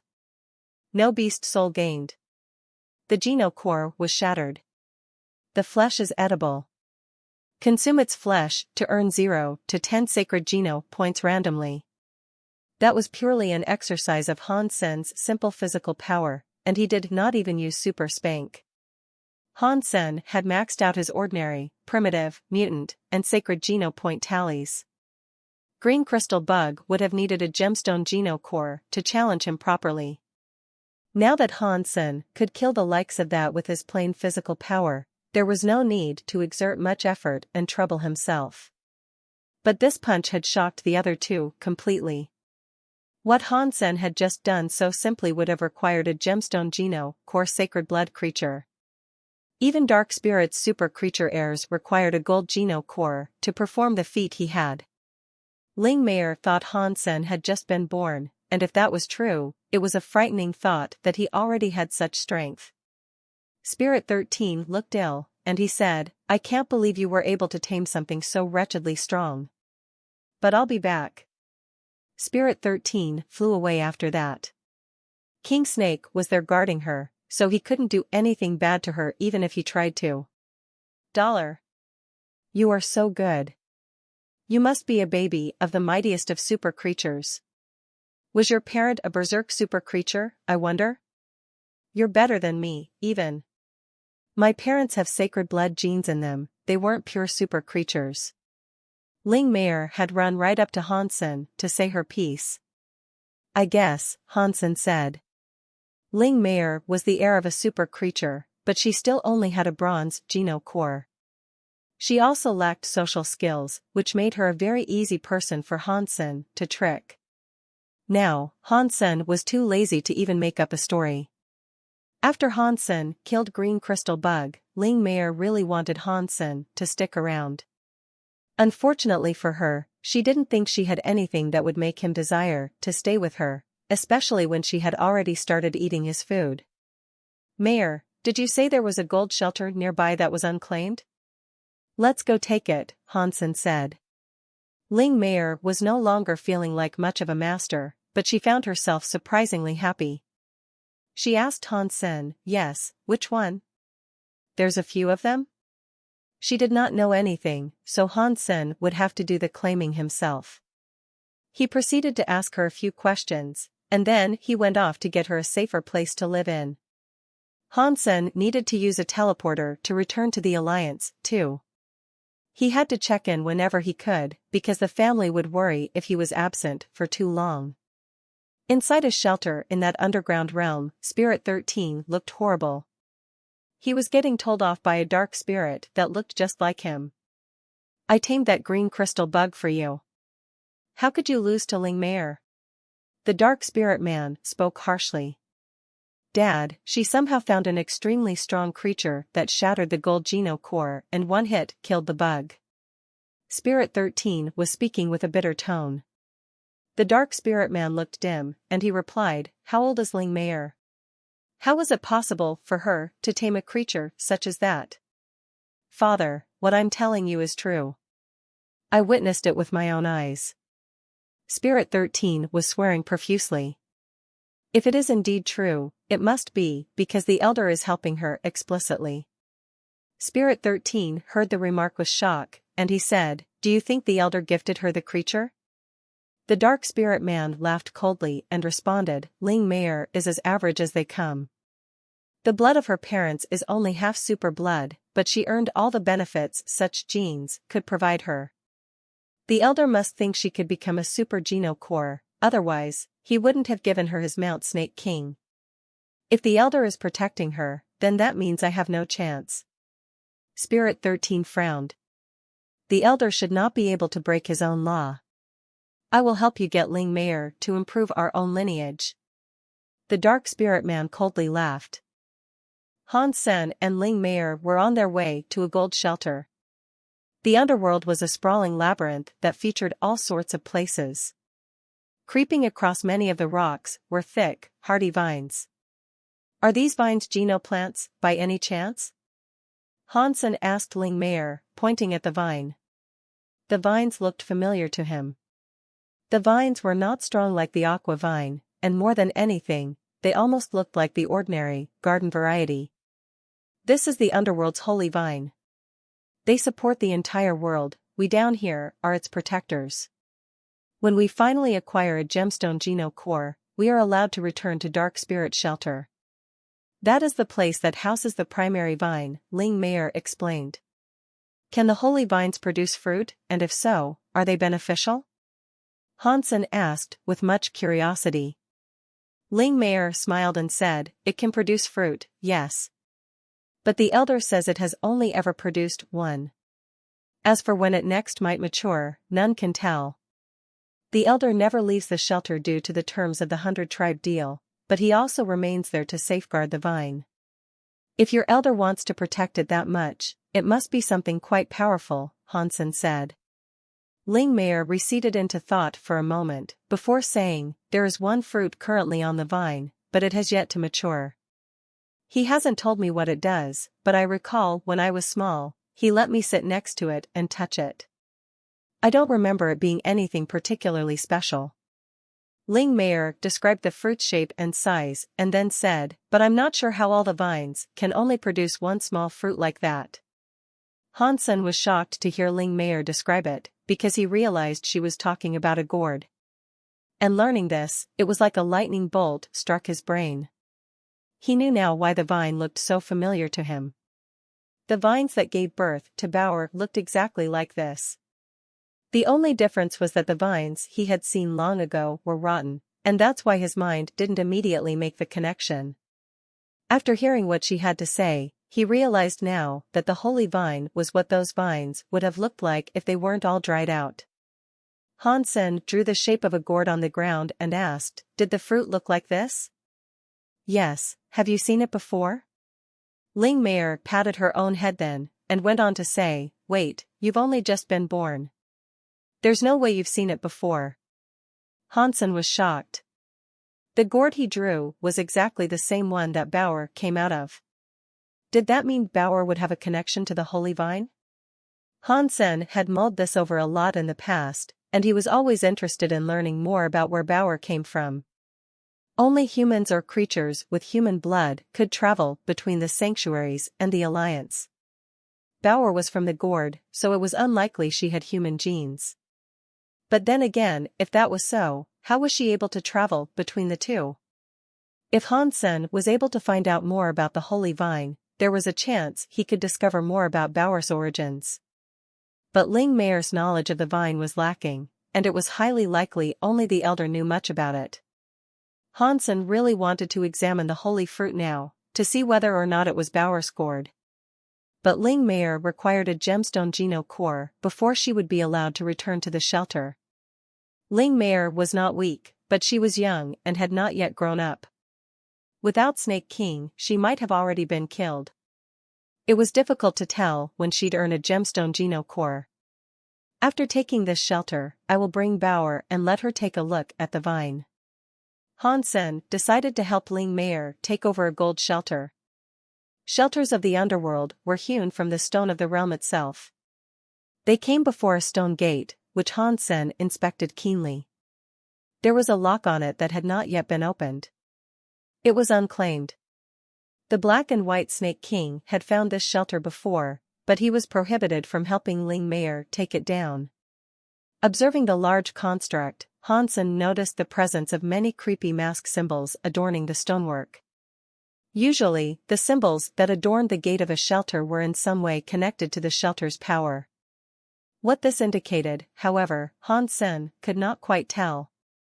Judging from the size of the gate, Hansen did not believe the shelter would be particularly big. It was either a silver or gold shelter. "This is it." Hansen broke the lock and opened her up. Hansen and Ling Meier entered the lobby of that place, while the Snake King stayed behind. "Can we really take this place for ourselves?" Ling Meier looked uneasy and unsure. The lobby was host to a stone table and a number of stone chairs. On the furthest wall from them, there was a large depiction of a gold mask. The mask was the same as what he had seen on the gate to the shelter, but this work was far prettier than the cruder exhibits outside. Before they approached it, however, the gold mask suddenly came to life and raced towards them. They weren't given much of a chance to retrieve their geno cores to respond to the threat, and what was coming to them looked like a gold geno core. Swiftly, Hansen responded by firing a coin at it. The coin planted itself firmly on the gold mask's forehead, but it did not stop the mask as it came right for Hansen. Hansen frowned. The single coin could have been too weak, so he then fired a barrage of coins at it. The coins landed on the gold mask, but the phantom did not relent at all. With his fist, Hansen moved forward to punch the gold mask, and when his fist was about to meet with it, his hand went right through it. It was like an ethereal object. The next second, the gold mask planted itself neatly on Hansen's face. And the moment that occurred, Hansen felt a weird power surge through his brain. "Slave, adhere to my commands, and I will grant thee power," the gold mask roared with a booming voice, with a speech that tried to invade Hansen's mind. Hansen's brain had been fortified by the crystallizers, however. He tried to grab the gold mask on his face, and he noticed his fingers were now able to touch it. It had become a physical object. Hansen ripped it off of his face and held it in his hands. The gold mask squirmed and struggled. It was an incredibly weak thing after becoming solid. Just as Hansen was going to destroy it with a punch, the gold mask pleaded, "Don't hit me. Don't hit me. I'll swear allegiance to you." Hansen did not expect the thing to be able to talk out loud like that. But it was audible all the same, even if the mask's facial features did not move. "What is your genocore level? What does it do?" Hansen wanted to grill it for information before he agreed to its plight. "I am the gold genocore gold mask. I can attach myself to the face of anyone and then control them. Please don't destroy me." Gold Mask spoke with a creepy, unsettling voice. "That sounds useless," Hansen said. "It's useful," Gold Mask remarked, in shock. It quickly went on to say, "Master, you are just too strong. That is why I might appear useless right now. I can easily control normal creatures, even of sacred blood strength. And what's more, I can evolve to become a gemstone genocore and even a super genocore." "Are you kidding me? I've never heard of a genocore that was capable of evolving," Hansen coldly rebutted. "But I'm not kidding. I really can evolve. Take me with you, and you'll see it firsthand. If I am unable to do this, you have my full permission to destroy me." Gold Mask was scrambling to spit his words out. "Okay." Hansen didn't really want the mask even still. Gold Mask hastily gave Hansen his mark, and then went straight into his sea of soul. Hansen checked out the information it came with, and it did indeed say that it was able to evolve. Gold Mask, Spirit-type Genocore, evolvable. Hansen was more than surprised. Genocores required living things to evolve, and he had no clue a Genocore could evolve by itself.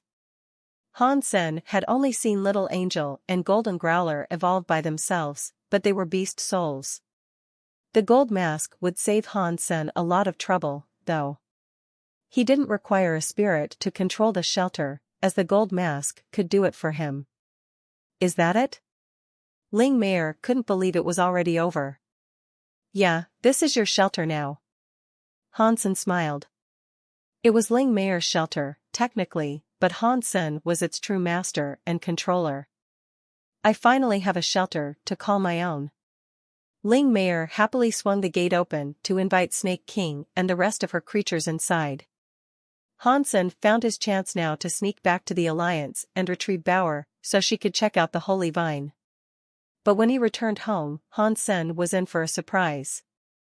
Luo Lan had gone to visit Han Yen in the military school a few days ago, while Mr. and Mrs. Ji had gone away to resolve a few matters of their own. There was a problem with Ji Yenran's business, so only Bauer had been left behind to look after Little Flower while the rest were absent. Bauer may have looked small, but she was capable of taking care of Little Flower for quite some time. There were a bunch of AI droids in the house, as well, which helped. They were all well behaved. Bauer was staring at Little Flower while suckling a milk bottle. Little Flower was doing the same, but with a smile. Bauer placed a gentle hand on his jaw and suddenly got up, ran to Ji Yenran's room, and unearthed a few makeup products. "Don't move, Little Flower. Let me make you prettier." Bauer grabbed a tube of lipstick and some eyeliner with an evil smile creeping across her face. Little Flower was smiling happily at Bauer with an unchanging expression, as Bauer drew across his face, occasionally pausing in admiration of the work she had done upon her human canvas. As she had fun doing this, she stopped. She sensed someone had entered the house. Hansen's house was in an old town. It wasn't a very fancy or expensive neighborhood, and neither did the house have much in the way of valuables. Every generation of the family had lived there, though, and because Luo Lan did not want to move away from there, that was where they all stayed. A man opened the door and entered the house stealthily, closing the door as discreetly as he could. "I thought the Alliance's first super aristocrat would have a fancier house than this." I am a master thief, this place is far too easy for the likes of me to break into. A man was speaking to himself. The man looked around and then pulled out a gadget. He pressed a bunch of buttons and all the alarm systems were disabled. Not even the robots functioned after that. This really is too easy. I thought this would be challenging. A super aristocrat, the president's son-in-law, has chosen to live in this dump with hardly any security? Pa. The man walked straight into the next room. When he walked in there, he saw Bauer and Little Flower. It must be the smaller one, but why would that guy pay so much money for him? The man knew no one was home, and his target was Little Flower.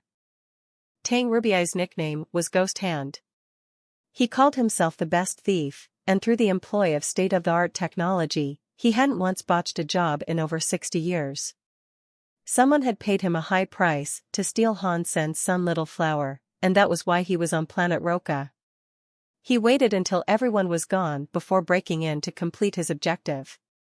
People these days are way too naive. They rely on robots to do everything for them. Even a rookie thief could get this job done without breaking a sweat. Tang Rubai was speaking out loud to himself as he stepped towards Little Flower. Do you want some ice cream, little girl? Smiling warmly, Tang Rubai offered a blue gemstone ice cream. The client had informed him that Bauer was not a real human, just a pet beast soul. It didn't fight, and it loved nothing more than ice cream. Uncle, you're a good man, Bauer told him, gleefully accepting the ice cream. Tang Rubai thought to himself, this is what you call true talent. If I admit I am the second best thief in the universe, no one would be the first. As Bauer licked away at her ice cream, Tang Rubai gently moved to pick up Little Flower and said, little baby, let me take you someplace fun. But before he could lay his fingers on the baby, he felt something touch his clothes with the zap of an electrical current. He promptly turned around to see what the issue was. His senses were excellent, and he had not detected the presence of anyone else in the house. But strangely, his clothes were still being pulled. He had not been caught once across all the years he'd been active, and if he was to fail now, his image and reputation would be forever tarnished. After turning around, he noticed Bauer was staring at him intently. Pa. I knew no one would have gotten home that soon.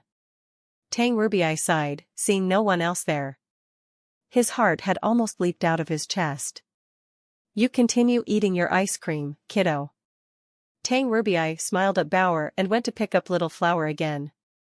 His clothing was tugged again, and when he turned to take a look, Bauer told him, I finished my ice cream.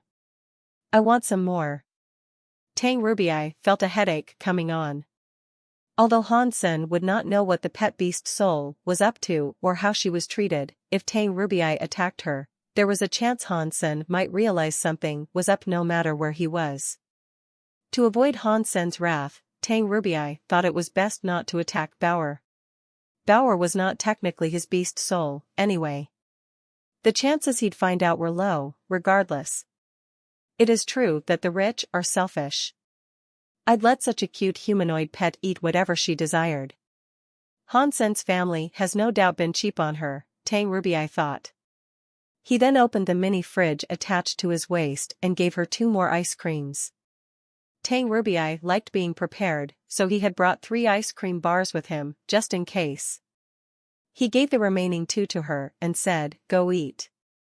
In a flash, Bauer gobbled up the ice cream bars and immediately proclaimed, Uncle, I want more. Won't you get sick, eating that much ice cream? Tang Rubai had only brought 3 and had no more to give her. I have run out of ice cream, I am sorry. If you stay here, I'll go and bring you some more later. Tang Rubai was reaching down to pick up Little Flower as he said this. Uncle, take me to get some now. Bauer tugged at his clothes. Tang Rubai wished to ignore her, but he realized his hand was incapable of reaching any further to pick up Little Flower. He turned around and was in shock. Bauer had latched onto him, and she was so strong, he found himself incapable of moving. Is she a high-class pet beast soul that's in battle mode? This was not mentioned in the mission dossier at all. Tang Ruby was in shock. Fortunately, he was very experienced, so he smiled and told Bauer, I'll go buy them now, then. Let's bring your brother along for the ride. We'll all go together, okay? Okay. You really are a nice man, Bauer happily told him. Let's go now. If we don't hurry, the shops will close. Tang Ruby turned back around to pick up Little Flower, but again, he was stopped by Bauer. Uncle, I can't go. Bauer looked rather bitter this time. Why not? Do you not want ice cream? Tang Ruby rushed his dialogue. I do want it, but if I don't finish my homework, my parents will yell at me. Bauer had her finger pointed at the books in front of her. Hansen wanted Bauer to learn about the Alliance. He wanted her to live there instead of the sanctuary, as civilization seemed to suit her a lot more. Parents these days are ridiculous. They even get their pets to do homework? Sheesh. Let me help you.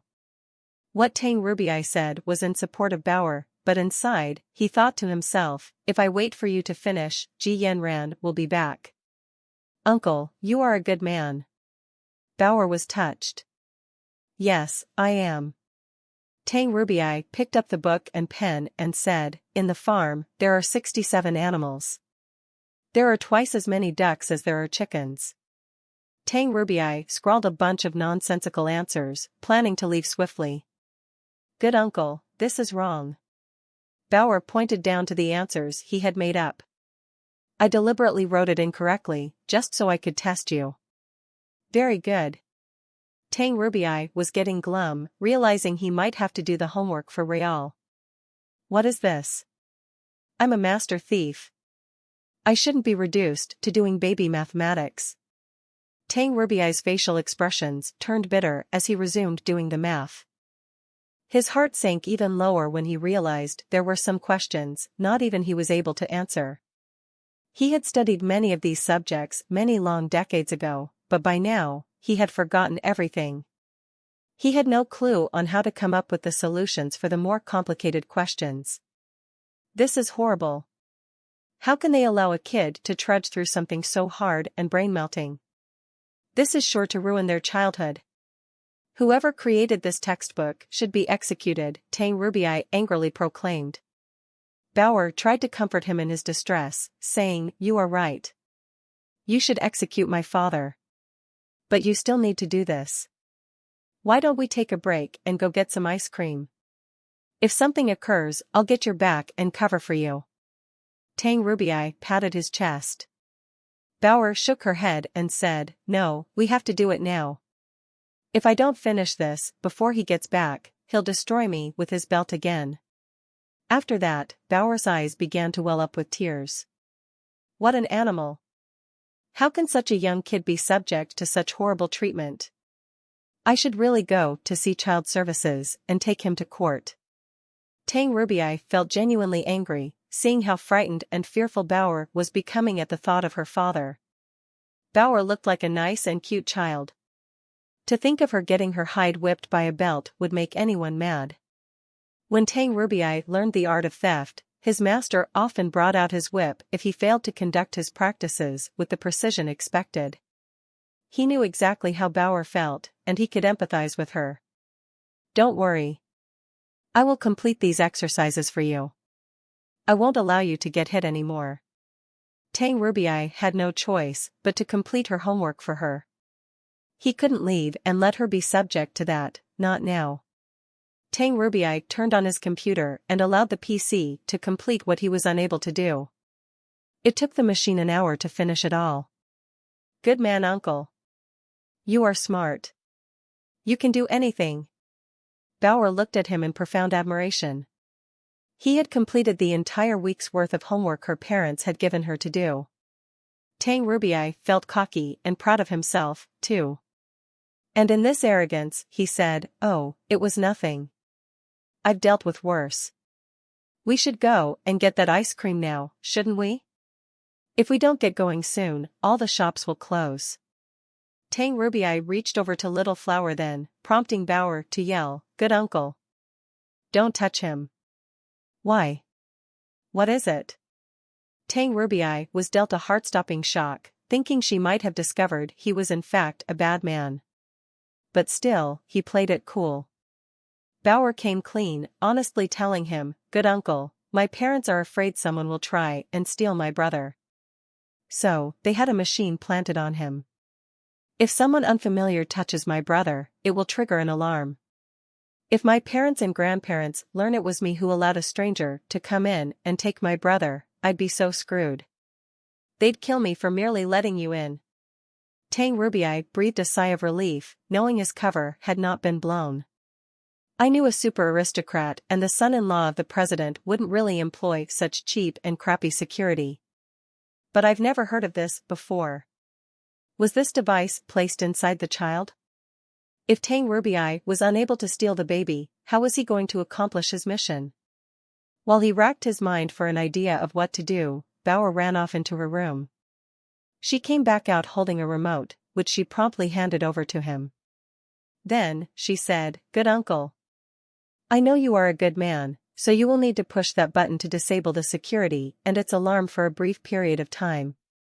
Tang Rubii accepted the remote and felt rather touched by the help he had been given, and he said, "Bauer, you are so nice. I will buy you 10, no, 20 ice cream bars." "Thanks. And yes, you have to aim it at his face." Bauer looked very excited. The device was injected into his brain? Tang Rubii used the remote on Little Flower, and a light flashed across his face. Little Flower was looking at Tang Rubii the entire time, but the light gave him quite the unexpected shock. Little Flower's mouth turned crooked, and tears began to drown his eyes. He was on the precipice of crying up a storm. "You need to comfort him, quick. If you don't, my parents will beat me." Bauer hurried Tang Rubii into action. Tang Rubii was also worried the crying would draw attention to him, so he swiftly picked up Little Flower. Tang Rubii held Little Flower, but now that he was being hugged by a stranger, that was when the real waterworks turned on. "Don't cry." "Ah." Just as Tang Rubii was about to comfort the baby, a strange force came out of Little Flower. He was blown away, and the entire room they were standing in was destroyed. He was sent flying outside into the pond. Fortunately, Tang Rubii was a surpasser. His body was tough enough that the blast did not outright kill him then and there. Tang Rubii dragged himself out of the pond and walked back into the house dripping wet.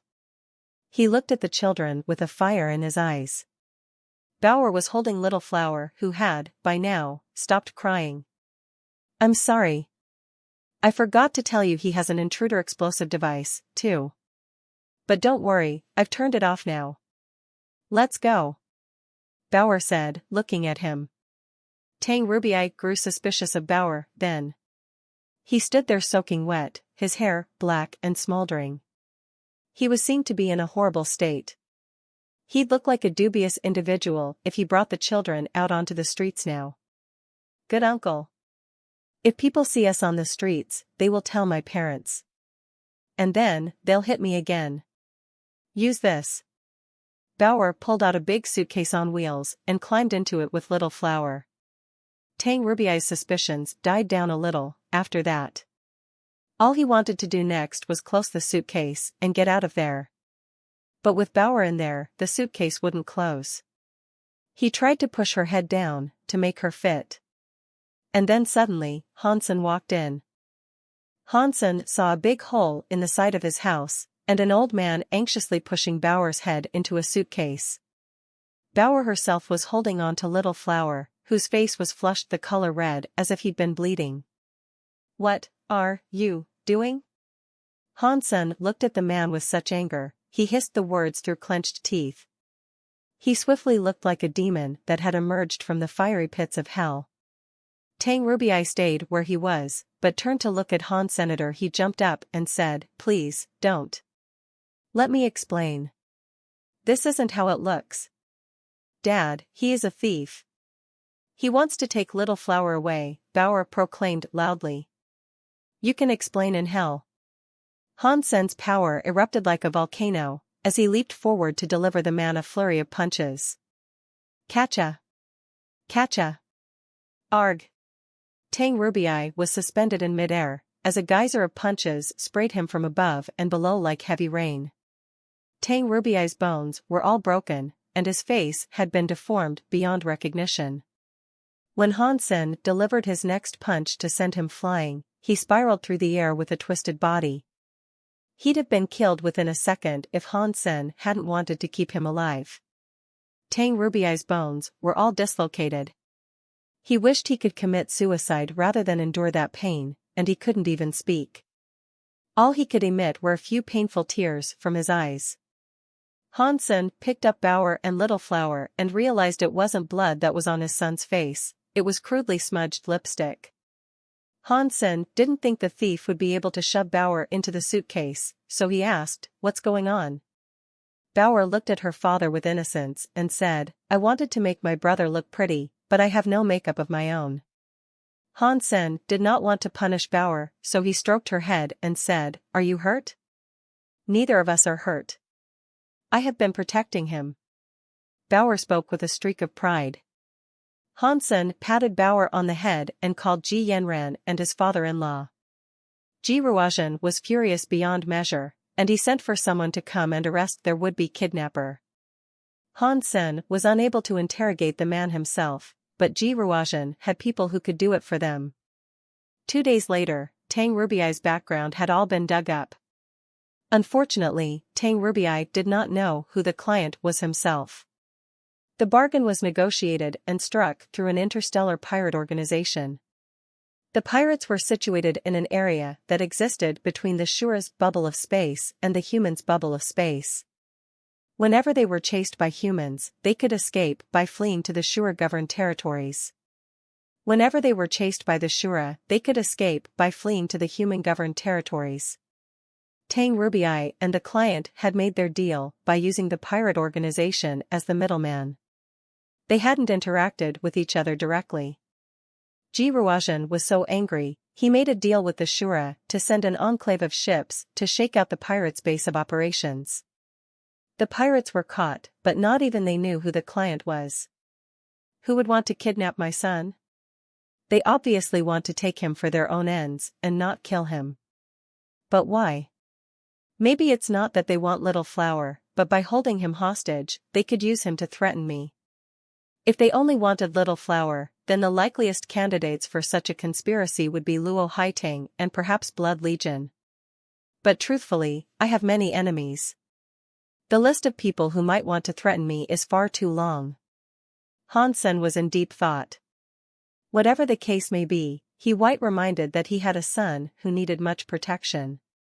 No one could kidnap Little Flower in the Alliance, otherwise, they wouldn't have asked Tang Rubii. The best way to ensure his safety was to keep Bauer with him at all times. With Bauer there, not even a demigod could kidnap Little Flower. But there would come a time when Han Sen would need to bring Bauer to the sanctuary. For those times, he'd call on Zero to look after Little Flower in her stead. Zero hadn't left the third god's sanctuary yet, though. If she did, she'd end up spawning in the fourth god's sanctuary alongside Han Sen next time she returned. With Luo Lan gone for the time being, though, Han Sen had to ask for Zero to come back. When Ji Yanran finally returned, she complimented and praised Bauer, and made sure to buy her many gifts. "I need another thief. That one earned me a lot of ice cream, and he even did my homework for me. And now I'm getting showered in praise and snacks," Bauer thought to herself, as she scoffed down the food she was given. Han Sen then brought Bauer with him back to the sanctuary. He convinced Ling Meier to escort Bauer to see the vine. "Bauer, let's see if you have a connection to this thing." Han Sen pointed at the vines they had come to. Bauer looked to be in shock when she saw it. She looked at the holy vine intensely, and she reached out to touch it. "Don't touch it. It's dangerous," Ling Meier screeched, looking shocked. But it was too late, Bauer's hands had already touched the vine. But after she did, nothing extra transpired. Han Sen felt safe, despite Ling Meier's continued expression of surprise. How is this happening? Only those of us in the underworld should be able to touch it. If others do, it can dry up and wither their bodies. Maybe she's special, Hansen said. Bauer jumped back and returned to Hansen, and then she turned to stare in the direction of Dark Spirit Shelter. Dad, I want to take a look over there. It looks quite familiar, and it may be related to who I am, Bauer said with seriousness. Hansen wanted to see the holy vine and the holy fruit, which were in the Dark Spirit Shelter. Many super creatures occupied that place, though, so he knew he couldn't just go there. Wait a bit and we will go, Hansen said. Just as he was about to return to their shelter, he heard an echo coming from a nearby tunnel. It sounded like a rat nibbling wood. What was that? Hansen frowned. When Ling Meier heard the sound, her face changed. No. Why are there corpse-chewing maggots here? What is a corpse-chewing maggot? Hansen asked her. A scary creature that is native to the underworld. They can eat anything they desire, and wherever they go, things won't grow in their wake. If they head towards us, that will be very unfortunate. It is highly likely the shelter we have just claimed would be lost. Ling Meier was speaking in a rush. What's their level? Hansen asked. They are sacred blood creatures. But they grow quickly, and it's their gemstone geno cores that make them as strong and fearsome as they are. Creatures of the same level would have no chance of breaking their shells, unless they were unnaturally powerful. And if you can't penetrate their shells, you won't be able to kill them. Ling Meier's face turned bitter with disdain for them, and she went on to say, but they've never come this way before. Why are they showing up here now? Can Snake King do something about them? Hansen listened to the chewing sound, and as he spoke, he noticed its volume increasing. It was coming closer. He will take no part in this. The only thing Snake King will do is take me away to someplace safer. He won't help repel them. Ling Meier shook her head. As they discussed this, one of the bugs appeared around a bend in the distance. It looked like a crab. On its back shell, there was a white pattern that resembled a face. The claws it wielded were sharp, and so were the fangs that protruded from its rotten mouth. The creature was built like a little tank, and its overall color was black like obsidian. When Hansen scanned its life force, he was able to confirm it was indeed a sacred blood creature. Hansen's fitness was definitely at the necessary level to take it down, but his geno cores were still not up to par. But the crystal egg and bulwark umbrella's power would at least make the fight a touch easier. Real blood and the powerful coins were special, too, and Hansen had a few tricks and techniques he wanted to try out in battle.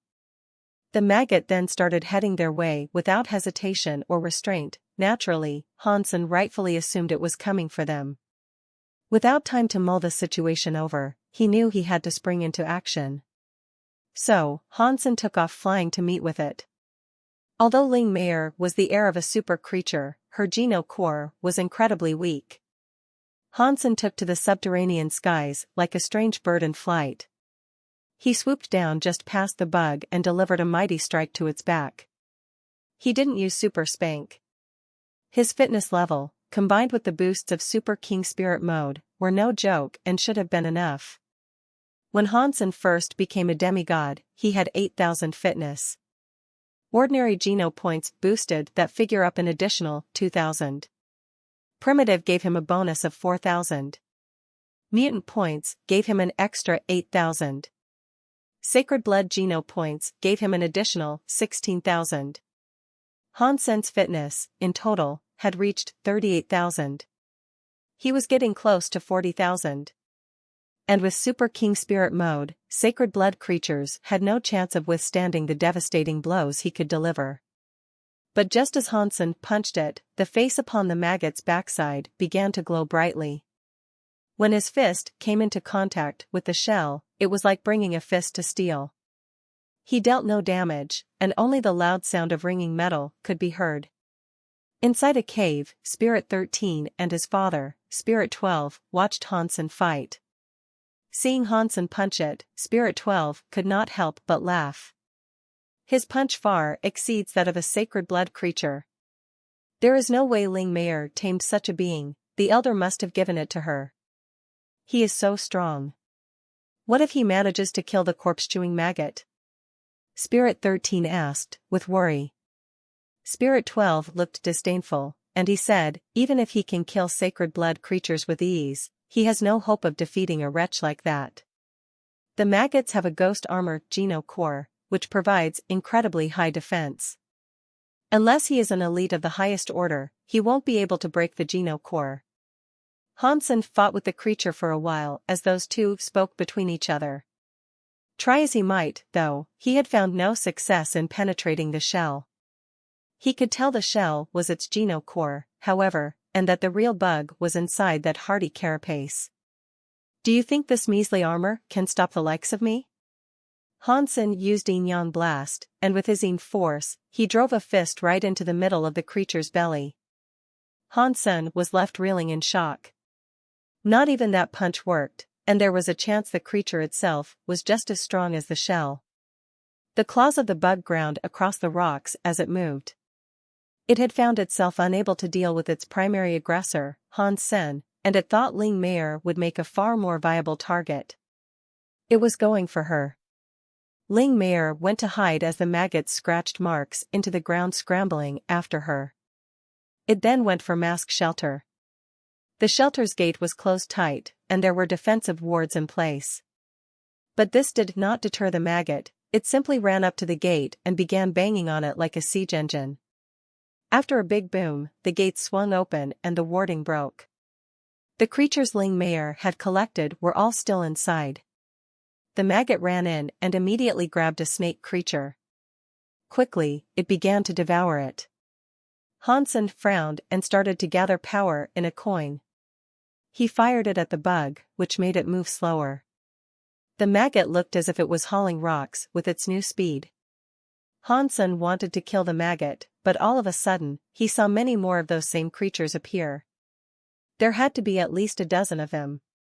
One of them was even twice as large as the one Hansen had been dealing with. It was clearly the king of the maggot enclave. Spirit 13 was excited seeing this, and he said, "Father, you are too good.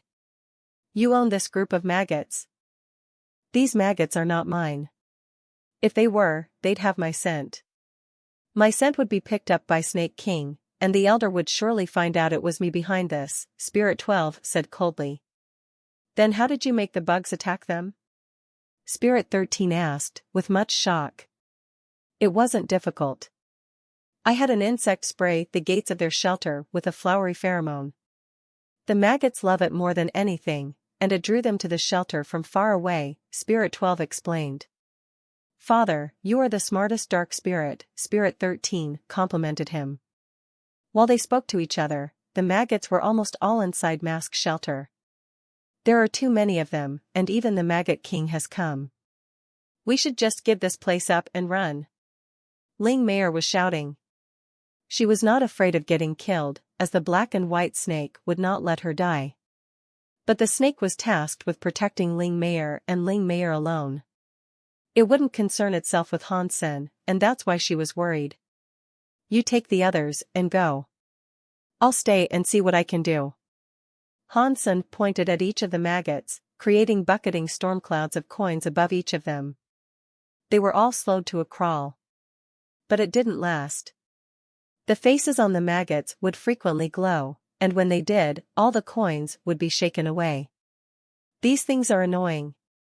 Hansen summoned another coin, then. This one looked different. This coin was bigger and thicker. It was the Geno core, generated by his Super King spirit. Hansen wanted to see if it was effective against the bugs. Hansen took aim at the Maggot King and fired it at the fiend. The Maggot King was a berserk sacred blood creature, and its hide was far tougher than any of the others. Believing itself to be too strong, the creature did not even bother dodging. The coin planted itself tightly to the enemy's shell. The glowing face started up again, but this time it was unable to shake the coin loose. The coin didn't do much to the maggot, though. It looked like the suppressing powers of that coin were not as effective as the others Hansen could make. The coin Geno core's power was weaker than the average coin due to its power not being fueled by Hansen's own might. The Maggot King didn't dwell on the coin it could not shake off, though. It just focused on leading its troops in a conquest of the shelter. As the maggots continued their march, however, they felt something strange occur. They felt their power begin to get sapped and drain away. The coin Geno core, over time, was getting heavier and heavier on the back of the Maggot King. Eventually, the Maggot King's movement speed was reduced by a considerable amount. Does that really work? Hansen was feeling happy. A bronze Geno core could affect berserk sacred blood creatures was something remarkable, and it was likely something only Hansen could accomplish. Not even the heirs of super creatures were capable of doing something like this. Hansen decided to call this ability collecting taxes, for when the coin showed up, the creatures around would all feel drained. The more creatures there were, the more effective it was. But due to the coin only being a bronze Geno core, its radius of effect was only half a mile wide. Still, for the maggots inside its range, it worked very well. The coin drained a dozen of the bugs of all their power, and all that power gathered up on the Maggot King's back, which slowed the creature down considerably. But due to the coin's absorption rate being as slow as it wasn't enough to stop the Maggot King entirely. If the coin becomes super, I can't imagine how wide its radius might be. It'd be great if it could encompass the entirety of the fourth god's sanctuary, Hansen thought evilly. But he'd have to shelve such thoughts for a later time, as it wasn't anywhere near that powerful yet. It slowed down the advancing creatures, but it didn't stop them completely. Hansen didn't expect the coin Geno core would stop them, though. And slowing them down was enough for him right now. Seeing the maggots in front of the shelter, Hansen summoned a Geno core and threw it towards the Bug King. Something gold landed on its head. It was the gold mask that Hansen had just obtained.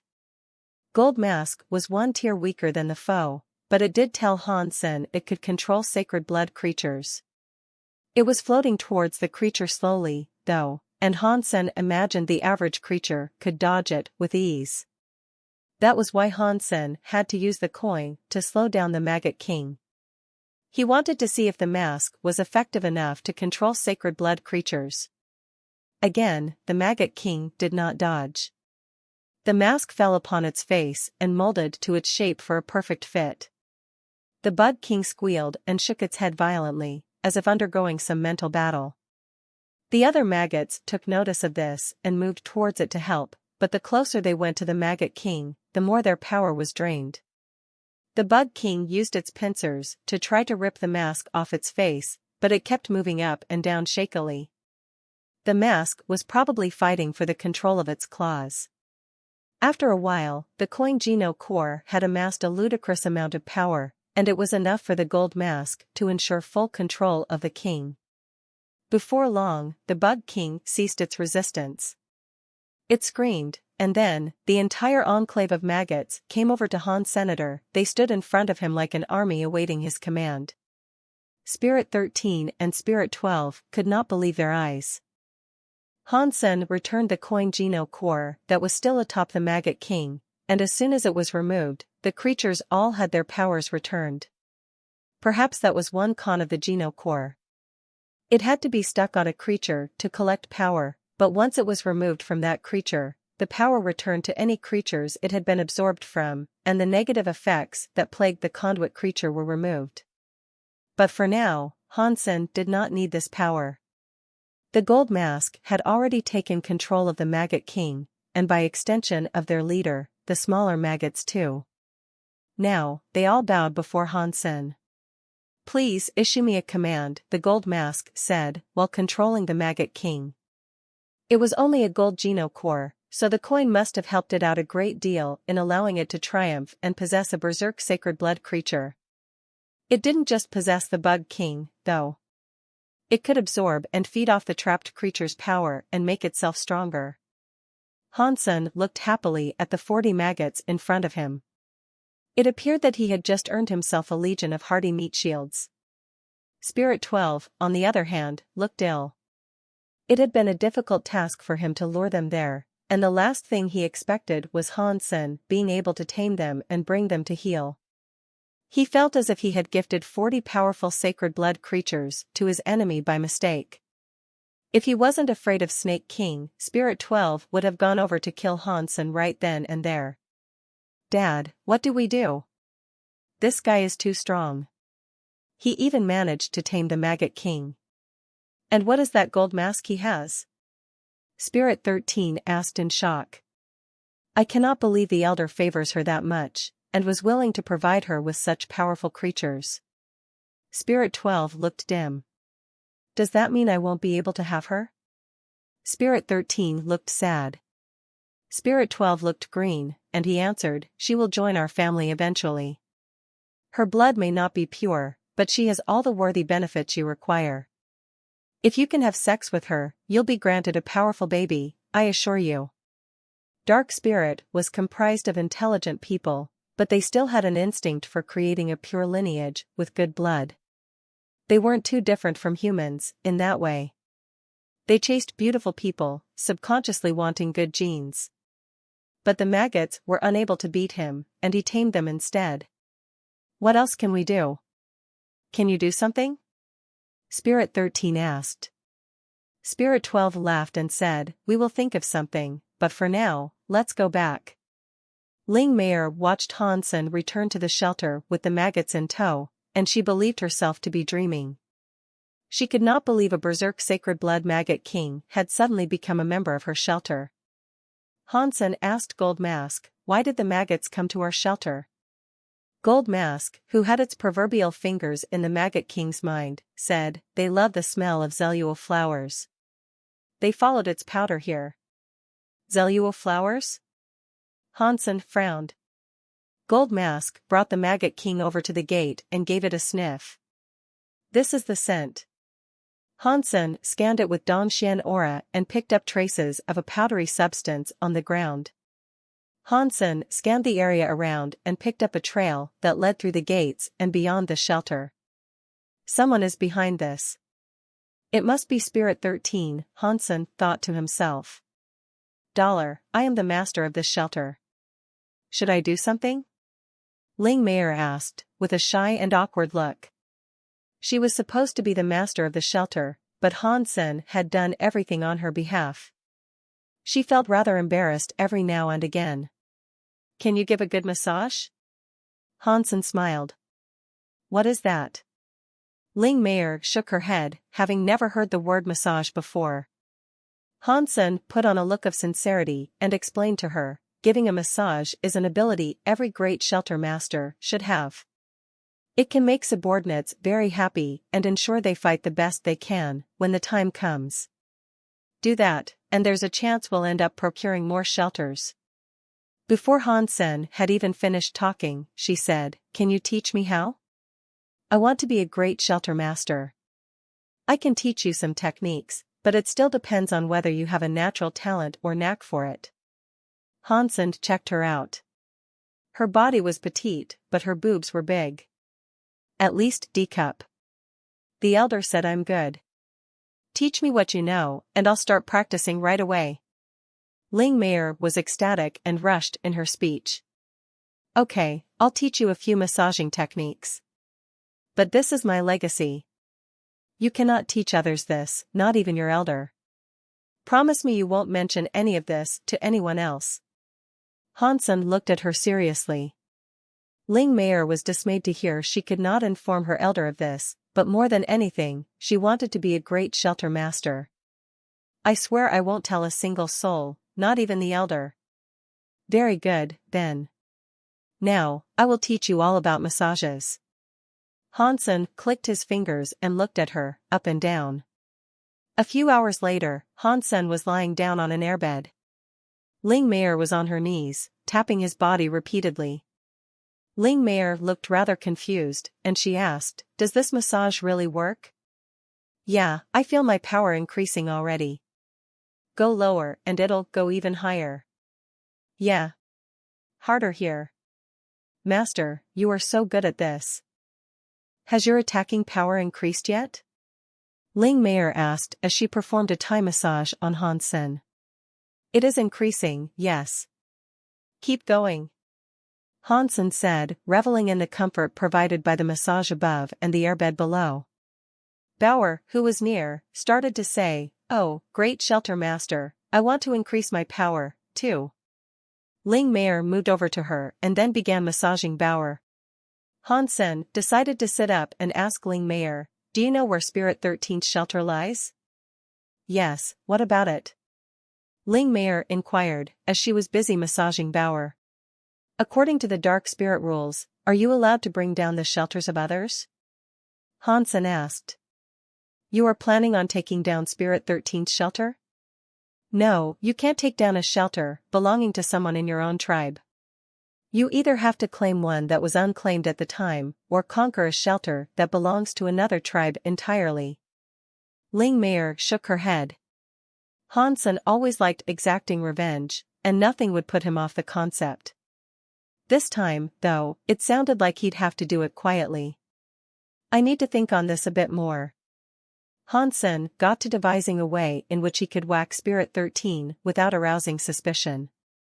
Hansen wanted to boost Ling Meier to gemstone level, too, so she could return to Dark Spirit shelter.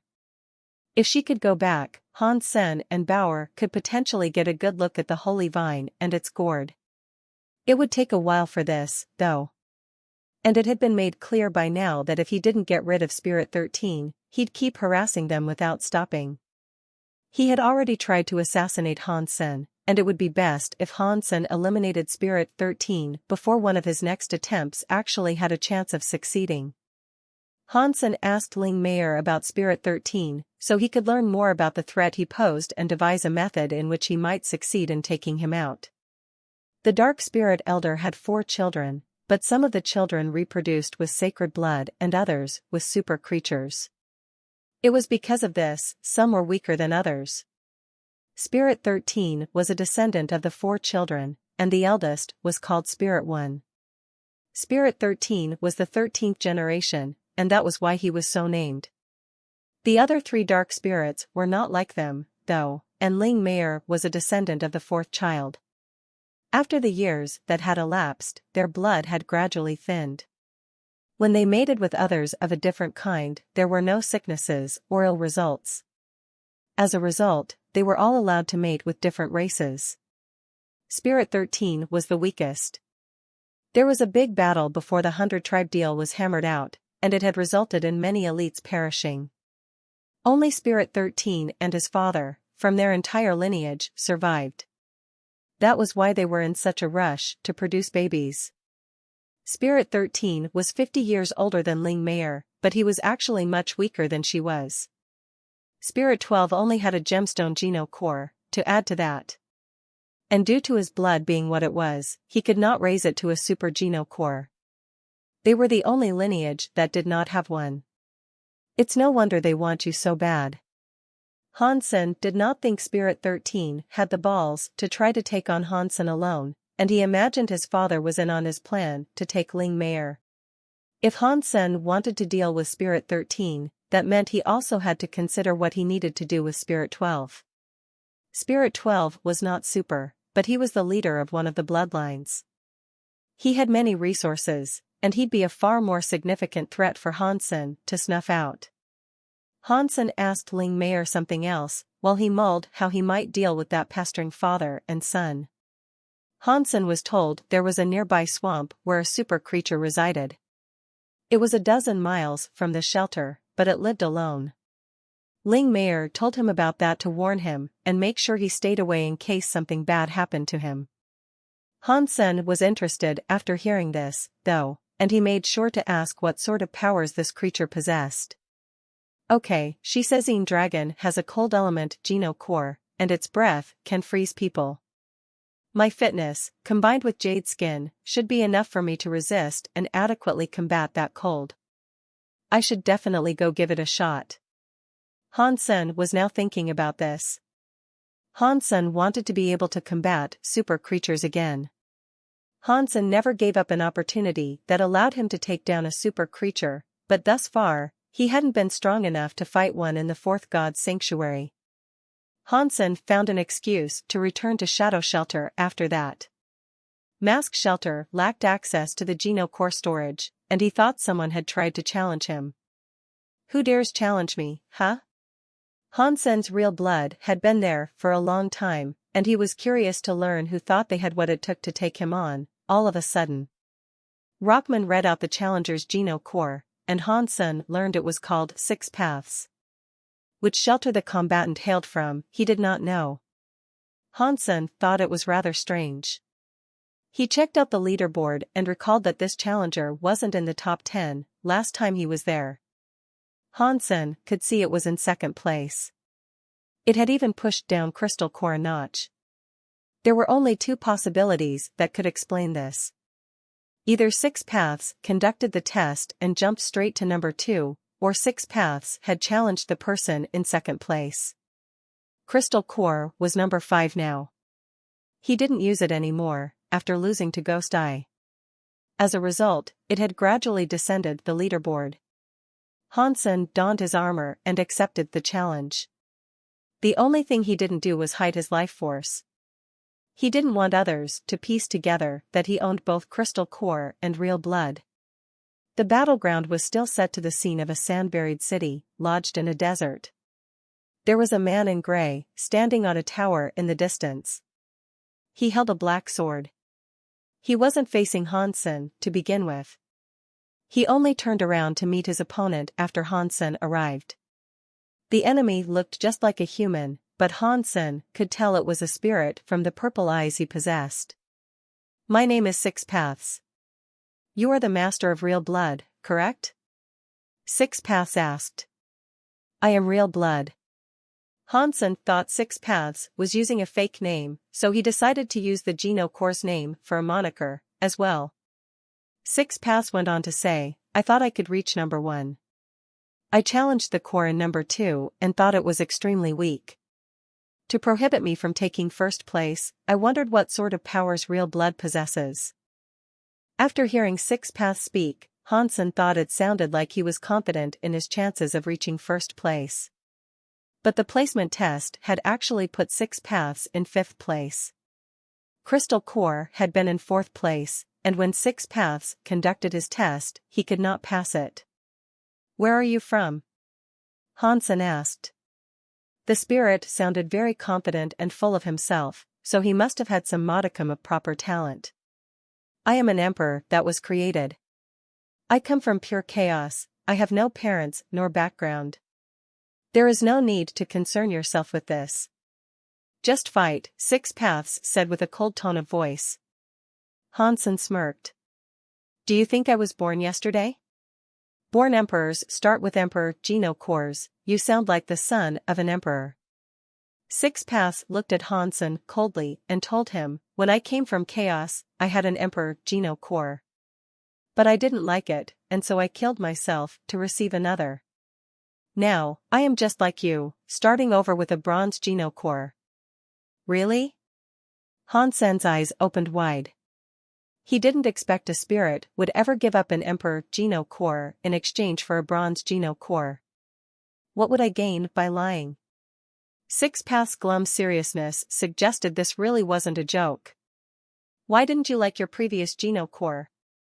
Your body has the same element, and the second core can't be all that different from the first. What's the point? Hansen asked. It is pointless to earn something grand when no effort of your own has gone into its retrieval. I'd prefer to earn things through my own hard work, the satisfaction gained that way is far more meaningful. 6 Paths peered down at Hansen for a moment before continuing. I destroyed my Geno core, but my emperor body is still here. I will scale down my power to combat you. Okay, let's see what you got. Hansen used his hands like blades and began slashing towards him. Hansen was employing Ghost Slash, which involved the powers of time and space. 6 Paths pulled out his sword and struck Hansen's hand. The collision of powers made an explosion. 6 Paths was not moved, but Hansen staggered backwards through the air a few meters. I know your power. I will scale down. Fight me. 6 Paths said. Hansen frowned and thought to himself, he really does have the body of an emperor. Ordinary super creatures could never possess such power. Hansen looked dim, but he wasn't going to turn his nose up at the prospect of making battle with an emperor. Hansen did not use his real blood Geno core, and instead, he used his phoenix techniques to fly towards Six Paths. Six Paths scaled his level to match Hansen, and his speed and power were brought down to a similar, more manageable amount. Use your Geno core. Six Paths blocked Hansen's attacks 3 times in a row with just his hands, and his opponent still refused to use his Geno core. Feel free to use yours. I'll use mine only when I need to, Hansen said. Okay, then. So be it. Six Paths pulled out an ancient sword. Hansen felt a chill run down his spine when he saw it. It was wholly black, with no sheen or gloss. It didn't reflect a single thing, and it looked almost sullen. The appearance of the sword made something clench in Hansen's gut, as if he was in danger. As Hansen watched him hold the sword, he believed the spirit really was named Six Paths. His sword, the Six Paths sword, became one with its wielder. My Six Paths sword has 6 different powers. I will make use of the first. It is called Heart Sword. Six Paths pulled out his sword. Hansen only knew there was an animal path, but he had never heard of the heart one. When Six Paths attacked, Hansen felt a great power overwhelm him. He felt as if he wanted to get stabbed. It was like watching a horror movie. They could cause much distress due to how terrifying they were, but people insisted on watching them to ride out the thrills, anyway. Hansen felt like a moth, drawn to a flickering flame that could incinerate him. Hansen used his phoenix techniques to dodge, but he couldn't shake the desire of wanting to get stabbed. Fortunately, Hansen had an incredibly strong will. Most would find themselves thrown onto the sword by now already. Six Paths attacked swiftly, and over time, the attraction grew stronger. Hansen was having to fight physically and mentally, the latter being the temptation. From Hansen's point of view, Six Paths was an alluring person. He felt as if he wanted to die by the spirit's hands. Although Six Paths scaled his power down, Hansen realized he was at a genuine, clear-cut disadvantage. This had never happened to him before. This heart sword is evil. Hansen did his best to fight back against that suicidal attraction. Six Paths was able to see into Hansen's mind and read what was going on, and he said, "The path of the heart is one of faith. It makes people believe what you say, regardless of whether you're right or wrong. Your faith becomes stronger than everything else, and that is why it is called Heart Sword." Hansen thought the man was extremely attractive, and he felt small and unworthy in his presence. Six Paths had gone on to tell Hansen his secrets, but Hansen was so selfish he hid everything. It made Hansen feel like he was a much worse person, and Six Paths was someone he could greatly admire. His sword was extremely attractive. This skill is so powerful. I cannot believe I underestimated a spirit in this sanctuary. Hansen thought he was invincible against those of the same level as him. Now, Six Paths had revealed to him that spirits of such might, at that level, still existed. It wasn't just physical attacks he had to deal with, Hansen had to battle within the mindscape. There was no skill involved there. You could lie to others about the power you possessed, but you could never truly lie to yourself. If Hansen's mind was weak, his nemesis would not have to exert effort in trying to kill him. If Hansen was weak, Six Paths could just ask Hansen to kill himself and he'd do what was bidden. There was a clear difference between the heart and willpower. Willpower improved one's faith, but that was not all. People with normal willpower and normal body power could still have strong faith. People with a strong mind might not be the strongest physically, but it was still common for physically strong people to have strong minds. The fists collided with a sword while faith clanged against faith. There were no sparks for the latter, but the lethality of that dance was just as wicked and dangerous. Every hit and every turn teetered on the brink of a knife. A misstep would bring certain death. Hansen had experienced many life and death battles in his time, but his mettle had never been tested this much before. Hansen fought his hardest when he was in combat with an enemy that was clearly stronger than he was. But in this fight, he couldn't solely rely on his body. He had to rely on his heart as well. This was almost overwhelming, and Hansen was exhausting more power than he should have been to make decisions. Beneath that power of attraction, Hansen still managed to keep his head clear. His objective had not been mired, and he did not let himself succumb to the charm of his opponent. Hansen didn't think highly of himself. He was a demigod, one of the best in the alliance. But at the end of the day, what Hansen wanted out of life was fairly simple. So what? It doesn't matter how good you are. I'm soil, and I will grow my own faith. I don't need others influencing me. Hansen's heart was incredibly strong. He really admired Six Paths' faith, but he would never consider trying to become like him. All I have to do is remain who I am. Be myself. Hansen was really strong of faith, and he was most certainly not going to change due to the skills that Six Paths possessed. Suddenly, Six Paths withdrew his sword and stopped for a moment. He stood where he was, unmoving, just staring at Hansen. Why have you stopped? Hansen looked at his enemy with confusion. Six Paths shook his head. Your talent is too strange. It seems as if you are able to predict the motions of your enemy. My sword was unable to move your heart, so it is pointless for me to fight. You concede? Hansen asked, with shock. I only used my first technique. I have 5 others, so I won't concede. But you are an enemy unlike any I have ever seen before. You are a rare sort. You did not even have to use a Geno core to do combat with me. I don't want to fight you. What does that mean? Are you fighting or not? Hansen did not know what he meant. Six Paths said coldly, the most delicious food must be enjoyed. To me, that is what you are. But you are not strong enough for me to enjoy the thrill of fighting you to my fullest. I will wait until the day I do not have to scale down to fight you. After that, Six Paths withdrew his weapon and readied himself to leave. Hang on! Hansen shouted. What is it? Six Paths turned around. I can let you take first place. Just give me an item to trade. My Geno core was reinforced 9 times already, anyway. You've only done it 8 times, correct? Hansen made himself look like a charitable person. But in Hansen's heart, he thought, you are an emperor. Even if you destroyed your Geno core, you should still have a bunch of worthy goodies. Give me something better than that ghost I did. Six Paths looked at Hansen with much surprise, and he said, okay. I'll trade this with you. Hansen accepted what Six Paths offered him. It was a wooden sword.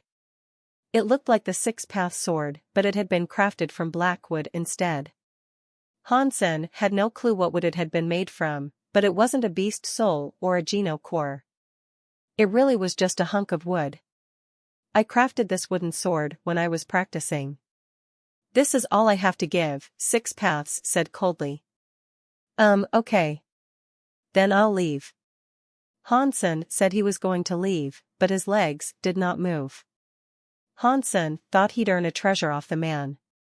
He didn't expect he'd only receive a plank of wood. I hope you can become stronger soon, so we can have a real and true fight someday, Six Paths told him. Okay. I will work hard to ensure that, Hansen said randomly, and then quit the fight. This is bad. I swapped my first place for a wooden sword? Hansen regretted his decision, but he didn't want to backpedal on his word. Six Paths becoming first place did not create much of a fuss. People believed Six Paths' new Geno core was bound to be better than his old one, so it didn't come as much of a surprise. He was not a nameless emperor. He was from chaos. He had been alive for 1,000 years, and none could rival him. His old Geno core was the second best on the Super Geno core leaderboard. It had made a big fuss in the 4th God Sanctuary before, so this was more or less a repeat that didn't warrant the same fanfare. Spirits believed it to be a normal, almost natural and expected occurrence. Hansen brought the wooden sword back to the shelter with him. He went and saw Moment Queen, who wanted to access the Geno core storage. They said hello to each other, but when Moment Queen saw the sword Hansen held, her eyes opened wide. "What are you doing?" Hansen saw Moment Queen approach him and grab the wooden sword with profound excitement. It was like she was looking at some extremely expensive antique or relic. "Impossible, how can?" Moment Queen's face stiffened with a massive shock. "Is this something good?" When Hansen saw Moment Queen's face, his heart jumped. "Of course it is. Where did you get it from? But I wonder why it has become a wooden sword. What a waste." The way Moment Queen looked at Hansen was like a spoiled woman. "Where I got it from is none of your business. Tell me what it is." Hansen was really happy, and the way in which Moment Queen spoke suggested he was holding on to something pretty special. Moment Queen paused. "If I am not mistaken, it is a branch of the Godspeak tree." "What is the Godspeak tree?" "It sounds powerful." Hansen had never heard of it before. Moment Queen rolled her eyes. "You've been in the fourth god sanctuary for a while now. How come you've never heard of it? Just tell me. If I knew what it was, would I have to ask?" Hansen sounded annoyed. Every time Moment Queen opened her mouth, her speech was crooked and not to the point. Moment Queen said, "Godspeak trees grow in the fourth god sanctuary. Legend has it, they connect to the fifth sanctuary. If you scale the entire tree, you are made a god and you can go there." That sounds a bit too easy. If all you had to do was climb a tree to become a god, we'd all be one by now. Hansen smirked. "Actually, no one has ever made it to the top." "No one has become a god," Moment Queen clarified. "No one? No way. Is that tree thousands of meters tall or something? That shouldn't be a difficult challenge for the elites." Hansen did not believe her. Moment Queen stroked the wooden sword and said, "No one knows how tall these trees are because no one has yet reached their tops. Not even emperors have managed to scale such trees completely. If the tree was that big, then this branch should be worthless." Hansen was disappointed. He didn't care about reaching the top, but hearing of how big the tree was really did devalue the rarity of such wood.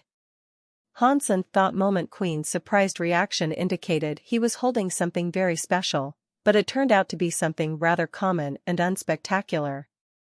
Moment Queen rolled her eyes and said, "Who do you think has what it takes to cut down a tree called Godspeak? Not even emperors can scrape its bark. You cannot fathom how hardy such trees are." "Interesting." Hansen stroked his jaw. "It's not just interesting. Some people believe the Godspeak trees are seeds of the fifth sanctuary. It makes sense, since emperors are unable to damage them," Moment Queen said. "If emperors are unable to damage them, where did this hunk of it come from? Maybe it's not even Godspeak wood at all." Hansen eyed the wood suspiciously. Moment Queen shook her head. "This is Godspeak wood. Although emperors are unable to break such trees, every 10,000 years, branches are known to drop." Moment Queen gave Hansen a few more details about this. Every 10,000 years, thunder rained down across the trees. The thunder could incinerate everything it touched. If an emperor came into contact with it, they'd be instantly rendered charcoal. But the Godspeak tree couldn't be damaged, for the most part. There was simply the occasional chance a small branch would be struck, and it'd fall from the tree. These rare fallings were called thunder godwoods. Thunder godwood was incredibly sturdy, but they weren't as strong as they had been before being sundered. If an emperor was strong enough, they could actually pull them down. It was considered a lot, even if only 3 cropped up every 10,000 years. Thunder godwood had some special attributes, however. If you carried it with you, it could moisturize your body and your Geno cores. It could even influence Geno cores to evolve at a faster rate. Some emperors carried thunder godwood around with them as a trophy of sorts. It acknowledged or underlined their reputation. Moment Queen looked at the wooden sword in her hand and she said, Thunder Godwood, the bigger the better. Seeing just 1 foot of this is rare. The emperors are so proud of theirs, but this one is 3 feet long. Furthermore, it has been carved. The handle is thicker than your arm. It must have been very big before, and I must confess I think it was a bit of a waste to have it carved into a sword. Hansen almost had tears running from his eyes. It was a treasure that could make Genocores evolve, and yet, it had almost been ruined. Hansen took back his Thunder Godwood and stroked it like a lover. He told it, I am so sorry you were unfortunate enough to end up in Six Paths' care. Come with me and I will treat you well. I'll take care of you as if you were my baby. Before Moment Queen entered the Genocore storage, she turned around. With a serious look on her face, she said, it would be best not to let others see it. If emperors see it, they will undoubtedly want to take it from you. You cannot fight emperors yet, isn't that right? Hansen nodded. I didn't know it was a treasure, at first. Now I'll be sure not to let anyone else see it. Moment Queen departed, and then Hansen brainstormed a few ways in which he could mask the sword and prevent others from recognizing it. He had to carry it with him, too, because Hansen could not put it inside the cruel bottle. Six Paths was able to carry it, but it would be easily noticed if Hansen was carting it around. As he mulled this over, he thought of a question. If it was called Thunder Godwood, and it had been thunderstruck, then shouldn't it be a Thunder Element treasure? Perhaps it will come in handy for the Silver Fox. It is a shame he has not evolved yet. If he had, I'd definitely want him to see this. Hansen, now thinking about Silver Fox, decided to look at the egg he now resided in. Hansen did not put Silver Fox inside the cruel bottle, due to it being a separate dimension. Hansen was afraid he would not evolve inside there. Hansen took the egg Silver Fox had become and then, all of a sudden, the lifeless black Thunder Godwood suddenly erupted with lightning. It was going directly towards Silver Fox's egg. The wooden sword was black, but the lightning was white. It struck the egg and was absorbed by the shell. As this occurred, the egg began to shine. Hansen looked at the wooden sword and the egg in shock. The lightning from the wooden sword did not look aggressive, but it was radiant and brimming with energy. It looked as if it wished to bestow life upon its target. Hansen felt as if the egg Little Silver had become was desiring flesh. Hansen then placed the sword on top of the egg, to see if Little Silver would have some sort of reaction.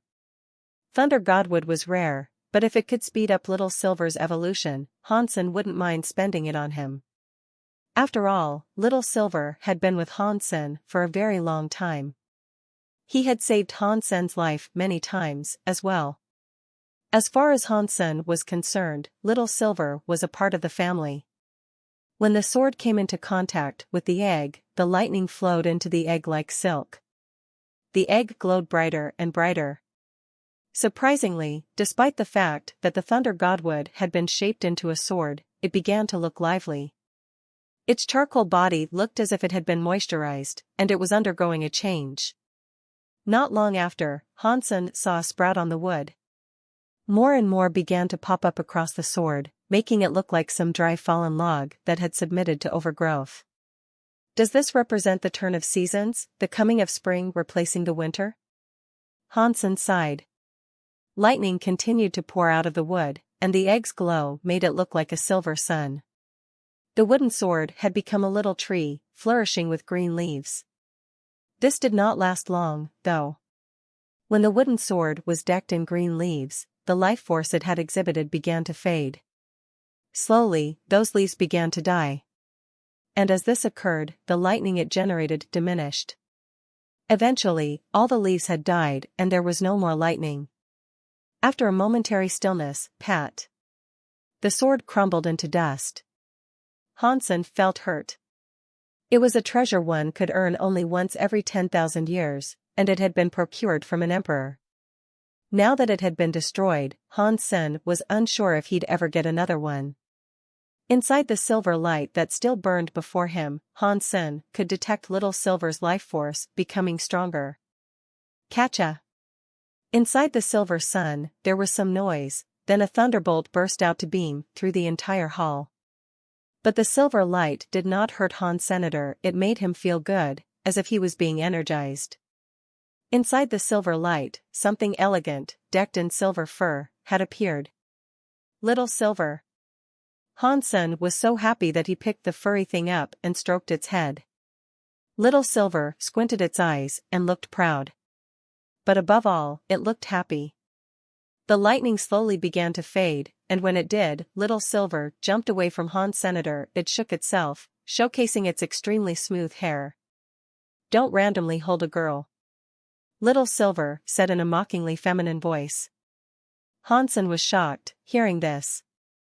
He went over to pick up Little Silver again and said, "You speak the human language, now? I said you shouldn't grab me. Look, you've messed up my hair again." Little Silver leaped away from Hansen again and shook down his hair to reset it. With a proud tone of voice, he turned to tell Hansen, "The human language is easy to learn. It's nothing to be proud of. I knew you were the best." Hansen bent down to rub his head. Little Silver looked all cocky, but did not tell Hansen not to touch him this time. Now that Little Silver had been reborn, Hansen was exuberantly happy. Unfortunately, this upset Bauer. She used to be the sole recipient of Hansen's love, and he took her everywhere. Now, she felt she'd have to compete for Hansen's attention. Bauer and Little Silver looked at each other. A spark of rivalry jolted between them, and they both turned around to look away. Little Silver was like the air of a super creature, and so was his fitness level.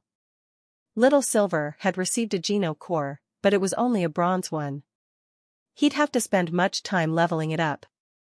Hansen planned to take Bauer and Little Silver down into the underworld. He worried if he was gone from there for too long, Ling Mayer would fall prey to another one of Spirit 13's machinations. It would be a shame if such a cute girl was tricked into making babies for Spirit 13, of all people. But before Hansen left Shadow Shelter, he felt something very powerful approaching. It immediately made him frown. Hansen knew who it was. It had visited the shelter twice before, after all. It was Qing Lu from Outer Sky Shelter. Hansen quickly went to hide in the spirit hall, while Cheap Sheep and Green Cow went over to welcome him in and see what he wanted.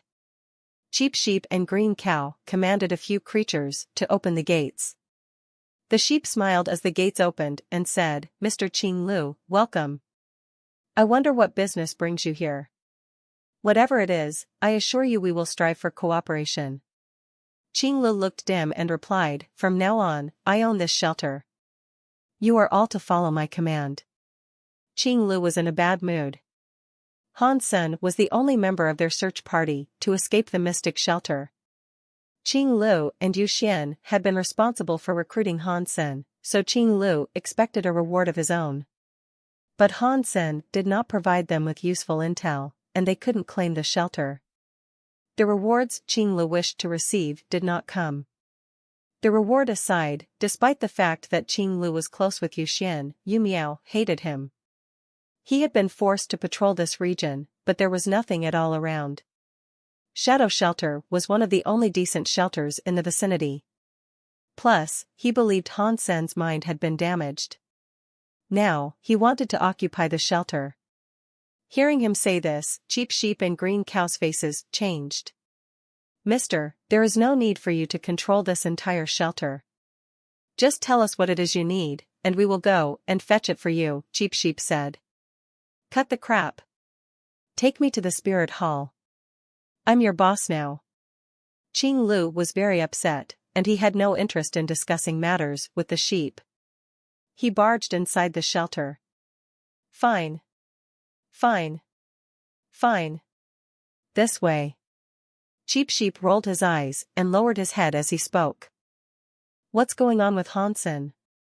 Qing Lu asked Cheap Sheep as he walked inside. Cheap Sheep looked at the spirit with disdain and answered, "His brain had problems. We chased him off, seeing there was no point keeping a simpleton around. Having an idiot running the place would be silly." Yeah. He became so dumb. He cannot even tell the difference between men and women now. No one would even accept him as a slave, Green Cow added. That makes sense. Do you know where he is right now? Qinglu asked. Who knows? I sometimes see him skulking around the alleyways, munching on leftover food. He knows they're just bones devoid of meat, but he still ravenously gnaws away at them. Cheap Sheep was saying a lot. After Qinglu heard this, he didn't want to know any more about Han Sr., who asserted leadership over the shelter. Then Cheap Sheep and Green Cow played dumb and just said, "You're the boss now, eh?" Before I arrived, I mean. Who was the boss? Qinglu stared at the two. There was a female spirit leading us, called Moment. She left a few days ago, but she has yet to return. No one dared ask her where she was off to, Cheap Sheep said. Qinglu asked a few questions regarding Moment, but Cheap Sheep and Green Cow kept saying they didn't know. Qinglu was satisfied, regardless. Cheap Sheep and Green Cow were being polite, after all. He walked around Shadow Shelter for a bit and came to quite like the place, and after that, he went to wait inside the spirit hall. He asked for the two to gather everyone the next morning, so they could announce who their new leader was going to be. Cheap Sheep and Green Cow agreed to do this, but eventually, they sneaked off into a stone house together. Han Sen, Moment Queen, Bower, Little Silver, Red Pony, and Galaxy Beast were all there waiting. Boss, we've calmed him down. What do we do now? Cheap Sheep explained what had occurred to Han Sen. Why don't we kill him in his sleep? Green Cow spoke with a hushed voice, one that harbored contempt. Han Sen shook his head and said, Qinglu is from Outer Sky Shelter. We don't have the strength to combat such a place, and killing Qinglu would only draw trouble from there. You guys continue the charade for a few more days while I figure something out. Cheap Sheep and Green Cow patted their chests and said, Don't worry, we are loyal to you. Even if we stand next to Qinglu and look faithful, at heart, we are forever yours. Good. For as long as I breathe, I'll take care of each of you the best I can. Han Sen's voice turned cold, and he went on to say, Go back for now. Do as he commands and keep up the act. We can't afford him growing suspicious. When Cheap Sheep and Green Cow left the house, they began speaking to each other. Cheap Sheep, should we follow the old boss or the new boss? Green Cow's voice dipped even lower. She was close with the sheep, and she trusted his judgment.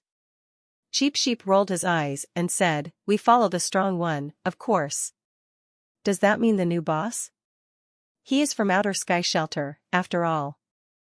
He must be stronger than Han Sr., Green Cow made her opinion clear. Cheap Sheep touched Green Cow's leg and said with a smirk, You don't know anything. No matter how strong Qinglu is, he is still the slave of someone else. There is no use in following a slave. Do you really want to become the slave of a slave? I thought you said we should follow the strongest? Green Cow asked for clarification. Cheap Sheep sighed and shook his head. Are you stupid? Are you really not able to tell how powerful our boss is? If Qinglu did not already belong to Outer Sky Shelter, I guarantee the boss would have killed him by now. The boss is that strong? Green Cow's eyes opened wide. That is why I called you stupid. For as long as the boss is around, the shelter will still belong to us.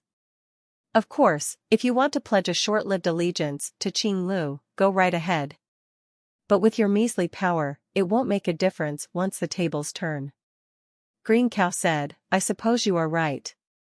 You and I lack power, and it was very courteous for the boss to let us run and manage the shelter. Exactly. And the boss has not told us to be hostile. He's kept things friendly and maintained the quo. Han Sen left the shelter. He was not afraid of his companions being rats. Qinglu was merely a royal-class spirit with a gemstone geno core. He needed to avoid Outer Sky Shelter's wrath, above all. If that wasn't an issue, he would have killed the pompous spirit already. Qinglu obeyed others, so his spirit stone was inside his body. He couldn't even revive. Han Sen was determined not to let him get away with this, But he wanted to go to the underworld before he did anything and retrieve his maggots. If he pinned the death of Qing Lu on those creatures, they wouldn't think to put the blame on Han Sen. Han Sen walked a few miles, but after a while, something white approached him. It was a 3-meter-tall white ape.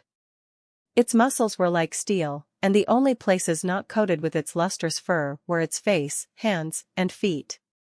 The ape had already reduced its power, but with his Dongxian aura, Han Sen was able to tell the creature was extremely powerful and far better than the maggots he was setting out to retrieve.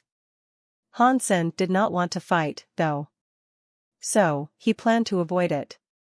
But the ape already had Han Sen in its sights.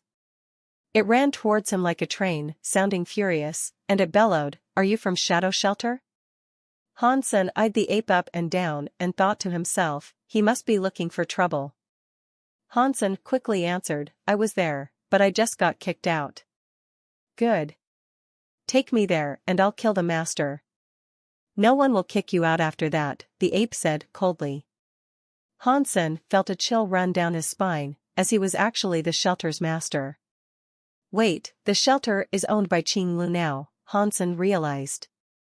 "Do you have a grudge with the new master there?" "It goes far beyond a grudge," the ape roared. Han Sen brought Snow Ape to Shadow Shelter, feeling exuberantly happy. Along the way, Han Sen asked the creature many questions. Snow Ape was the heir of a super creature known as Daemoon Ape. After he was born, though, for reasons he never learned, he was unable to see his parents. Not long after that, Nan Lydian captured him and brought him back to the shelter to conduct tests and experiments on him. Nan Lydian did not expect to get so lucky and capture the baby of a super creature. But still, Snow Ape was actually a sacred blood creature. Snow Ape claimed it was sacred blood because its blood may have been impure. Su Mianhua had taken much of his blood to run many tests. He had been fortunate to escape captivity one day, while Nan Lydian was away from the shelter. And then, he got even luckier. He leveled up and his Geno Core became a Super Geno Core. With such might and confidence, he planned to return one day to slay Nan Lydian. Unfortunately, that was a long time ago. He was young when those atrocities were committed. He didn't actually remember Nan Lydian's name, and neither did he remember what he looked like. He only remembered a vow he made long ago, and that was to kill the master of Shadow Shelter. Han Sen felt relieved he had narrowly avoided being the ape's target, and he thought to himself, it's lucky Qing Lu came when he did. If he hadn't, this big ape would be out for my blood instead. Snow Ape didn't sound like a bad person, though. He was very grumpy, but he wanted to keep his rampage focused on the person he vowed to kill. He didn't want to kill anyone else. They traveled back to Shadow Shelter, and when Snow Ape's eyes saw it, they turned red. The ape cried aloud, "This is the shelter." After that, Snow Ape attempted to run right for the shelter.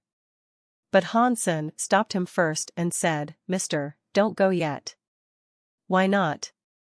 Are you going to try and stop me?" Snow Ape stared at Han Sen with anger, as if he, rightfully, knew the human would be unable to stop him. "No, not at all. But you don't know what his face looks like. If you go in with such bluster, you'll frighten everyone. And the master is sly, so he will probably blend in with the terrified crowds and not admit to being the one you're looking for," Han Sen quickly explained. "That makes sense." Snow Ape groaned. "How about you hide your strength, like you did earlier, and come back there with me? I'll help you find the master, and once he admits his identity, you can go right on ahead and kill him." On the inside, Han Sen thought to himself, "I killed Nan Lydian and already got you your vengeance. Now you can return the favor and help me get rid of Qing Lu." When Snow Ape heard what Han Sen told him, he replied, "Good thinking. Take me to the Asterisk Shoal so I can kill him." Han Sen nodded and brought the Snow Ape straight to the Spirit Hall. Qing Lu was having a meeting in the Spirit Hall at the time. He was sitting upon the throne, gobbling up all the Geno fruit sheep and green cow had been delivering him. Shadow Shelter was better developed than he believed it to be. He thought he could rake in quite a lot of profits with this place under his control. It was a concept that perked up his mood quite a bit. All of a sudden, someone unwelcome entered the hall. Qinglu thought it might have been a metal eater, but it wasn't. It was Hansen, and at his side was a white ape. Hansen? What are you doing here? Hansen was useless to Qinglu now, so he was going to spare all his courtesies and niceties. You're asking me why I'm here?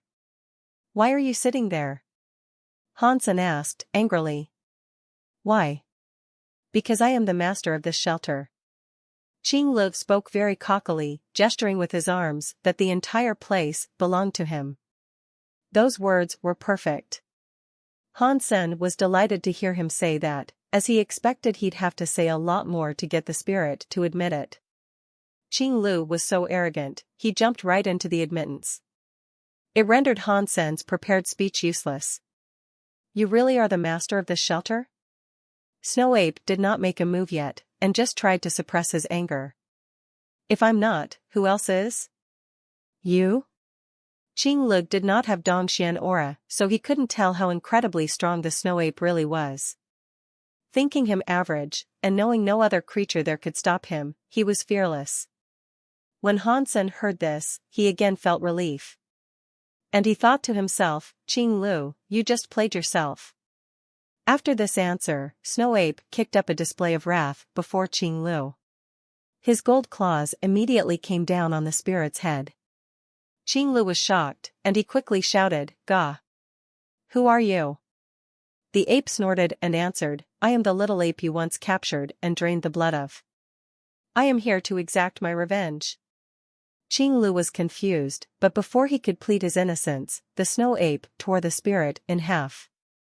His blood coated the spirit hall red. He had no chance of fighting back.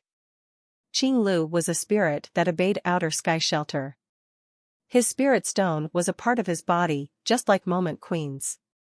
He could put his spirit stone in the spirit statue, but he'd still be unable to revive. Now that Snow Ape had ripped him apart, he was gone for good.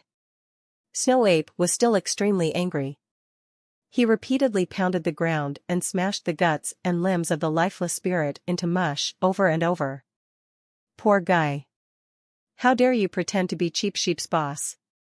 Hansen looked at what remained of Qinglu and sighed. Cheap Sheep and Green Cow were frozen. Qinglu was a powerful royal spirit, and he had just been torn to pieces in a flash. He didn't even stand a chance of fighting back. The creatures and spirits that had arrived there for the meeting saw the messy leftovers of what had transpired, and they were brought to shock. After killing Qinglu, the ape turned around and left. He did not fancy staying there a second longer. Hansen reminded him, be careful. He obeyed outer sky shelter, and if they find out he was killed by your hands, they will come after you. I'll kill whatever comes my way. Snow Ape spoke with anger as he slowly walked off. Boss, you are really smart and really strong. Qinglu was such trouble, and you found someone to get rid of him. Inside the spirit hall, Cheap Sheep praised him proudly. Green Cow also chimed in to say, Boss, you are blessed. You are so young and so handsome, all the woman cows are sure to fall for you, head over heels. You can keep them, Hansen thought to himself. He then turned to look at them and said, if an envoy from outer sky shelter comes, do you all know what to say? Yes. A creature named Snow Ape came and killed Qinglu. He was a spirit with many enemies, so it didn't come as a total surprise, Cheap Sheep quickly answered. Good. Honesty is the best policy. Hansen smiled. Thank you for the compliment. From now and into the future, I swear to serve you as best as I may. Cheap Sheep had a renewed vigor and a spring in his step. He used the phrase Hansen had taught to both Bower and Galaxy Beast. Hansen handed matters of the shelter back to Cheap Sheep and Green Cow once more. They were a strange duo, but they got things done. He didn't expect them to be loyal forever, but as long as they kept the income flowing, they were fine to handle things however they chose to. Most spirits and creatures were unable to speak the way they did, as well. It did not matter how strong others were, none matched their eloquence for diplomacy. Hansen left Moment Queen in the shelter, and even Little Silver. He activated his Super King spirit and redonned his dollar identity, and then, he took off to the underworld shelter. Bauer did not want to stay in Shadow Shelter, and Hansen needed to take her to the Holy Vine, anyway. Thus, he brought her with him. As they left, Bauer sat on Hansen's shoulder. She gave Little Silver a smile, as if she had asserted victory. Little Silver ignored her and continued to rest on the bed. His attitude and lack of caring just made Bauer angry. Back in Mask Shelter, nothing ill had befallen the place during Hansen's absence. Spirit 13 hadn't tried anything else. I located an area with high-tier genoplants. Snake King refuses to take me there, so can you? Ling Mayer asked Hansen. What is it? Hansen was not interested in any average genoplant. It's a cave with an abundance of mushrooms. They look high-class, but I don't know their names, Ling Mayer said. Hansen did not know how to deal with Spirit 13 yet, and with nothing else to do, he decided to accompany her and check out those mushrooms. There were millions of smaller caves and tunnels in that place. If Ling Mayer was unable to lead the way to them, it was highly unlikely Hansen would find them himself. The tunnel was only 1 person wide. After a few hundred meters, it opened up enough to allow 3 people of average build to walk side by side. After a while, Ling Mayer pointed ahead of them. Those are the mushrooms. Hansen looked at where her fingers pointed, and there were mushrooms skirting a number of rocks. Their caps were white in color and around the same size as a clenched fist. Nothing seems to be guarding them. Why don't you just go grab them? Hansen's Dongxian aura did not detect anything hostile in the immediate environment. I tried, but I was unable to, Ling Mayer said, with an apathetic attitude. Why not? Hansen couldn't see why. Ling Mayer did not know why, either. I was just unable to. You should go try to pick them up. Hansen didn't sense any danger, so he walked right up to one of the mushrooms and tried picking it up. His hand went right through it. The mushroom was giving off a fragrance, and it was plain to see, but he was simply unable to make physical contact with it. Weird. It's a shadow, Hansen said, as he looked at the mushroom. It was white, with a slight smidgen of pinkishness. It smelled good, and the Dongxian aura was telling him it was a sacred blood plant. Hansen used his hand to touch it again, but just like before, it slipped right through. See? You can't touch it, Ling Mayer said. So very weird, why can I not pick it up? Hansen used his Dongxian aura to scan it again. It was alive, and it most certainly did exist. But no matter what he tried to do, his fingers could not grip the shroom. There's a lot more ahead, Ling Mayer said, as she went deeper into the cave. Hansen followed. The cavern was filled with the mushrooms, all of varying sizes. Some were as big as footballs, whereas some were only fist-sized. Hansen tried touching them, but again, he failed to make contact. He couldn't touch any of them. Bauer was curious about this phenomenon, so she jumped down off of Hansen's shoulder. She successfully grabbed a mushroom and picked it up. Bauer is good, Hansen thought. Ling Mayer saw Bauer grab one with success, and so she tried doing the same. Just like Hansen couldn't, she was unable to pick one up. Dad, this is for you. Bauer put the mushroom in Hansen's hand. Perhaps it was because it had been picked up, or it had been touched by Bauer, but the mushroom was now a physical item he could hold on to. Hansen gently squeezed the cap of the mushroom, keen to see what it did. But when he squeezed it, the entire mushroom blew up in his hands. A white light hit Hansen's forehead, prompting an announcement to play. Ordinary class Beast Soul Grenade Mushroom obtained. This is a beast soul? Hansen was rather surprised.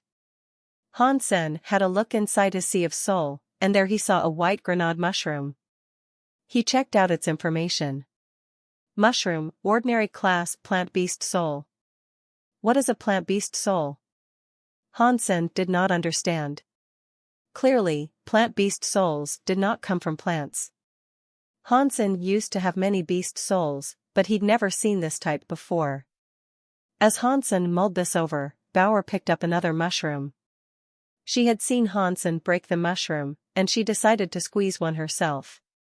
"Dad, I got a sacred blood beast soul," Bauer said to Hansen. "Why is there such a big difference? Why did I get an ordinary beast soul?"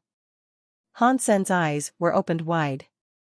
"Bauer, help Dad get another one." Hansen thought if there was a sacred blood beast soul up for grabs from the mushrooms, he couldn't leave satisfied with an ordinary one. Bauer went to pick one up, but Hansen suddenly blurted out, "That one?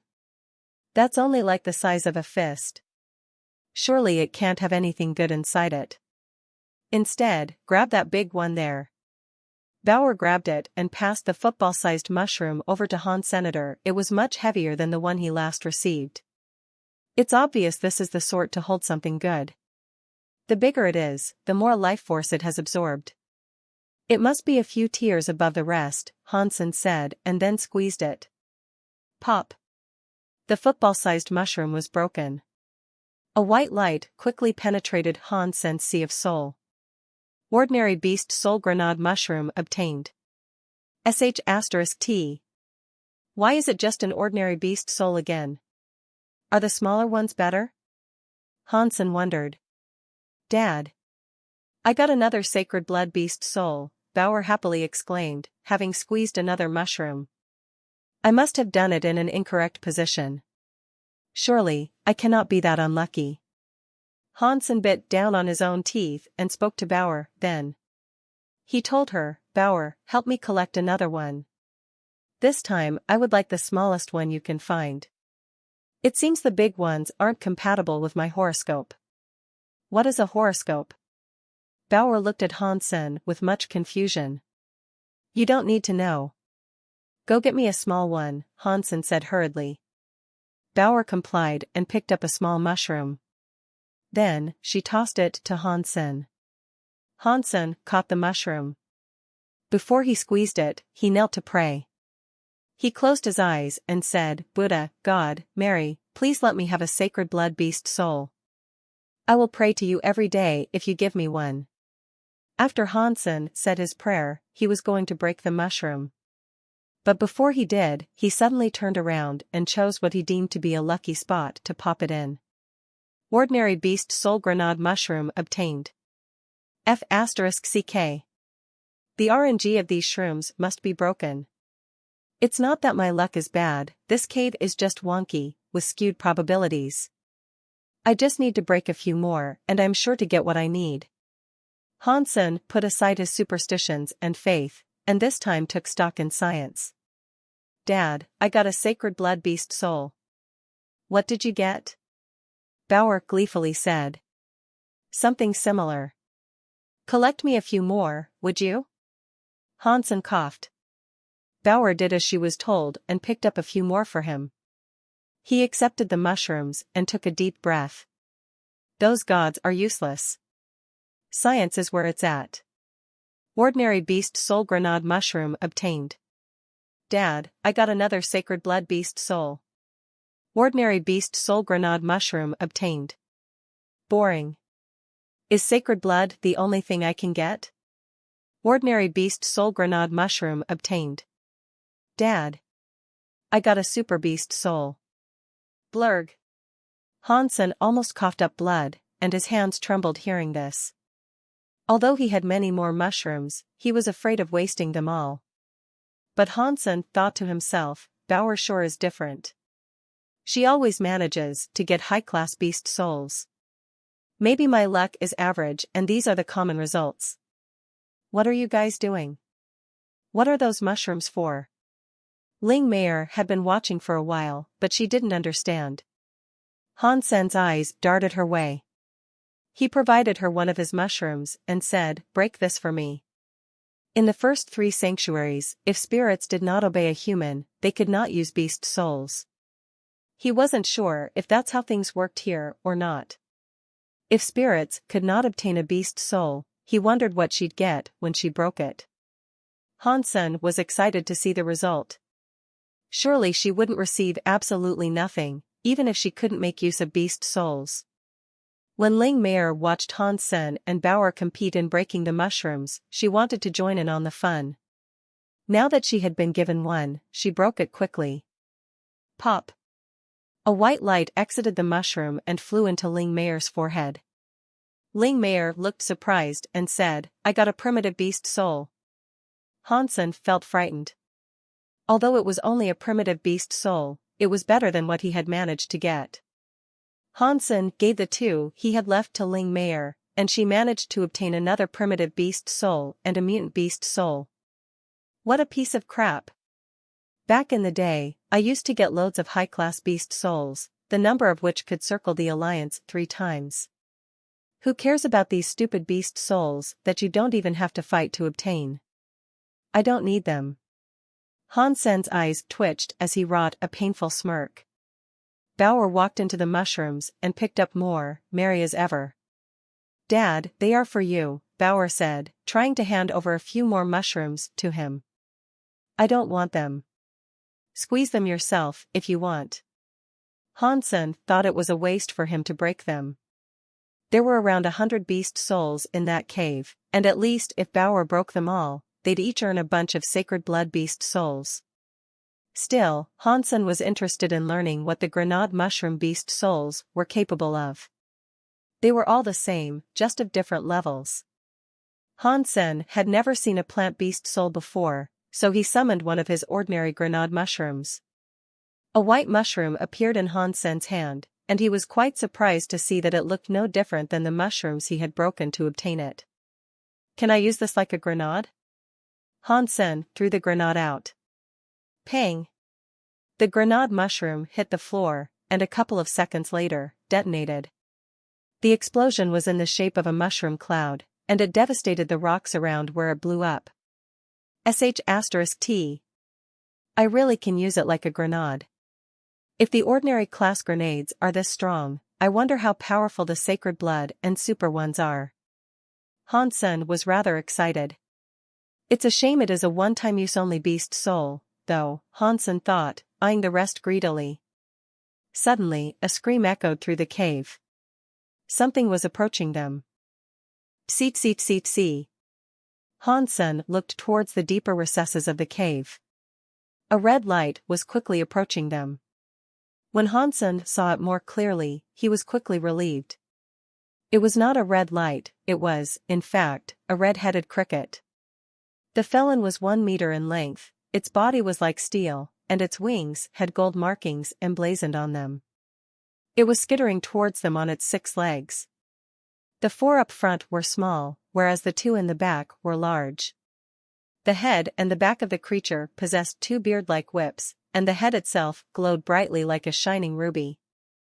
When the gold wings flapped, it made a strange sound that was painful to hear. The power of its back legs was shocking to behold. It immediately leaped up towards Hansen, and it looked at him with anger. "Crap! It's a super creature. Run!" Hansen grabbed Bauer and took off running, with a surprising lack of concern for Ling Meier. Ling Meier wasn't keen to hang around, either, and she followed after them.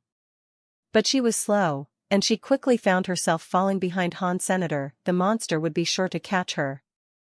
Hansen heard the sound of something banging around up ahead, and it was then that he realized the cave narrowed to allow only one person to pass through at a time. Snake King was outside, slamming into the stone to widen the way. But by the time its work was done and it could get to Ling Meier, she'd be dead. Seeing the red cricket behind Ling Meier, looking like a hellborn devil with its serrated teeth grimacing in pursuit, Hansen imagined it'd be capable of tearing through steel with ease. Hansen jumped backwards, up and over the struggling Ling Meier's head. He gave her a pat on the back, which pushed her out of the way of the cricket's incoming attack. Hansen saw the redhead cricket's teeth nip and gnash at each other in its sordid mouth, making squelching sounds as it did. Quickly, Hansen then jumped over the cricket's head and patted its back, too. He had given it a slap with Super Spank engaged. But he was only able to make its sequence structure tremble a little, and it felt as if Hansen was bringing his hand against thick, unbreakable steel. Hansen landed 10 meters behind the cricket. After the hit, the completely uninjured cricket turned around to look at the bold human. "Come this way. Chase me, you stupid bug." Hansen flipped the bird at the cricket and took off running, back deeper into the cave. Psee. The red-headed cricket squealed, leaping after Hansen. When Ling Meier saw what Hansen had done and that the cricket was going after him, a mesh of emotions crossed her face. She was touched by his courage. Unfortunately, despite how fast Hansen could run, the cricket would eventually catch up to him, too. And so it did, shortly after. Hansen was able to summon a grenade mushroom to throw at the cricket, but it would have been a pointless move. He only had ordinary variants of the explosive shrooms, and they'd likely do nothing to the super creature in hot pursuit. "Bauer, give me the grenade mushrooms you possess," Hansen shouted as he ran. Bauer complied and quickly gave all her beast souls to Hansen. Senator Hansen was shocked at what he received. There were 11. 10 of them were sacred blood grenades, and one of them was a super grenade. Hansen hadn't expected this to be how he received his first super beast soul as a demigod. It almost made him angry. He'd spent half the day receiving only ordinary beast souls, but Bauer had amassed sacred blood and super beast souls with ease. But there was no time to mourn those sour results right now. The red-headed cricket was right behind him, ready to strike Hansen's backside. Hansen lobbed one of the sacred blood grenades directly into the cricket's hungry maw. It rattled down its windpipe until Hansen heard a low boom. After that, the cricket was gone from sight, vanished in a heavy white mist. The shockwave blew Hansen away, and he was sent hurling into a wall. One-time use beast souls are stronger than the average variety, that's for sure. That power was almost equivalent to that exhibited by super creatures. Hansen stood up, merrily narrating to himself. But the smile on his face was quickly lost, as the cricket emerged alive, staggering out of the dust. The mushroom had not damaged it. There was no blood, and its life force showed no sign of being any weaker than it was before. Hansen got back to the chase by quickly running away. The cave was a labyrinth of complicated pathways, and Hansen had to use this to his advantage. If he didn't evade the cricket with care, it'd surely catch up and bring him to a grisly end. The cricket was determined to hunt Hansen down, though. Nothing swayed its resolve, despite Hansen lobbing a sacred blood grenade mushroom every time he found himself in a dangerous spot. It helped to slow the creature down. After an hour of this running, Hansen had almost run out of grenades. He was down to his last, the super grenade mushroom. The cave ahead suddenly widened, and Hansen took off for this expansive cavern. Hansen ran through it as quickly as he could, and then took off flying towards the holy vines he could see creeping across the stone high above. The cricket was able to fly, and it came after him just as it had been. Hansen reached the ceiling of the cave with the cricket at his heels. Hansen was going to be swallowed by the rampaging creature if he didn't move fast, so he swirled through the air in an arc like a swooping bird to avoid it. Boom! The red-headed cricket hit the cavern ceiling, and the vines reached out like snakes, lecherously tangling the insect up.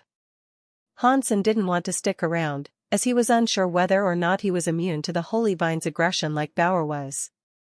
Hansen saw the cricket squeal and struggle the best it could, unable to get itself free. That holy vine is powerful. Not even super creatures can escape its grip. Hansen was shocked.